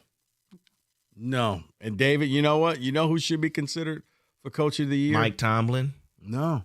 Because unfortunately, we don't give good coaches consideration. Right. But after what happened in week 1, I look at your boy Dan Campbell. My boy. That's Kenny's boy. No. All right. No, I think that he turned this thing around, 2 new coordinators, and they kept the ball rolling. The one common denominator is him. look, they don't give it to the good coaches. Right. They give it to the mediocre and bad coaches. But I think Campbell's name should be in there. Neither of the guys you both have named are in the top 5 of FanDuel's odds here. Kenny, I realize right now I'd vote for Mike for Vrabel. Vrabel's number 2. Shane Steichen is number 1. Okay. Oh, that makes sense. Yes. Can we say that Howie Roseman, the Eagles general manager, now that Zadarius Smith suddenly retired out of nowhere, will acquire Trey Hendrickson? Yeah. Ooh. Yeah. I could easily see it happen. Why? Because they don't sleep in Philly. They're constantly trying to get better. Mm-hmm. They actually believe in windows there. So I would be shocked if he was not going there. I thought that there were a couple other teams, but one team, Stoney's kind of taking themselves out now that Warner's hurt. Right. I think the Niners are just willing to just say, we're going to be bad this year. I think it's all Philly. That if he doesn't play in Cincinnati, he'll be in Philly. I don't think they land him, but they'll be in reports that they called. I think there's a sneaky team here, and I know they're already good. But the Denver Broncos, wow. You add another guy to the rotation, I think they should be in the running, to me, to get Trey Hendrickson. All right. Time for what, one more? Sure. All right. I have 2 here if you want. Can we say that Mr. Daniel Dimes will win the MVP? No. Daniel Jones. Maybe comeback player of the year. Yeah, that's it. I can see comeback player of the year. Baker's the favorite. Right now, I would say the guy that plays on the second best team, Baker Mayfield. Yeah. I think is the leader in the clubhouse right now. He's the fourth. I know, yes. Baker Mayfield probably should win it. But Jones will get votes, I think. He's going to Mac Jones. All right. And finally, can we say that European NFL fans should not allow the NFL to send any more games in their continent? Because so far... Are they European NFL fans? Yeah, there are. Vikes Steelers, Vikes Browns, Broncos Jets, they've been awful. However, the next 3, Rams Jags, Falcons Colts, Commanders Dolphins. You might get a game or 2. Stoney, they're all bad. Every game over there is the first team to score 20. I know. The teams are all sleepy. They're not used to anything. They're eating fish and chips for the games. No. Just in this thing. I know it won't. It ranks right up there with the big noon kickoff in college. It's the thing that nobody asked for, but we're stuck with. But no.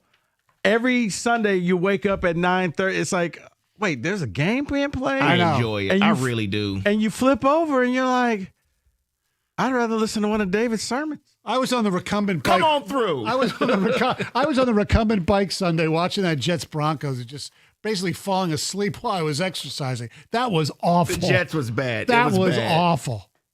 And that is the professional edition of Well Can done, We Stoney. Say That? Well done. All right, guys, Planet Fitness is offering a deal for you. $1 down, $15 a month now until the 15th of October. Planet Fitness is offering high-value memberships that support any fitness journey. And they're a judgment-free environment where you can feel free to get strong your way on your time. You can feel your best self at Planet Fitness. A lot of Planet Fitness has brand new machines such as the Hack Squat, supine benches. It includes the free weights, cable tower, Smith's machines, treadmills, Stairmasters, pretty much everything that you need. The only thing missing from Planet Fitness, well, it's you. And you also get free fitness training from knowledgeable trainers who will focus on you. And you can't even use the excuse, I don't have time. Convenient hours that will fit your schedule and your routine. So what are you waiting for? Head to one of the 50 Planet Fitnesses throughout the Metro Detroit area to get started. $1 down will get you started on your Planet Fitness membership. Remember, you can do it in the club at Planet Fitness. You can go online or you can use the free Planet Fitness app. We're all strong on this planet, Planet Fitness.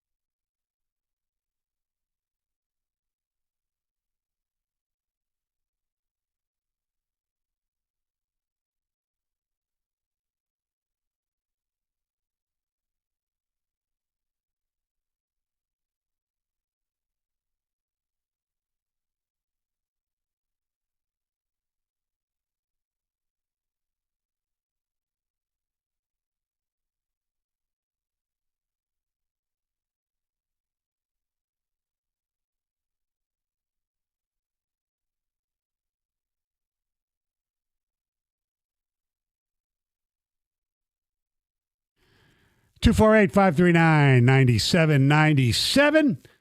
The Valenti Show with Rico. It's me, Stoney, in for Mike, who will be back tomorrow. We were discussing Brian Branch before the episode of Who Can Say That, or Can We Say That? And some people are holding. Still want to talk about Double B. BB, as Dan Campbell calls him. Scott, you're on 97 on the ticket. What's up, Scotty? Scott? I just, as a fan, I want to talk about, we all see it. We all watch the replays in slow motion. We know when the calls were missed. We know the bad calls, and we've been watching them over and over and over again. I just want to talk about the accountability.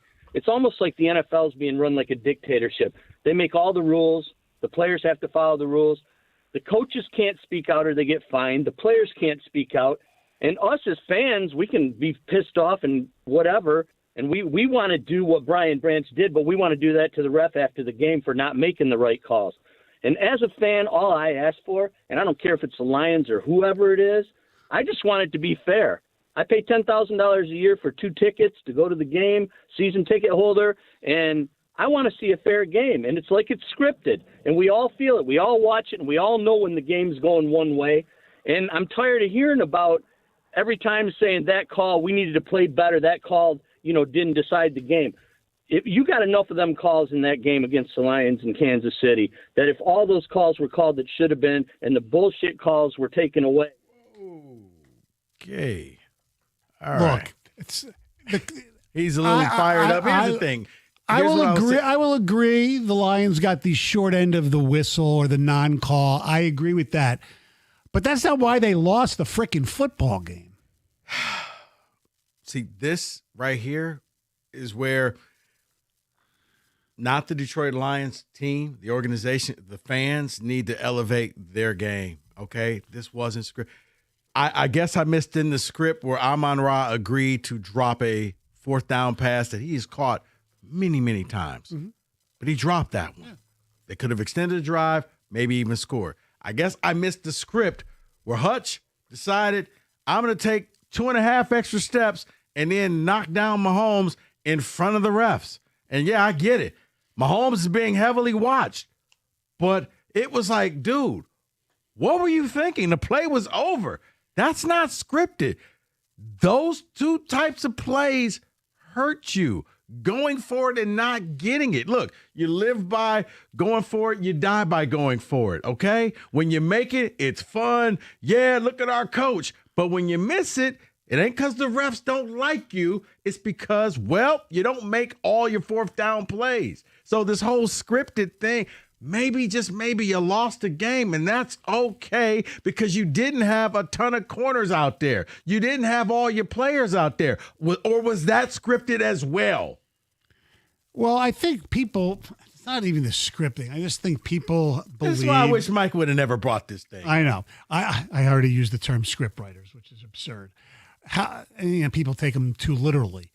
But I understand, even though I disagree with the whole Chiefs thing, because there were so many plays in that game that you're trying to, like the pass to Kelsey that obviously should hit the ground. Right. I mean, and you see, then I blame a little bit of that on the Lions because you see the Chiefs rushing to the line of scrimmage. Okay, why are they doing that? Because they knew, so the Lions should have challenged and taken a chance on a timeout. You know who's really good at that, and I'll give him credit, is Michigan. Whenever I think they have a play that whenever somebody questions it, they run back to the line and they just turn around and hand the ball off. They pick up a yard, but they get to keep that yardage. Yeah. Yes. Did it hit the ground? It absolutely did. And Kelsey knew that. And I'm sure the Chiefs said, yay, don't let them review this one. We got away. Let's go. It happens. It happens in games. There's no grand conspiracy against you. If there was a conspiracy, the Chiefs wouldn't be sitting there, at 3-3? Come on. I understand that. And they had 13 penalties the day before. The funny thing is, the game before. And you know what? Maybe Andy Reid went into practice that week and said, guys, it's unacceptable, and we're going to work on penalties. The same way Dan Campbell, after the Packer game, said, hey, we got to get better in the next week. And you know what you did? You worked on some stuff, and you got better. Guess what? The other teams can do that as well. You know what's bizarre? There is a research was done at the University of Texas, El Paso. A team there presents evidence that the Chiefs have benefited from slanted officiating from 2015 to 2023 that coincides with their most marketable franchises as one of the NFL's best franchises. The study, which was published in the journal Financial Review, provides, quote, one of the clearest empirical looks at how financial pressures can influence real-time rule enforcement, according to the Texas El Paso research team. Quote, our findings suggest that when the league's financial health is at stake, rule enforcement may subtly shift to protect market appeal. That's according to the assistant professor of finance, Woody L. Hunt, at the Woody L. Hunt College of Business, and the lead author of the study. This guy's name is Spencer Barnes, PhD. The fact that postseason penalties consistently favored one franchise while similar dynasties showed no such pattern points to the powerful role of financial incentives in shaping supportedly neutral decisions. The study shows that during the playoffs, which the research team identified as the NFL's most commercially valuable period, penalties against opposing defenses of the Chiefs' offense were significantly more likely to result in first downs, more yardage, and fall into subjective categories such as roughing the passer or pass interference. First of all, I can't believe a college would actually take the time to actually do a study of this. Yeah, and here's where I'm not really buying that, because I know right now the Chiefs are more recent history.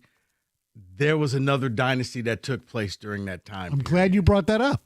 It says, importantly, these effects were absent from the Tom Brady era New England Patriots and other recent Super Bowl contenders, suggesting the phenomenon is unique to Kansas City's emergence as a television ratings powerhouse.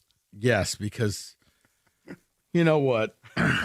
the Patriots actually cheated. Yeah, I know. Okay, they Spygate, actually yes. Deflategate. Yes, like they actually,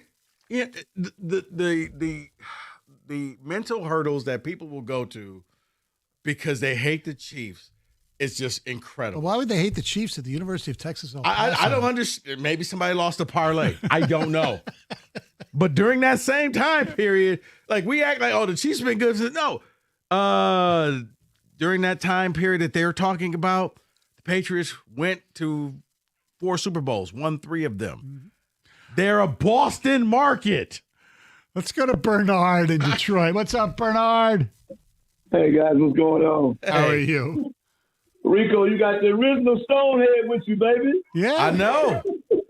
My man. Hey, listen, I just want to say, that's probably why I never get on the show. I'm always saying something against you guys. But tell David that we are allowed as fans to have the back of our players even when they do something wrong. Not saying that Branch wasn't wrong. Okay. It's just like your woman. It's just like your woman do something in public, but you're going to have her back all the way. You might get home and say, baby, you was wrong. But I had your back. It's the same thing with Brian Brown. We in Detroit are going to bag up our players no matter what. It's just simple as that. And David know that. He's been around Detroit forever. You know what I'm saying? Bernard, I get it, but come on, man. But Bernard, when the head coach comes out and says, "Nah, this was wrong," but Bernard, you seem reasonable. Yeah, I agree with you. You should back your players, and as long as you admit that they do something wrong, that's okay. And I did admit he did something wrong, but I'm saying that when people call you guys, they're gonna let y'all know we got his back. I mean, I'm saying we know. Listen, the man hit him in the back. We got mad about that. Do you know what his injury is at? He's hurt right now. You know what his injury is at, right? His pride. It's in the back. And he's thinking the man's trying to dance. And believe me, the chief scouting department know where his injury is at.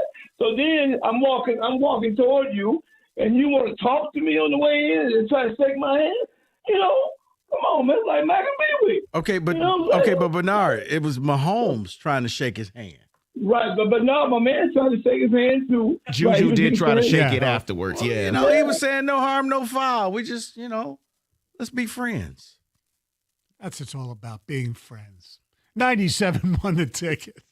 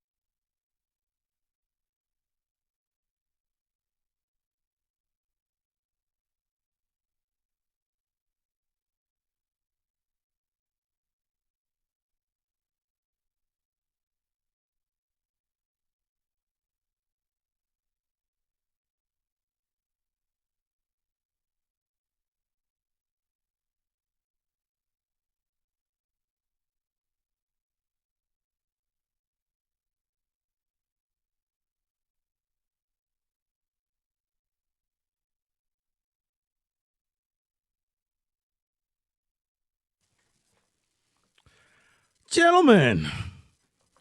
Hello. I'm going to give you some college. Can we say that? Oh, boy. Before we dive into some of the fun stuff, can we say that college football came out and said there will only be one portal? Can we say that that one portal will help college football in the future, just having one portal? I think we can say that because I think people have to make up their minds, and then if they realize they made a mistake after they get in that portal and sign with somebody, then they're stuck there. So I think it's good. Yeah. Possibly. The one change I like with the portal was the one they did with the coaches. Basically, players, how they used to is as soon as the coach got fired, you can leave. But now they have to wait until the hiring happens. Yes. That part I like. Yes. Let them wait. Let them sit and see what happens and then make your decision. Right. If you bring in a coach that you don't like, I'm going to say, hey, you know what? I don't like this guy. I'm going to go play for Arizona State. Right, so. because you could have half of Penn State's team could have just left on Saturday. Right. So what is the new coach coming with? Nothing. You don't know. Right. Or Brought the to you by the interim Michigan coach is just Lottery. The sitting there NFL will hear with- Brian in the middle of Branch's the season, like, suspension I got appealed 30 today, but Dan Right. Campbell does not expect it to get you're gonna be playing overturned. double duty. He also This is doesn't like high expect corner school. Terrion Arnold to I also return like this it week, too but because thinks it things means are that better maybe now for we'll Lee see McNeil spring to games make his because spring debut. games weren't happening. Lions of Ink with those veteran coaches corner Kendall Fuller to refused the to practice squad to showcase today. their He last players. played 11 They games got with the smart. Dolphins last season. Can we Ex-NFL say center Nick Mangold announced he's that searching for Indiana a kidney is the donor. best team in the Pistons nation? and Cavaliers will clash tonight on the preseason hardwood. Hear No, that 7 we p.m. can't say tip that. right here on 90. And I know their resume is still better by who they beat than You can't get over the candy stripe than pants, the can Ohio you? State. No. My eye test still tells me, unfortunately, that the Buckeyes are still better, and they don't play each other this year. But they're really good. I give them tons of credit. Now, if I did the blind taste test and just took the names off and I gave know. you the resume and said one of these teams Ohio State, one of these teams Indiana, you would probably take the Indiana resume. I might. The resume, probably, yeah. But you can't get over the fact it's Indiana. I got you. Well, Ohio State beat Texas. Texas is Yes. not good. Miami beat. Well, hold on. They're good. They're not great. Where did they beat them? At the Horseshoe. Yeah. Correct. Okay. All right. Miami beat Notre Dame. We don't know what Notre Dame really is yet. They got to come back from some losses here. I truly think at the end of this, Oregon will be the best team. So Indiana beating them right now means they are the best team. And Oregon hadn't lost a game at Oregon in years. Yeah, okay. And Stoney. I don't hate you for it. No. It wasn't close. Like, this wasn't a fluke. I know. This was Oregon's going to lose. You knew by the end of the beginning of the fourth, Oregon's going to lose this game. Let me ask you this. How did Signetti, okay, last year it was Rourke, right, from Ohio U, and this year he goes to Cal and gets Mendo, and he might win the Heisman Trophy. Right. Signetti is smart. Signetti has a process, and he goes to get the people who will fit his game plan. Nobody was beating down the door for Fernando Mendoza. Right. But he said, this kid can run my offense.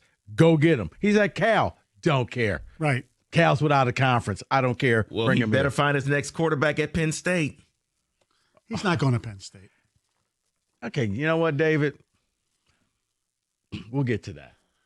Can we say, speaking of Penn State made the right decision in firing James Franklin right here and right now? No, I think that's a mistake to fire him when they fired him. Because here, and I'm not a James Franklin fan at all. I think he's the worst game management coach I've ever seen.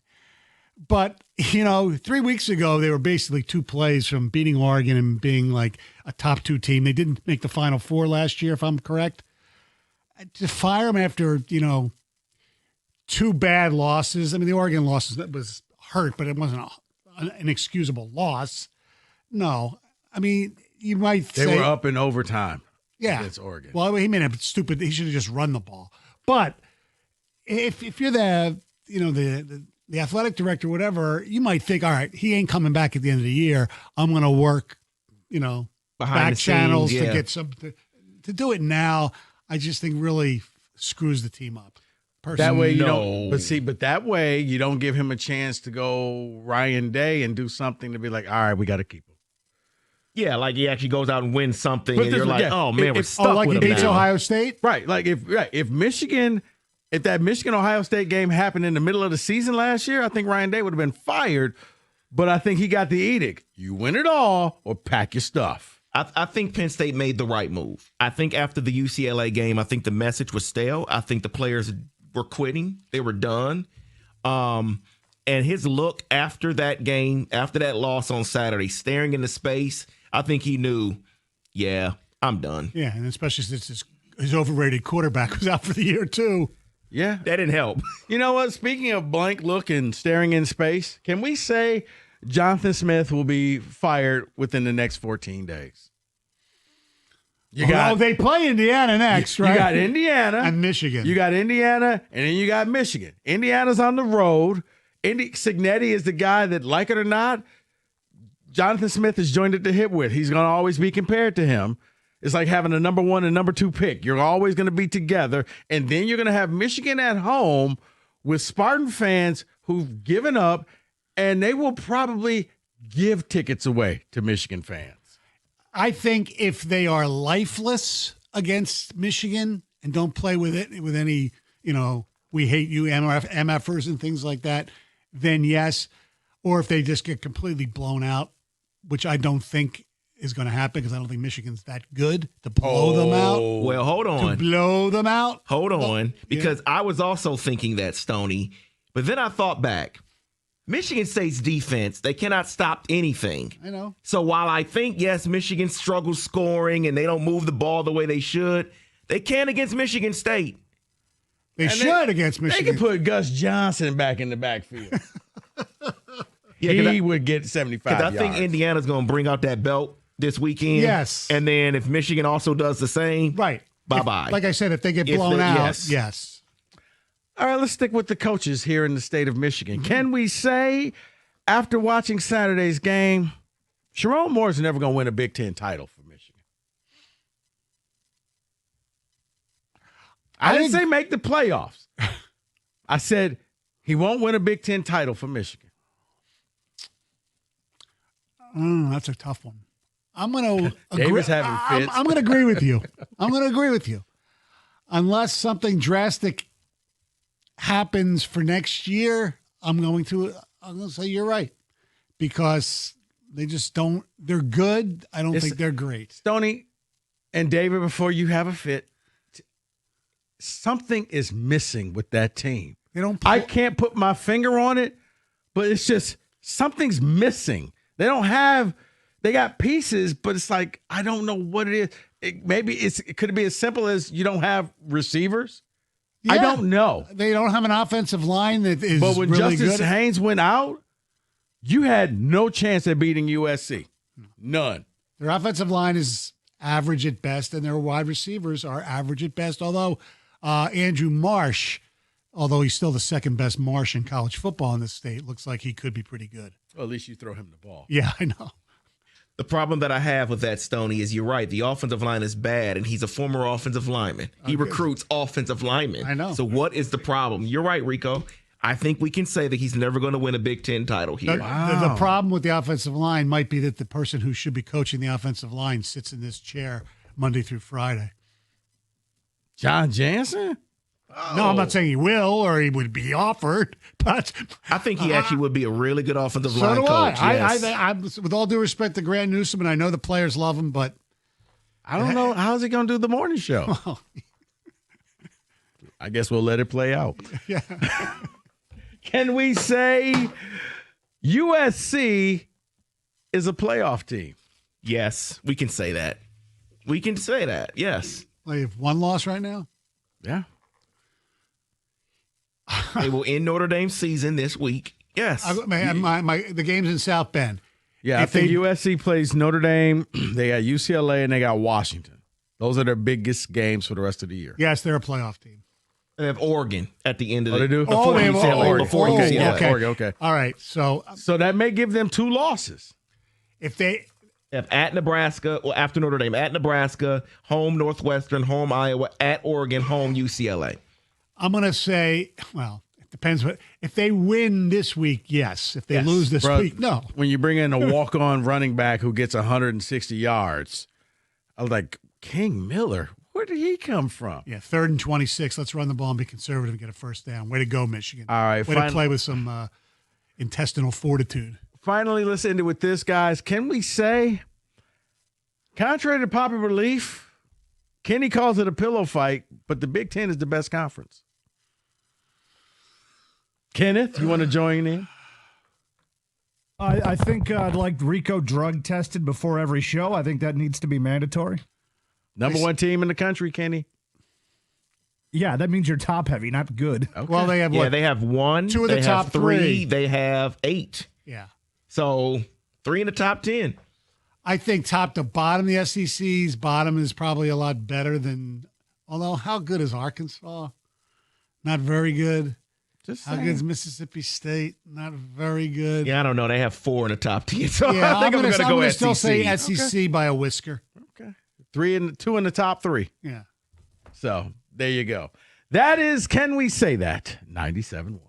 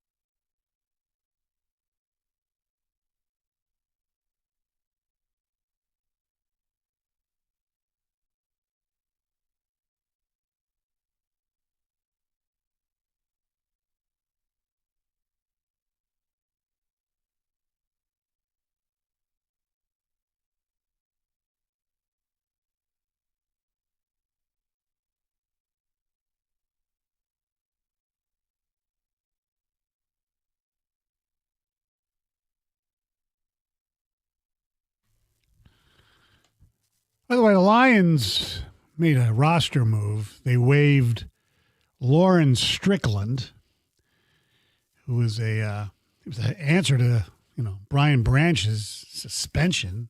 So that kind of surprised. But they signed another cornerback who started in the league last year. Wasn't great anymore, but he's still a veteran. Kendall Fuller, who was the younger brother of Corey Fuller, who actually played for the Lions. So Brad's cooking. I wouldn't say he's cooking some big food. He's just cooking a little snack right now. Little horse divorce. Yes, as we get close to the trade deadline. All right, 248-539-9797. Hank in Westland, good afternoon. What's going on, Stoney? What's happening, Rico? Hey, man. Big Dave in the back.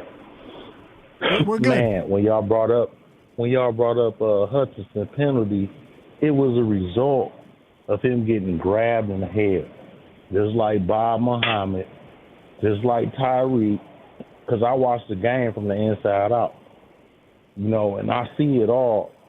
And then Patrick Mahomes is like that guy in high school, straight A student, super athlete, but on the side he's selling weed and Adderall.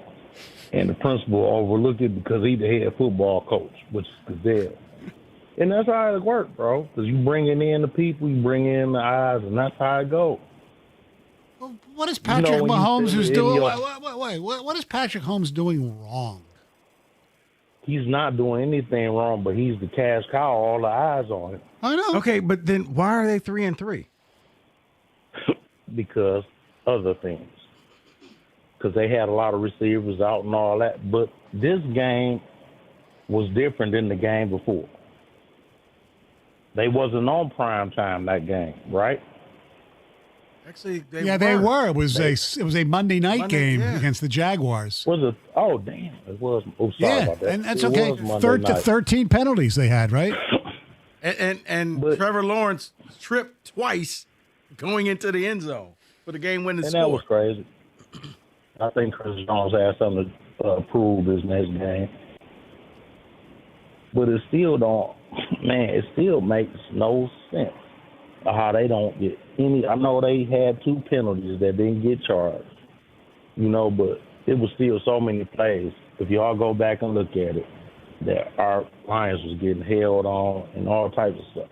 I'm sure. Okay, but here's the thing, Hank. I think if Brian Branch would have been healthy, none of this wouldn't even have happened. By him being hurt going into the game and getting all that stuff done to him, because they know the scouting report, right? Yeah. I'm sure on the flip side, you could probably find penalties where the Lions were holding as well.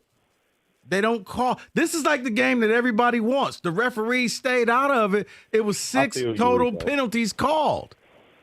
I feel you. Yeah, I feel you. Thanks, Hank. I can look at it that way. Yeah. Thank you, Hank. Yep. All right. You gonna hang up on him, Stone? I'm trying to. It's all good. It's locked. There we go. I didn't know what was happening there. No, I hit it twice, so it's locked it up. The awkward phone call that you just couldn't hang up from. I know. All right, bye-bye. She's still. All right, my we bad. good. All right, man. See you on the flip. All right, man. Be easy. My bad. All right, cool. All right, man. How your mom and them? Hank was kind of cool. Hank was cool. Hank was I like cool. Hank. Yeah, so did I. I like Hank. I'm like, Stoney, you can hang up the phone now. I know. It's locked. What am I doing? Jason, help me. Help me. Jason? All right, man. Be easy. Hey, cool. Yes. Man, how your mom and them? Jason, you got to turn down your radio, please. I just did. Sorry, I'm trying to follow directions of Plymouth High School. My fault. Okay. Hey, love that school. Make a right at the light. No, I don't. It's a hard commute. Okay, go ahead. What can you help me with? Hey, Stoney. No, I just had a question about how you were saying that it was with Brian Branch and Juju. What about that guy was getting antagonized the whole game from him and Mahomes, and he reacted towards the end of the game. Yeah, okay, and but something you can't do. He should have reacted when Smith-Schuster hit him cheaply. He did, but I think that was something that happened throughout the game. Like Mahone scored that touchdown, brushed Brantz off, gave him a little muscle tap. I mean, that's all part of the game. Okay, but Jason, I think, are we going to act like Brian Branch is a choir boy? And he doesn't No, say I do anything not to think- anybody. No, I'm not saying that at all. Okay. But I think that with that situation, he probably should have reacted in that moment and not waited. But I think it just built up throughout the game, which we don't see. It could have. That could be true. It doesn't make it right. You know what? Sure. we can continue talking about this if you want. 248-539-9797. The defense of Brian Branch. I mean, look, I guess there's more callers like Bobby out there from earlier in the show that just believe. Let's go to another Rico. No. Oh, I'm sorry. You know what? We'll get to him. We'll get to him next. All How right, about that? 97 won the ticket.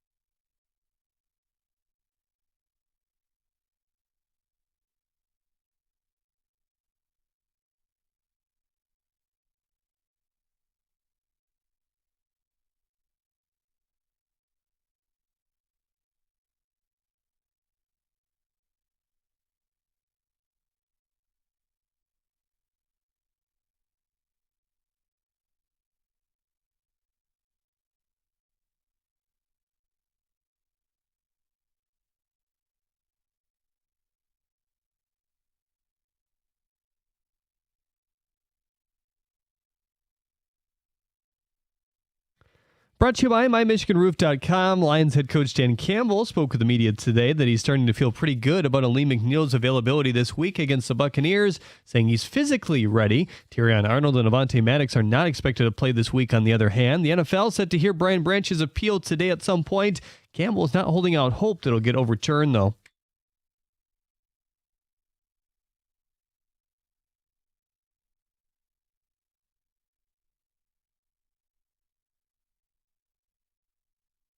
NFL veteran corner Kendall Fuller is inked a practice squad deal with the team as well. The Pistons play Game 3 of 4 in their preseason tonight against the Cavaliers. You're the 7 p.m. road tip right here on 97.1 The Ticket. According to 24/7 Sports, the Big House is undergoing construction to boost cell reception during Michigan games. The Dodgers lead the NLCS 1-0. Play Game 2 against the Brewers tonight at 8:08. Yamamoto against Peralta on the mound. At the Waffle House Sports Desk, I'm Jeremy Otto. For more, go to 97.1 The Ticket or Odyssey.com.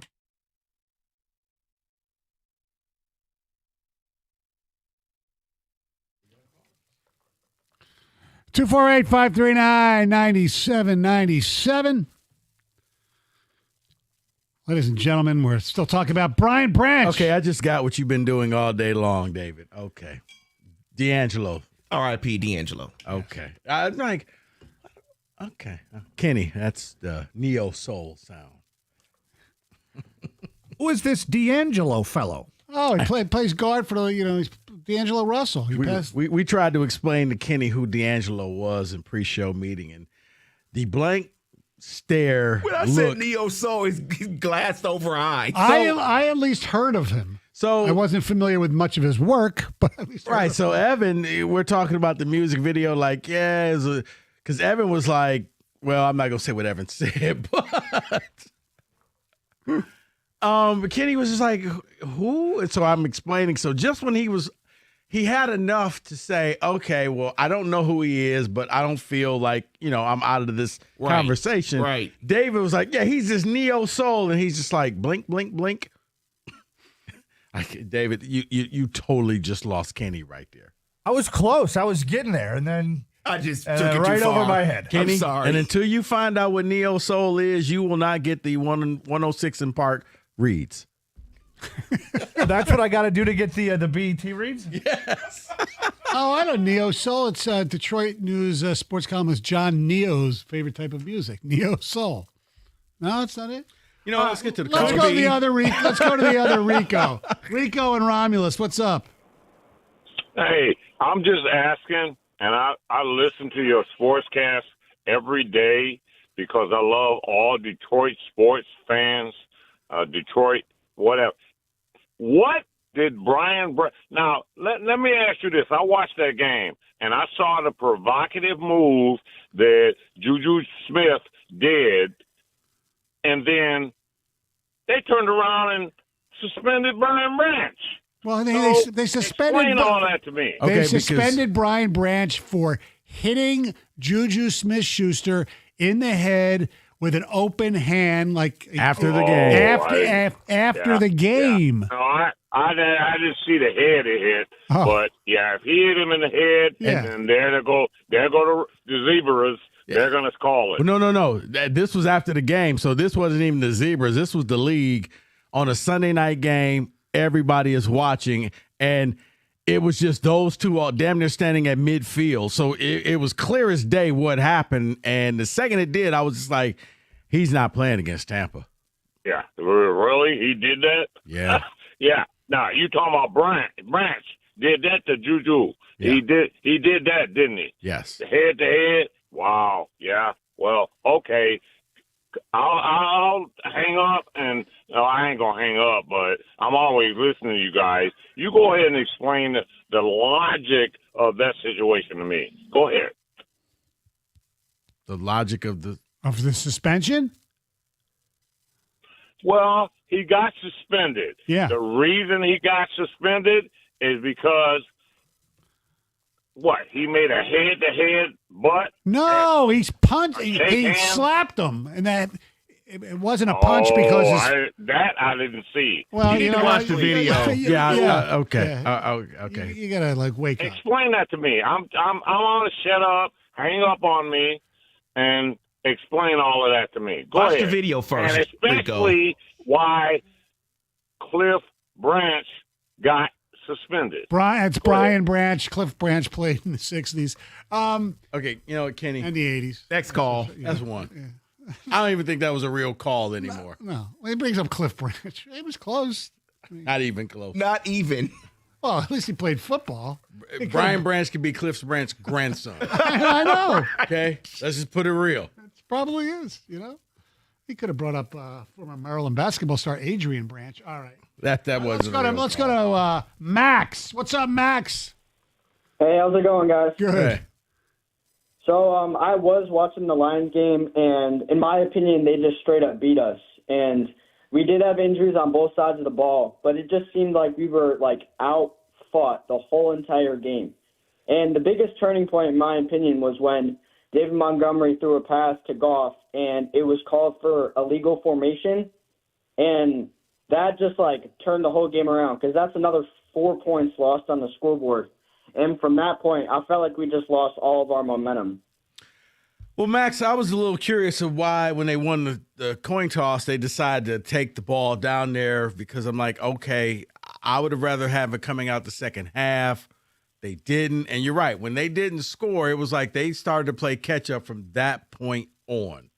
Exactly. The way I saw that play, because I had said, well, I don't think Goff ever set himself. He was still running, and if you're running backwards, that's fine. But I'm like, yeah, I don't think he was set. I thought it was an illegal motion. They didn't call it, but then I guess I don't know who buzzed down or who said what, but the league was just like, yeah, that play wasn't right, so penalty. They end up kicking the field goal. So will this go down with the process? I don't know. Yeah, thank you guys for the call. All right. Yeah, somebody tweeted at me, how come Aaron Donald only got fined $30,000 for hitting some guy named Britt back 7 years ago or 9 years ago? I don't know. I don't remember the play, number one, and number two. It's a different game even now than it was back then. Yeah, but here's the funny thing: if the Lions were to do something, oh, that's just football. Oh, you can't call that. That's weak. That's guys, it's two-way street. Okay, I'm sure Brian Branch wasn't out there with tape over his mouth saying nothing. Okay, they were probably jawing at each other. That's what wide receivers and corners and safeties do all game long. David, you got a kid playing. I'm quite sure that's what they do all game long, talking about each other and anything you can to get into the person's head. Why? Because you want a penalty. You want some type of an advantage. That's what they do. Yeah. Kent, you're on 97 on the ticket. What's up, Kent? Hey, what's going on, fellas? Hey. Hey, what is it about Michigan/Detroit sports fans? When every time something happens and they get beat, it's always the ref's fault. They're always being punished for something, and the other team's getting away with everything. I mean, Branch does stuff when Detroit's winning by 20 and they acting a fool. All everybody here do is jump up and celebrate how great they are. The moment they lose, their players act like that. And the same thing happens with them other dudes in Ann Arbor. And I can't stand them, man. I can't stand Detroit sports for that, and Michigan sports. And I thank you guys for taking my call, because I'm one of the few people who call who aren't a fan of the teams in this area. But why does Michigan have to come to this? What Because are we you know doing, what? Hey, man? David Kent is cooking. Let him cook.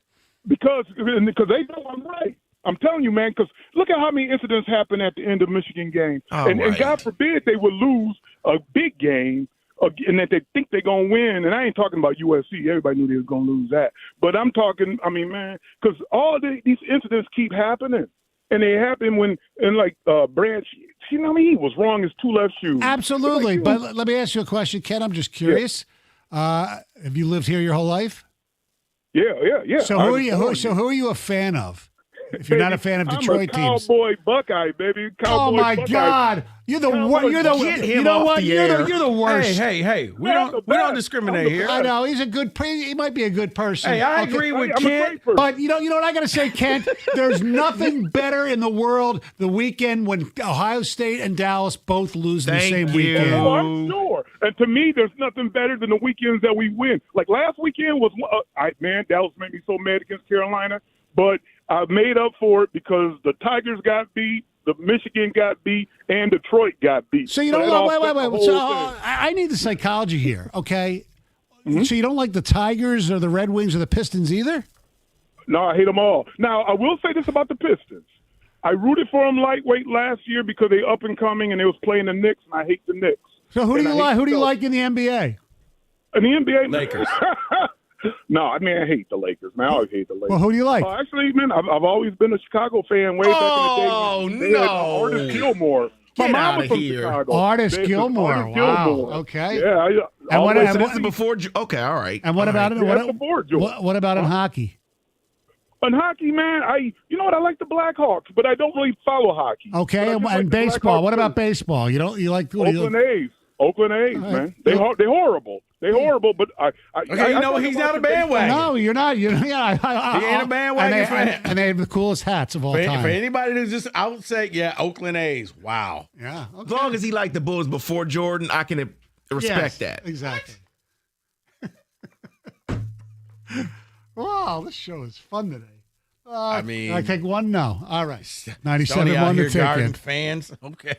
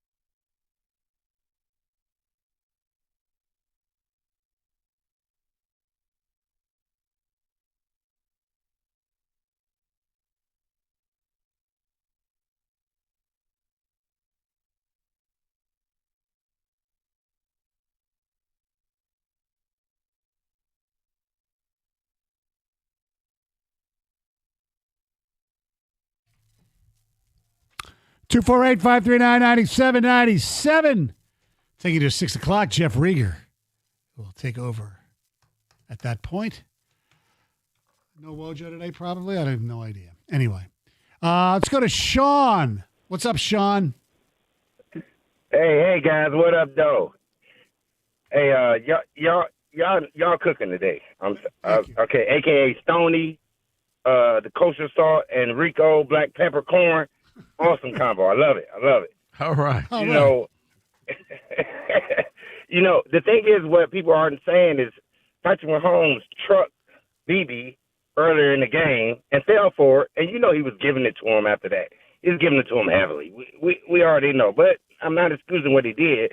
But as a young player, he didn't want an in-game penalty, and he took that hit at 3.5 minutes left in the game, which turns out to be 10 minutes of real time left. So he had to wait a whole 10 minutes because they didn't run a play that he could get his lick back. And that young man, he just wanted to retaliate. So he waited till after the bell.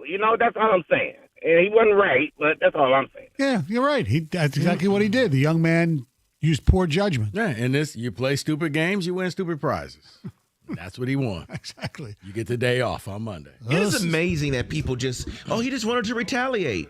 Do that in life. Do that in everyday life. Let's just see what happens to you. Yeah, David, it's called road rage. It's called bad thing. Oh, okay, somebody cut you off. So you know what? I'm going to follow you for the next 5 miles. It was okay. He just wanted to retaliate. And wait till you get out, because that's what we do. They flipped him off. It was deserving of that. Sounds stupid when you say it that way, right? Yeah. Well, let's go to Casey and Howell. What's up, Casey? Hey, how's it going? Good.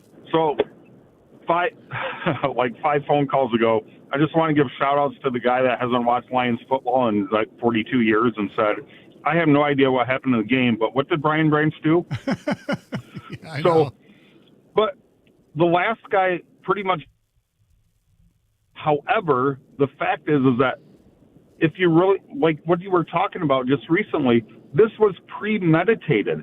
He literally held himself back until after the game and then did something. Like, he had the wherewithal to hold himself back and then want to do something after the game so it wouldn't cause a penalty. However, it caused him a game suspension, which it really is, going back to the whole mindset of here we are in Detroit, you're too close to the organization. It's similar to Jim Harbaugh in Michigan. I understand everyone else does it. We got caught, so forgive us. No, that's not how it works. It's a good analogy. Brian Branch screwed up. Yeah, very good analogy. You can't go back and say, well, everyone else did it. Why are we getting penalized? This was premeditated. This is like getting bullied and then coming back later and beating the crap out of someone after you thought about it. It's wrong. That's right. And you know what? I'm glad you used that term, Casey, because that's what Brian Branch said. He goes, he was tired of being bullied. I mean, really? Bullied by who? By Schuster? Not exactly the bullying type, is he? Right. I don't. Yes, he is. Is he? Former Steeler. He's a pretty dirty player. He is. But that still doesn't mean Branch should do what he did. Of course not. Of course not.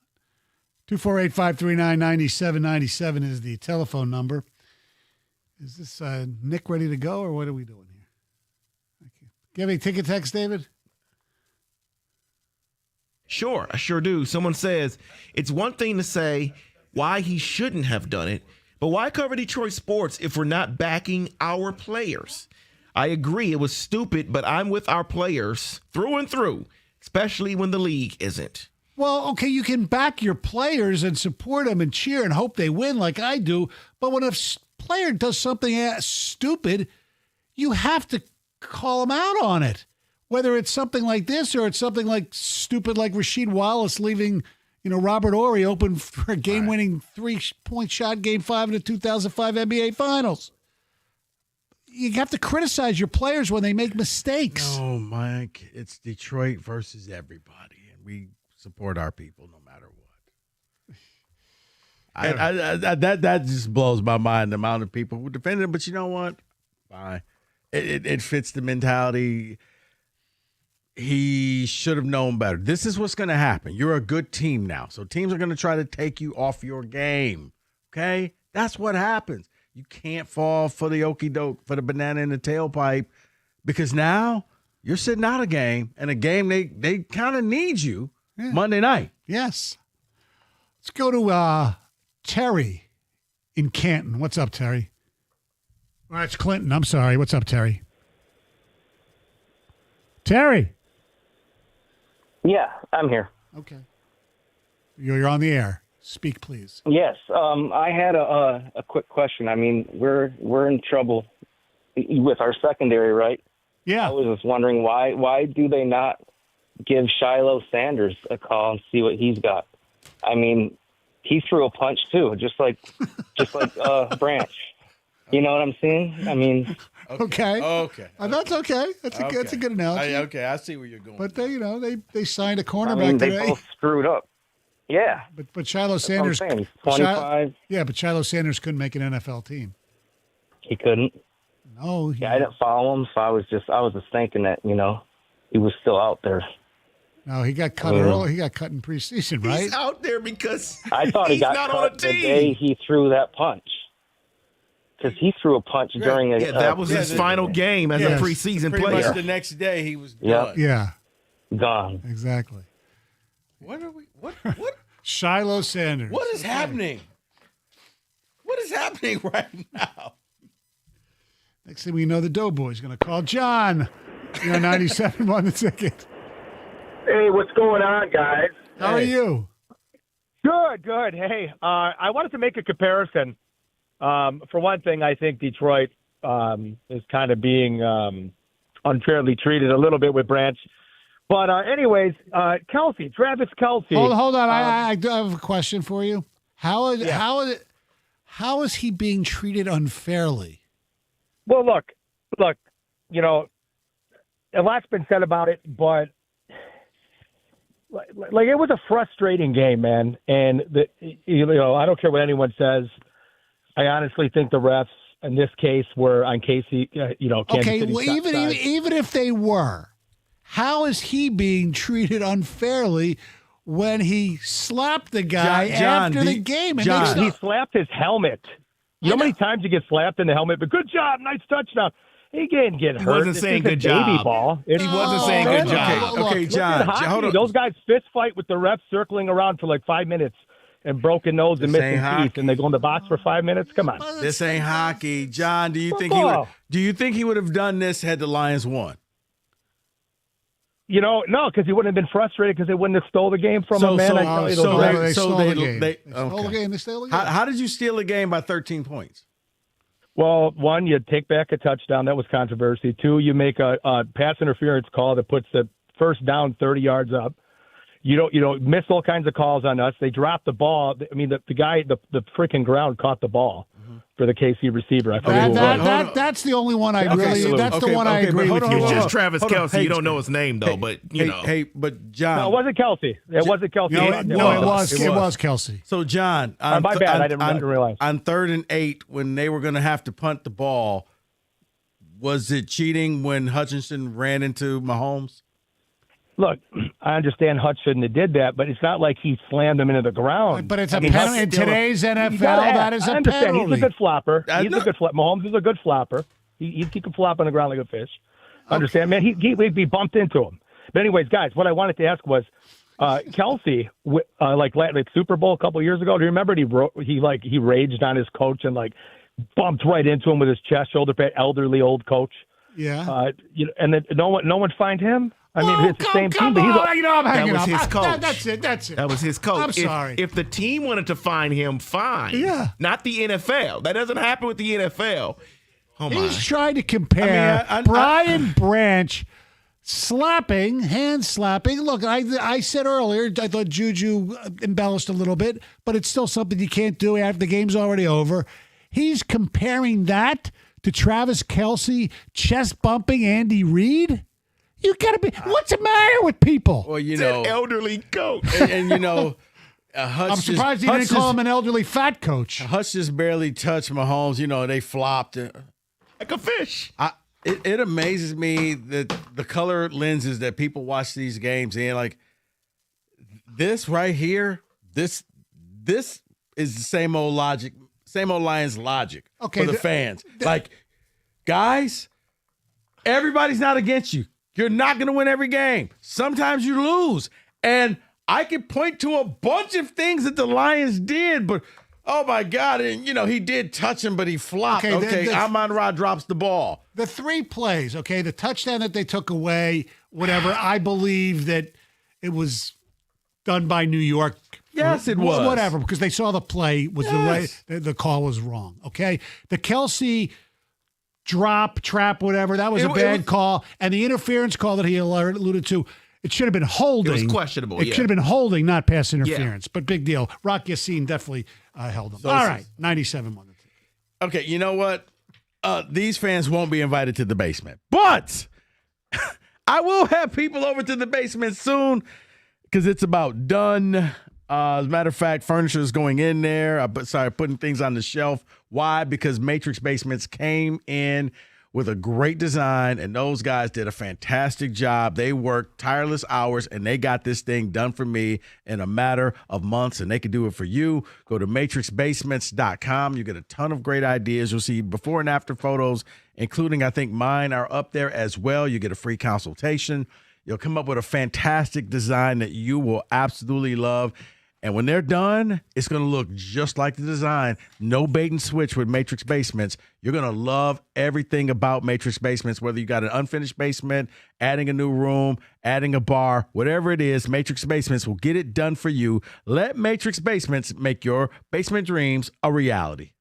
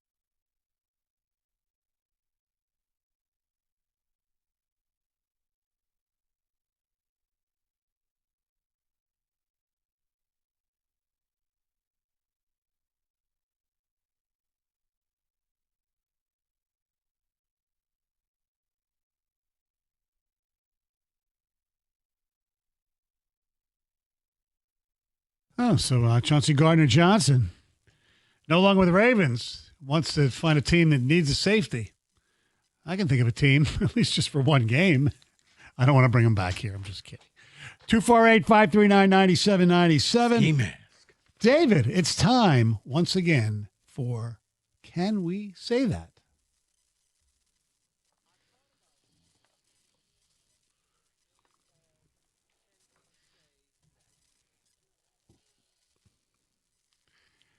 All right, Rico gave us the college version. Now it's time for the professional version. Here we go. And I'd like some feedback from everybody on these. That includes you, Kenny. Hatchet, and of course, Rico. Can we say that the Lions will be facing the best team in the National Football League Monday night? Yes. Yes, we can. It's a very fluid situation in the National Football League, but I would say right now the Bucs appear to be the best team. They, you look at their opponents that they've played. Yeah, I can. With the Bills losing last night and the Eagles losing last night, yeah, I'm okay with that.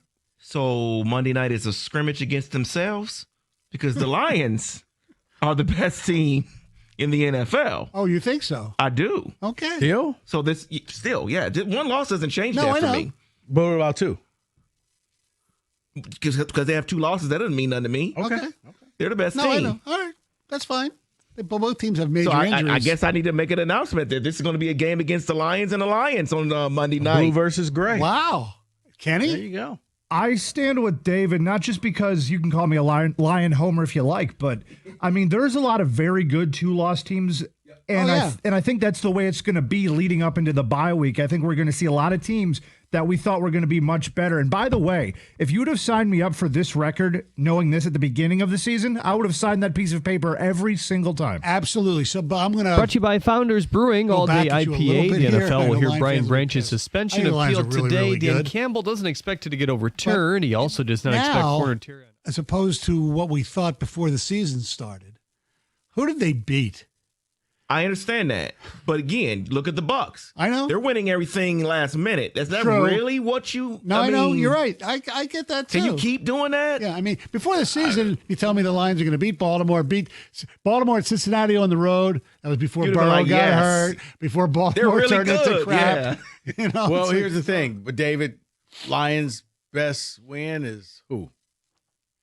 Their best win is against Baltimore. Right. Actually, it's not. It is. No, at the time, their best win is Baltimore. I don't care what Baltimore's done since. Their best win is against Baltimore. Okay. Baltimore was you think good. it's Chicago? then. Chicago's technically they are. They're 3-2. Yeah. That's their best win. It's going to be very interesting to revisit this conversation once the season is Yes. over, when it's all said and done, and see Absolutely. how the Ravens actually finish out.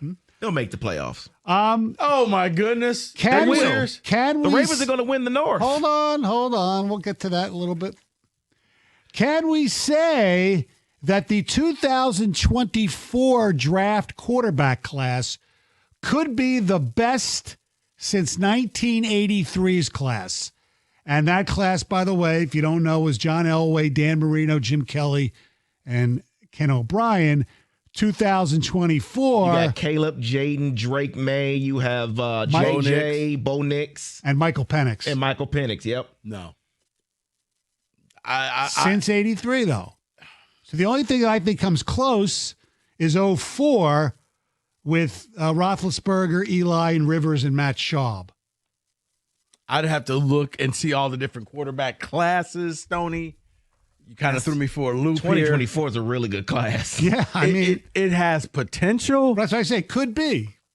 But they're a long way away from Hall of Famers. I know. Their worst quarterback right now is JJ. Right, Everyone and he else hasn't done anything. He hasn't Yeah. played, really. Yeah, look. Spencer Penix, Rattler's even doing something. Penix has to, his late throws, he got lucky last night. Yeah, okay.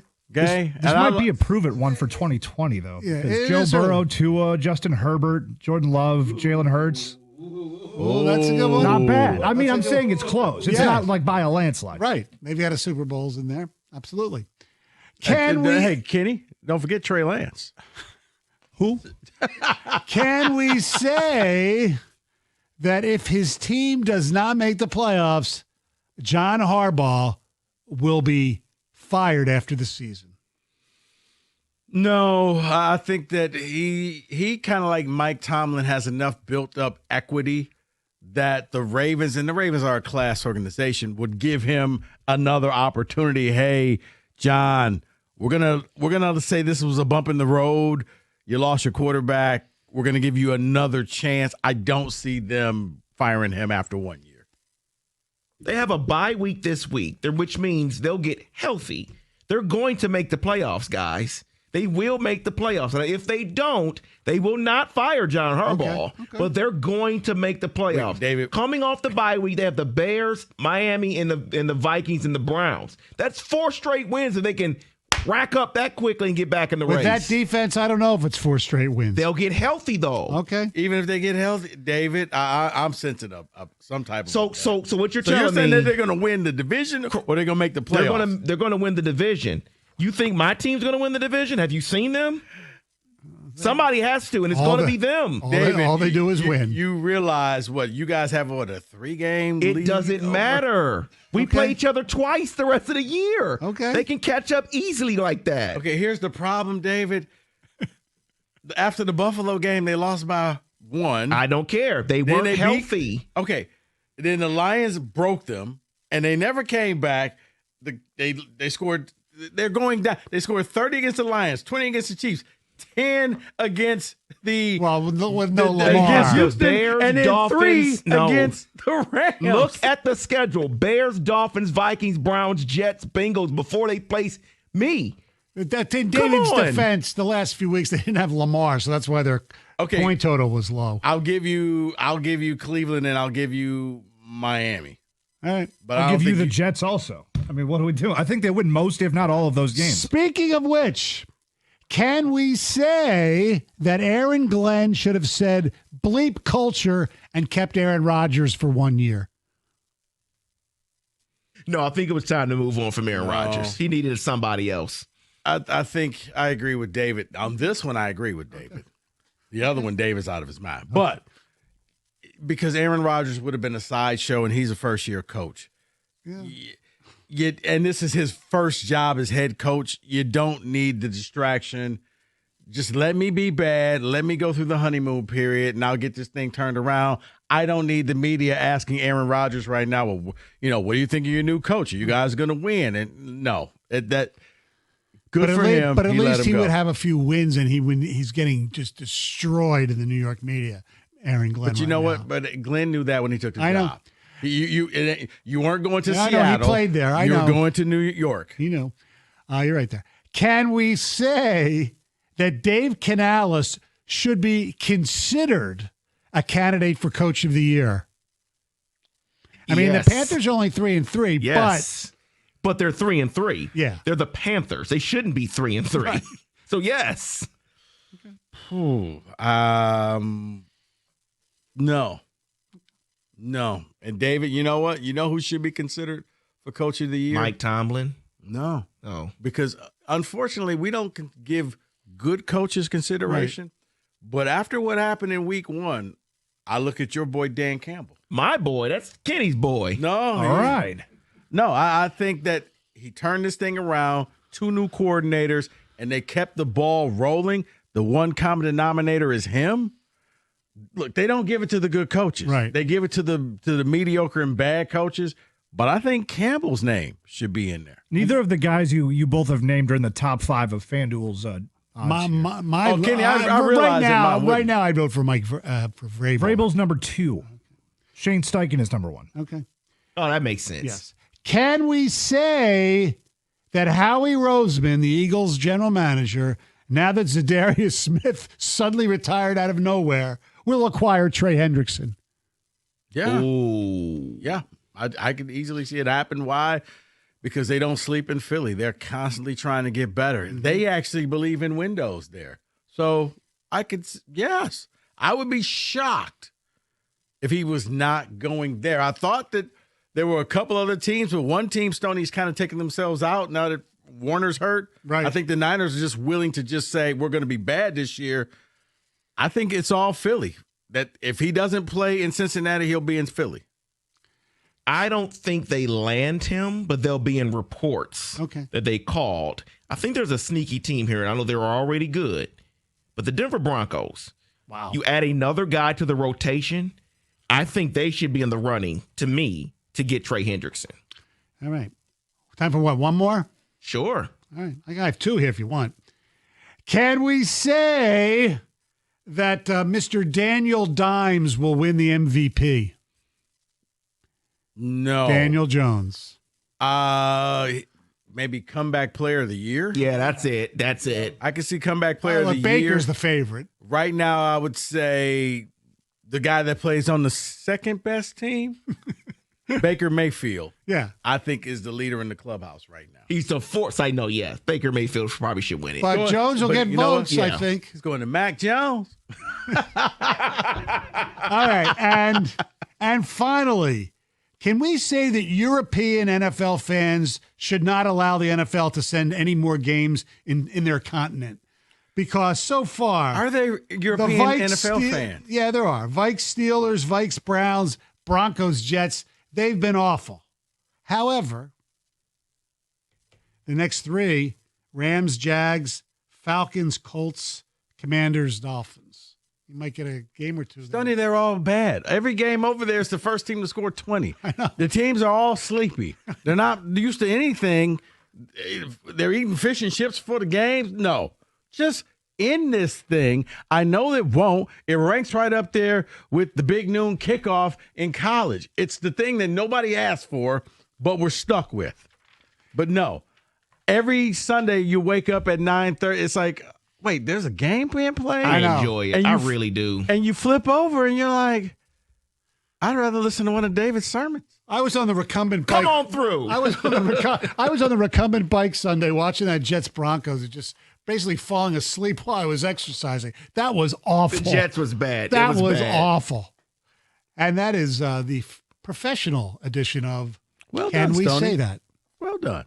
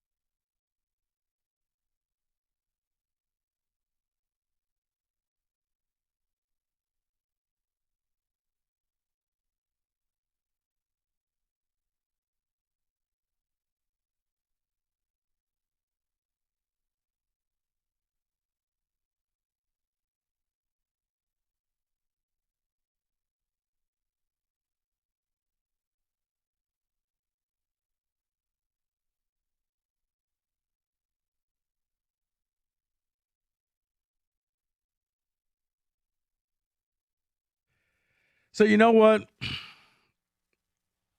Before we get to Jeff Rieger, maybe the 2018 quarterback class in the NFL, David, 2018 quarterback class, maybe this one would be better. Because now, especially because one guy's making a resurgence. Baker Mayfield, Josh Allen, Lamar Jackson. Just 3, okay. Sam Darnold. No. This class cannot, no. Okay. I'm just trying to, coming up with different classes. So it's a pretty good class. I mean, now especially because Baker's on his way back up. Baker's been up. Oh, man, what are you talking about? He's been up. Since he left the Browns. I mean, you leave the Browns, you're up. You letting Rieger screen calls again. All right. Wait, did I do a bad job? Oh, you did a horrible job. The guy calls up. He says he wants Shiloh Sanders as a Lion. I'm like, that's a great point. Talk to Mike and Rico. You didn't like that call? No. It's an open line system. It's just exactly. fine. You're telling our customers you didn't want them on the air? Yes. You know what? You can call from 10 to 2. They would have taken it. They have open line system. You're not guaranteed a spot on the air. Well, so did you say it's a good idea or no? I was like, okay, is this Brad Holmes should make the call. Okay, we had drunk calls from 5 to I heard 5:30. caller Bobby. You guys are way too hard on Brian Branch. No, but then after that, it was just like, man, people got out the bar and said, let's call 97.1. And I'm like, the last get out of the bar on a Tuesday. The one guy's like, they suspended Cliff Branch. You mean Brian Branch? Well, what did he do? He hit somebody. Oh, I didn't know that. Oh, I didn't see it. Rico, this was actually on purpose by me. I was ensuring my job security. Now you see what it's like when you have just anybody screening calls. Not today. It's actually brilliant. I was actually in cahoots with Kenny. I'm usually a better screener, but I decided to be a horse bleep screener just so Kenny would be appreciated. I look way better now. Yeah, you owe me something. Way to go. Thank you.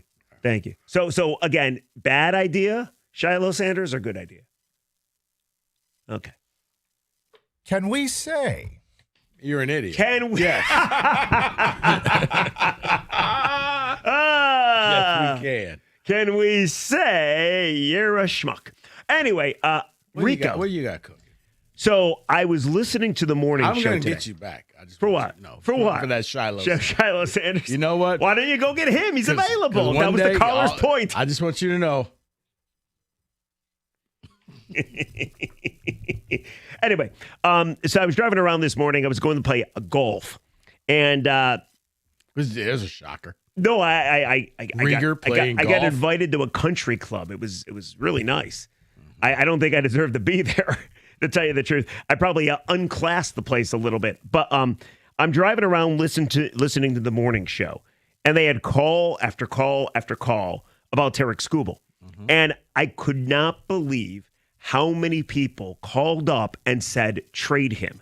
And then I was trying to figure out if it was the majority, so I actually texted Costa. And I'm like, from what you heard this morning, do you think the majority of Detroit fans want to trade Skubal? And he said, yeah, I think that's fair.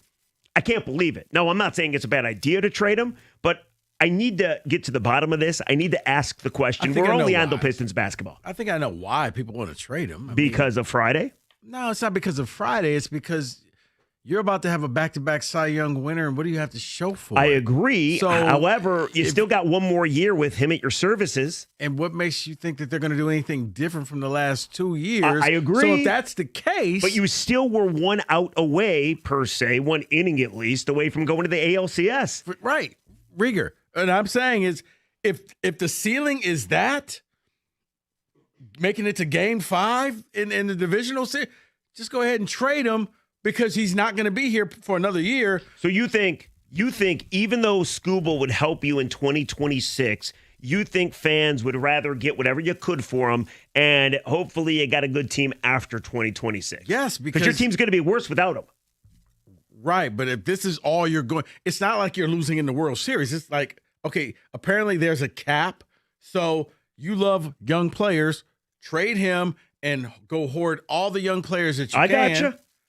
I can understand why people would say that. It blows me away that people would want to give up their best piece. He's their best player. You would agree? And here's the other thing about it. He only goes 6 innings. See, this is why I think people are willing to give him up. I truly believe, and I can't prove this. I can't pay you top dollar. Yeah. And in a critical game 5, you only go 99 pitches. You tap out. Yeah. Yeah, I'm good. No, and I think that really is what really drives people to say get rid of him. Like, I'm telling you, man, once people saw him come out after 6, after having retired 14 in a row, 10 of them were strikeouts. His last pitch was 101 miles per hour. I think once people saw that, they're like, he ain't one of us. Like, that ain't Verlander out there. That ain't Jack Morris out there. Get the hell out. I do believe that's a driving force as to why people want him gone. Is that fair? I can see that. I can easily see that. And it's also, if you're going to have him for 1 year and you're not going to win the World Series, and then what? He just walks away like Eduardo Rodriguez? And you get a comp pick. You get nothing? Right. He's Max Scherzer? You get a pick, nothing? but you're right. But you have him for a year, and you should be good again, and hopefully you have a good offseason. You're not going to win the World Series. This team has not shown you they're going to go out there and become a World Series contender. They have made the playoffs 2 consecutive years, and Troy Melton will be in the rotation. Congratulations. You're a wild card team 2 years ago. Okay. All right. So I'm curious, why now? Why now? And I'm not saying I disagree with people, but we'll get you up to Pistons basketball. Why now do you want to get rid of Skubal? Or maybe you don't. Maybe that's not what you believe. But what I heard this morning, it seems like that's what people believe. I would do it in a heartbeat. A heartbeat, he says. Yes. You know what? Unlike Rieger, you know what? Football brings out all the emotions. If you didn't listen to the show today, you know this is why we love the game. I think I bring out the emotions, But that feeling when your bet doesn't hit and you get hung out to dry by your old sports book, that's a feeling that's